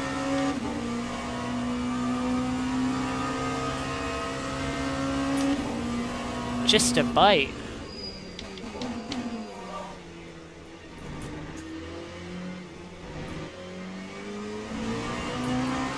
Four seconds behind us. This is race on, actually. I do not want lockups like that.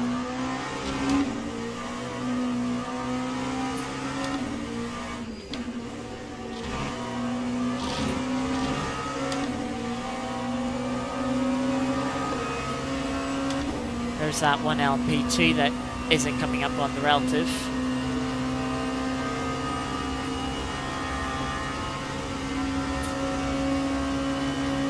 Got a hypercar coming up here. Please don't move for this.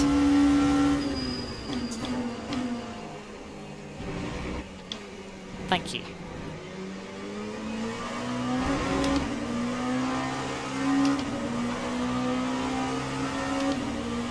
Ten minutes remaining.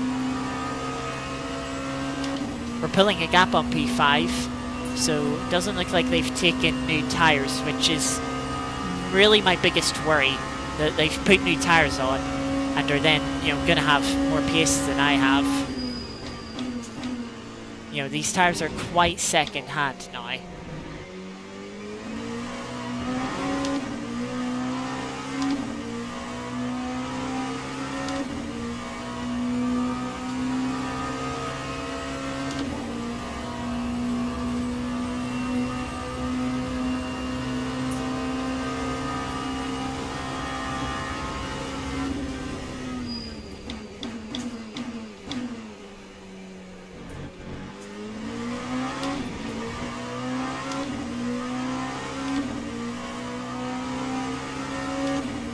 Over 2 minutes off of P3, so that's well out of the question.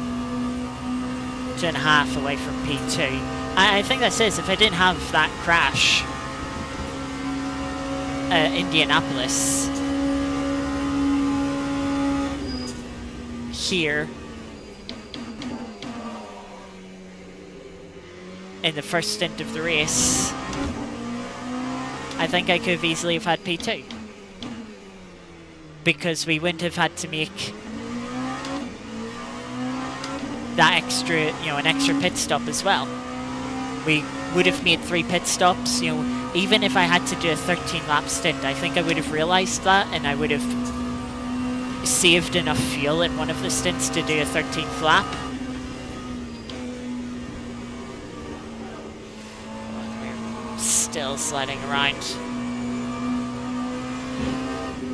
Just to avoid an extra trip through pit lane that seems like some other people haven't been able to. Because if you've been pushing flat out and you haven't been using your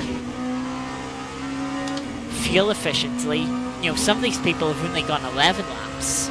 We've gone 12 laps, you know, very safely. You know, and it's like, could we have pushed a 13th lap? Yeah, I think we could have, if we needed to. That was very clumsy.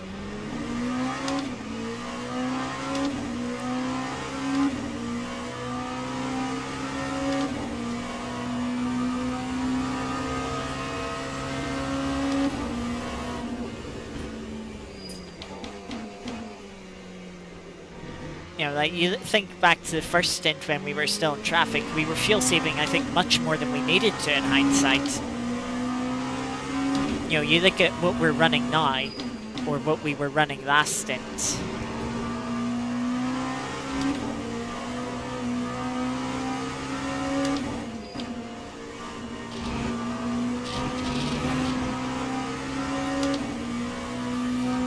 Sketchy there, coming up on that McLaren. Oh, the car behind's pitted again, so yeah, that's, I'd say P4 secure. I think the track limit penalty is a drive-through, so even if we do pick one up, we should be fine for P4.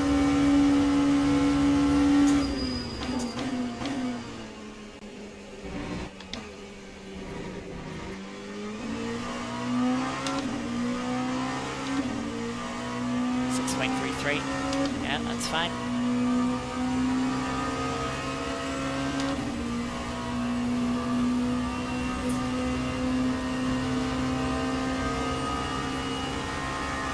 You know, because we've not been doing any lift and coast into the chicanes.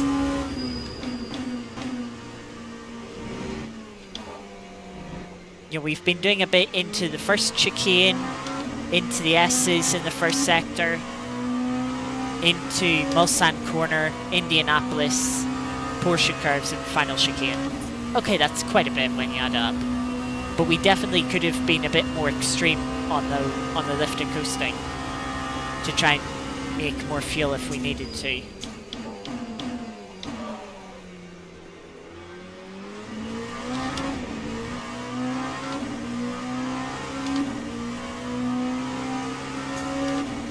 Part of me is actually tempted to just do like a full lift and coast lap at the end of this race, just to see how much fuel I could save. Also at this point I'm looking towards where the leader is on track to try and narrow down how many laps we have left of the race.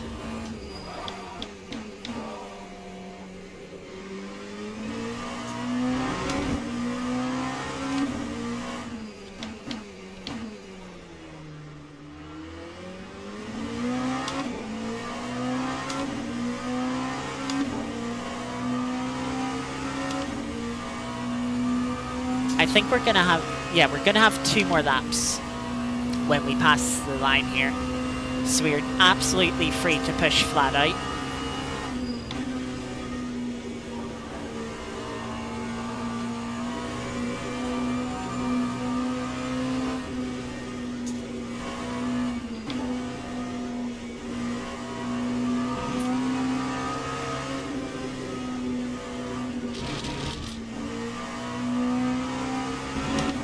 Big lift since we ran wide off the track there.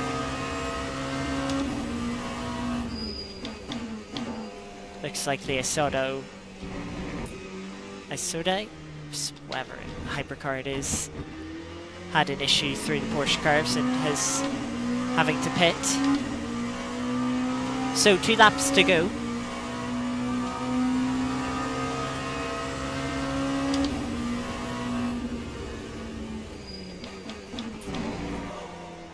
I know I just said we're pushing flat out and then I lifted in and coasted towards the first chicane, but I just feel like that's better with the right-hander. I think it sets the car better up for the braking zone and then to turn it in to the left-hander.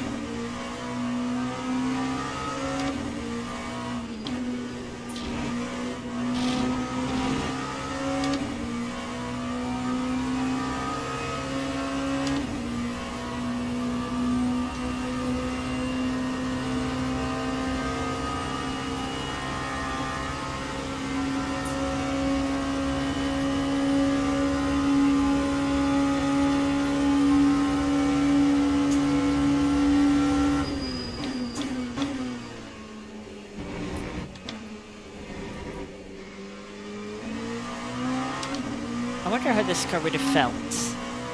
You look at the tyre wear of the front left. Significantly more than any other tyre. Even the front right isn't even close. I wonder how the car would have felt if I put a new front left tyre on. Be interesting.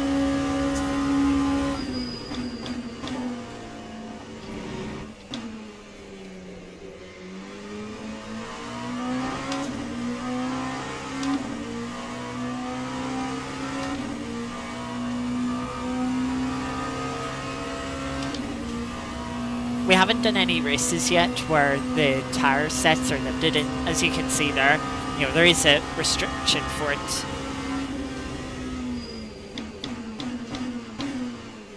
You know, like ACC, you know, you can put a restriction on tyres. Of course, the difference being it's individual tyres you're being restricted on here, not tyre sets. You know, so you could say there is a limit of 6 tyres. 1.5 sets. You get 1 set of tyres, and then you get to change those tyres for 2 new tyres, but you have to leave 2 tyres on the car. You know, that'll be interesting.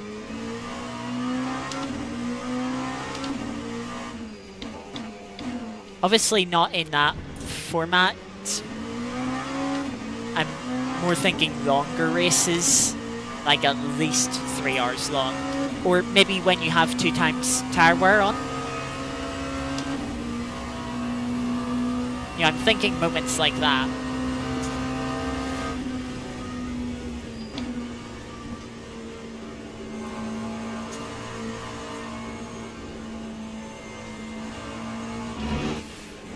Okay, thank you.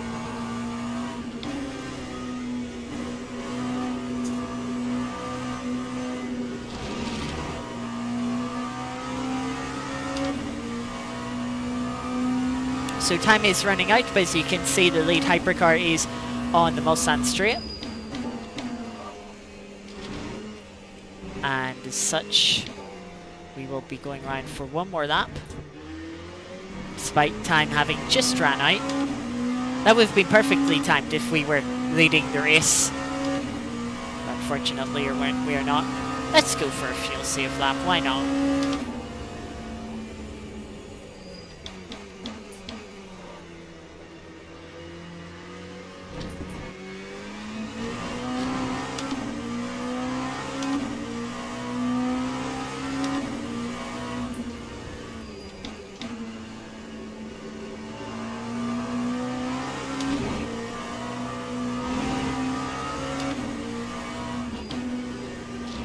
Though I do not feel comfortable lifting into Tetra Rouge.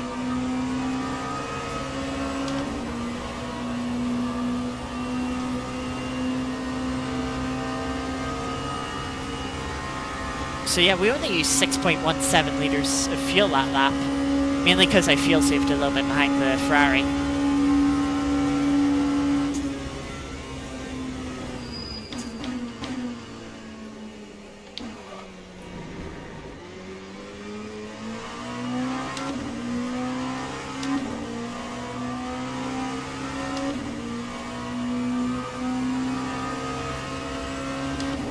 The one thing I can say for certain is, as soon as this race is done, I'm going to the toilet.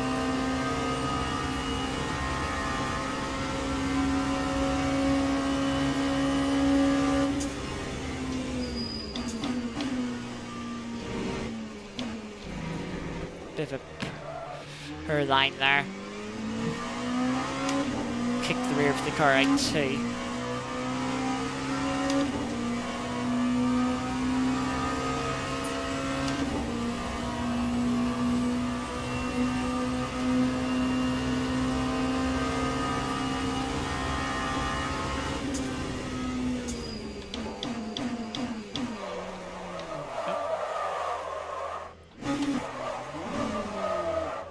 Locked the rear, sir.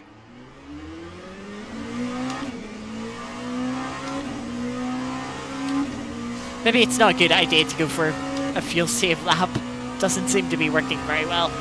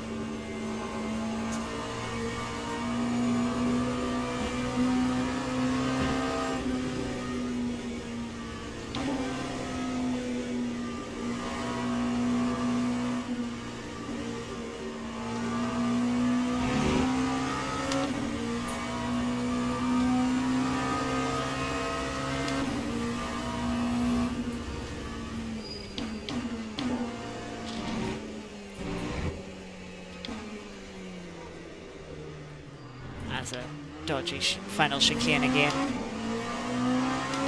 Yeah, but 5.9 litres of fuel there. And we definitely could have saved a bit more had we had a clean lap.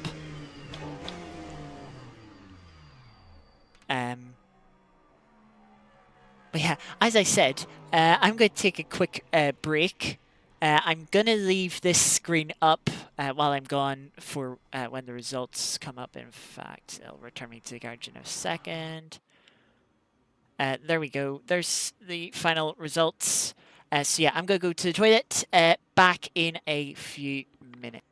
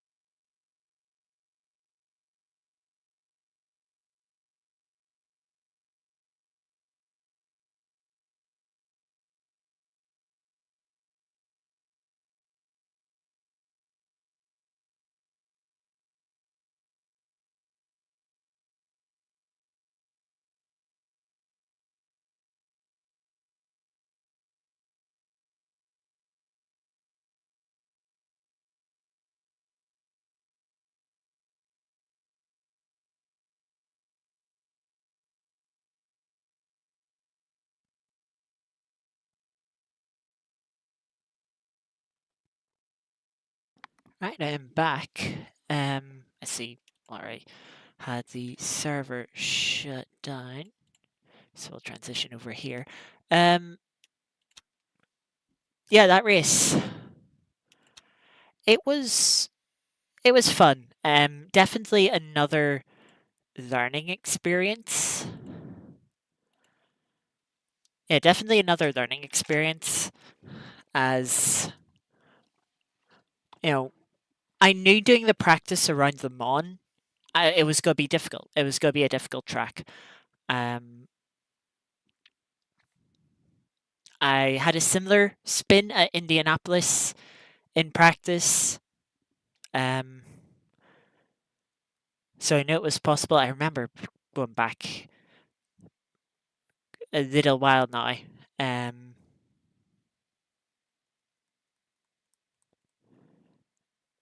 Going back a little while now to Forza when I did the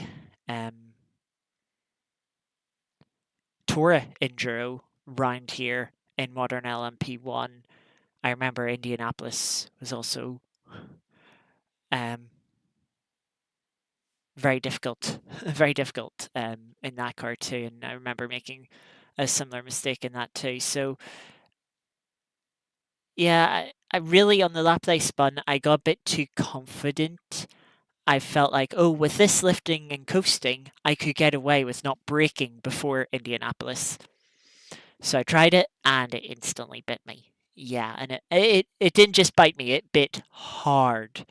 Um, it bit so hard.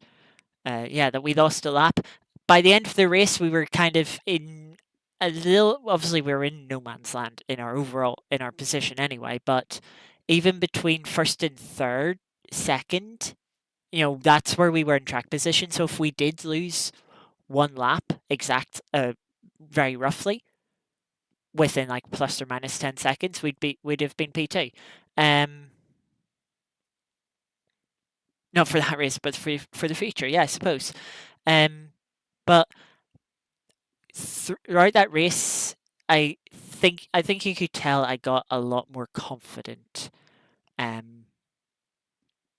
As time went on, I got more confident with my braking points. Even from even through practice, more confident with braking points. How much speed I could carry through corners. You know, if I didn't make that mistake at Indianapolis, I'd say I could probably have got a better fastest lap. We ended with a 3:40.8. I probably could have got a 3:40.5.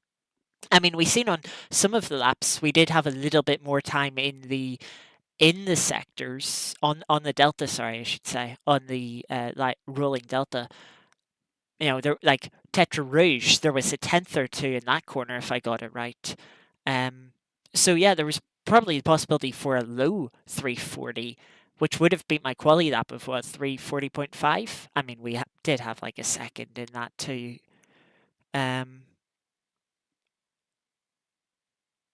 So yeah, definitely a learning experience in that regard.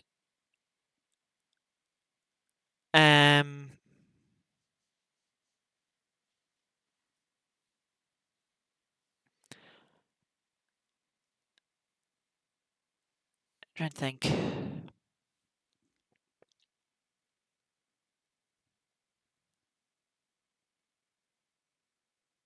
Yeah, bit of learning too in race strategy, trying to save fuel too. That was a good experience. Shame the weather never came in. That would have been a good race to start to learn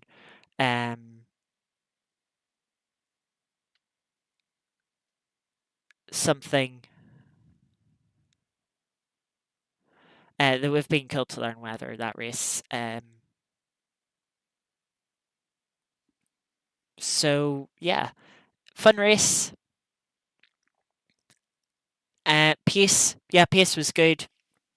Just still learning LMU. I am definitely very much surprised by the end of the race how slidey the rear end was.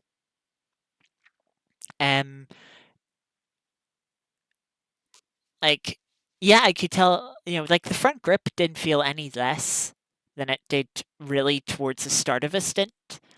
I could tell the car definitely moved around a little bit more. It definitely getting easier and easier to lock up into corners.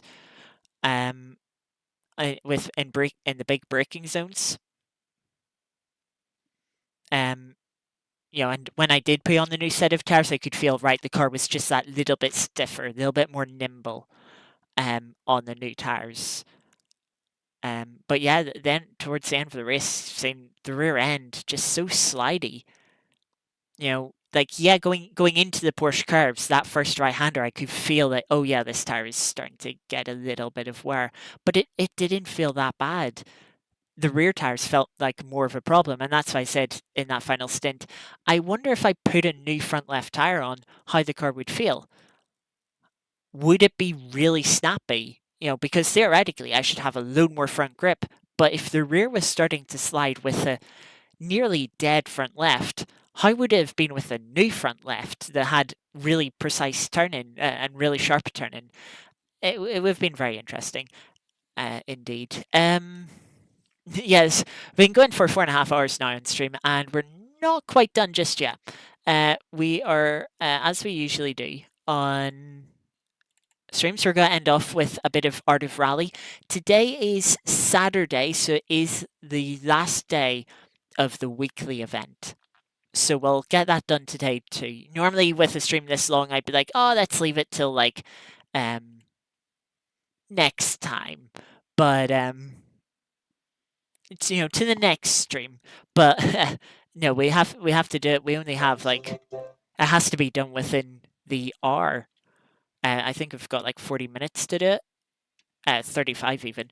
Yeah, so let's get on with this daily event. We of course did this the last time on Monday, and we got 16th. Very good, top 5%. That's very good going for a daily event. Let's see what we have in store today. Group B at Indonesia in the night. For a 4.3 kilometer stage, we have an Audi Quattro. Yeah, this is an Audi Quattro. The first gen, not the sport version with the body kit.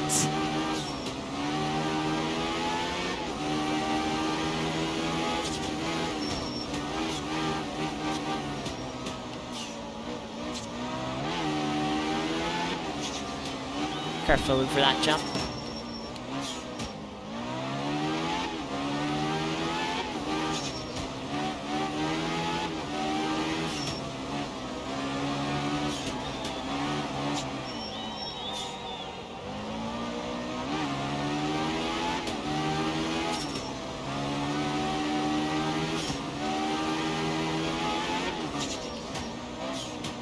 Careful over the crest. I kind of know the stage somewhat well. This is definitely a stage I've done a few times. Yeah, this is the chicane I was thinking of.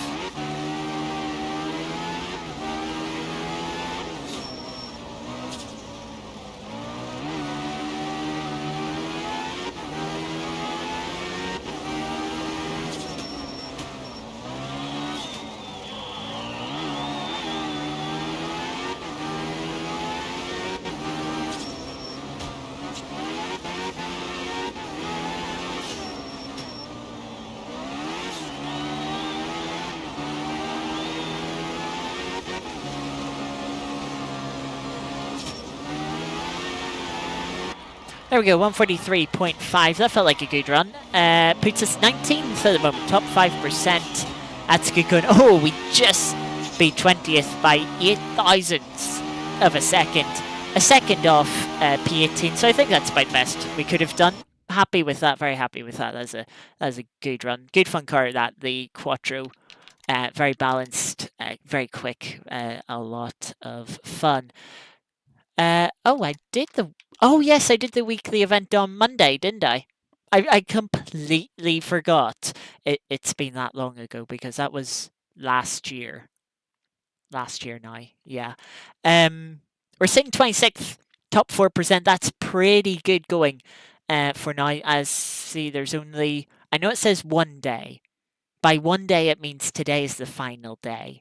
So, yeah, that finishes in 33 minutes, but I'm not upset by having that done. That mean we've been going for over 4.5 hours already. I think that is long enough.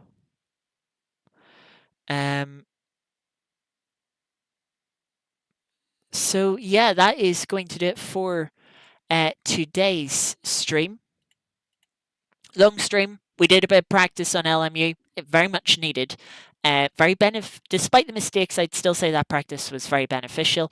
We then had our qualifying. Qualifying was all right. We had a decent, good first lap. Shame we messed up the second lap because that would have been like a second quicker.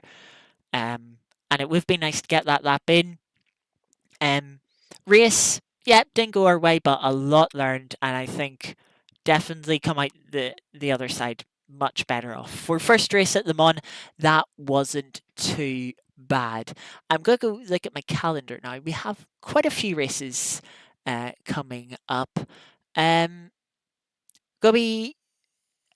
next race is going to be at Interlagos in the GT3 cars again. So a little bit of a repeat already on Le Mans Ultimate. 60-minute race Interlagos GT3s. We're going to use the Ferrari this time, see how that compares to the McLaren. And that race has double tyre wear, so it'll be more like a 2-hour race on tyre strategy, but 1 times fuel usage. So that will be an interesting race come for strategy. That will start at about 8 p.m. UK time, so like an hour later than we started today. Eventually, then on next Saturday, we're going to have our first race in the hypercar class, another 60-minute race around Spa this time.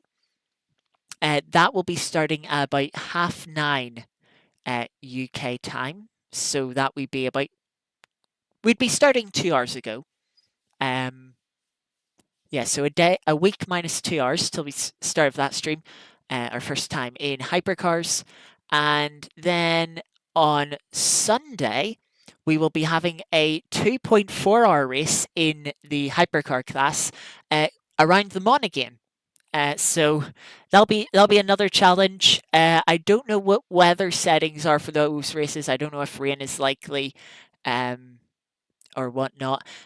And then after that, not Monday coming, but the Monday after that, so the 13th now, will be the start of a Monday series. Back in the LMP2 car that we were driving tonight, that will be that'll be a 45-minute race. I think that starts about 9 p.m. UK time.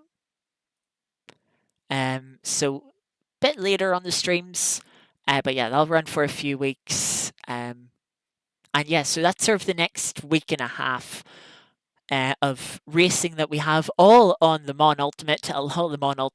We will have some ACC this month too. We also have an race on the original Cell Corsa 2. So stay more news on that later on next week.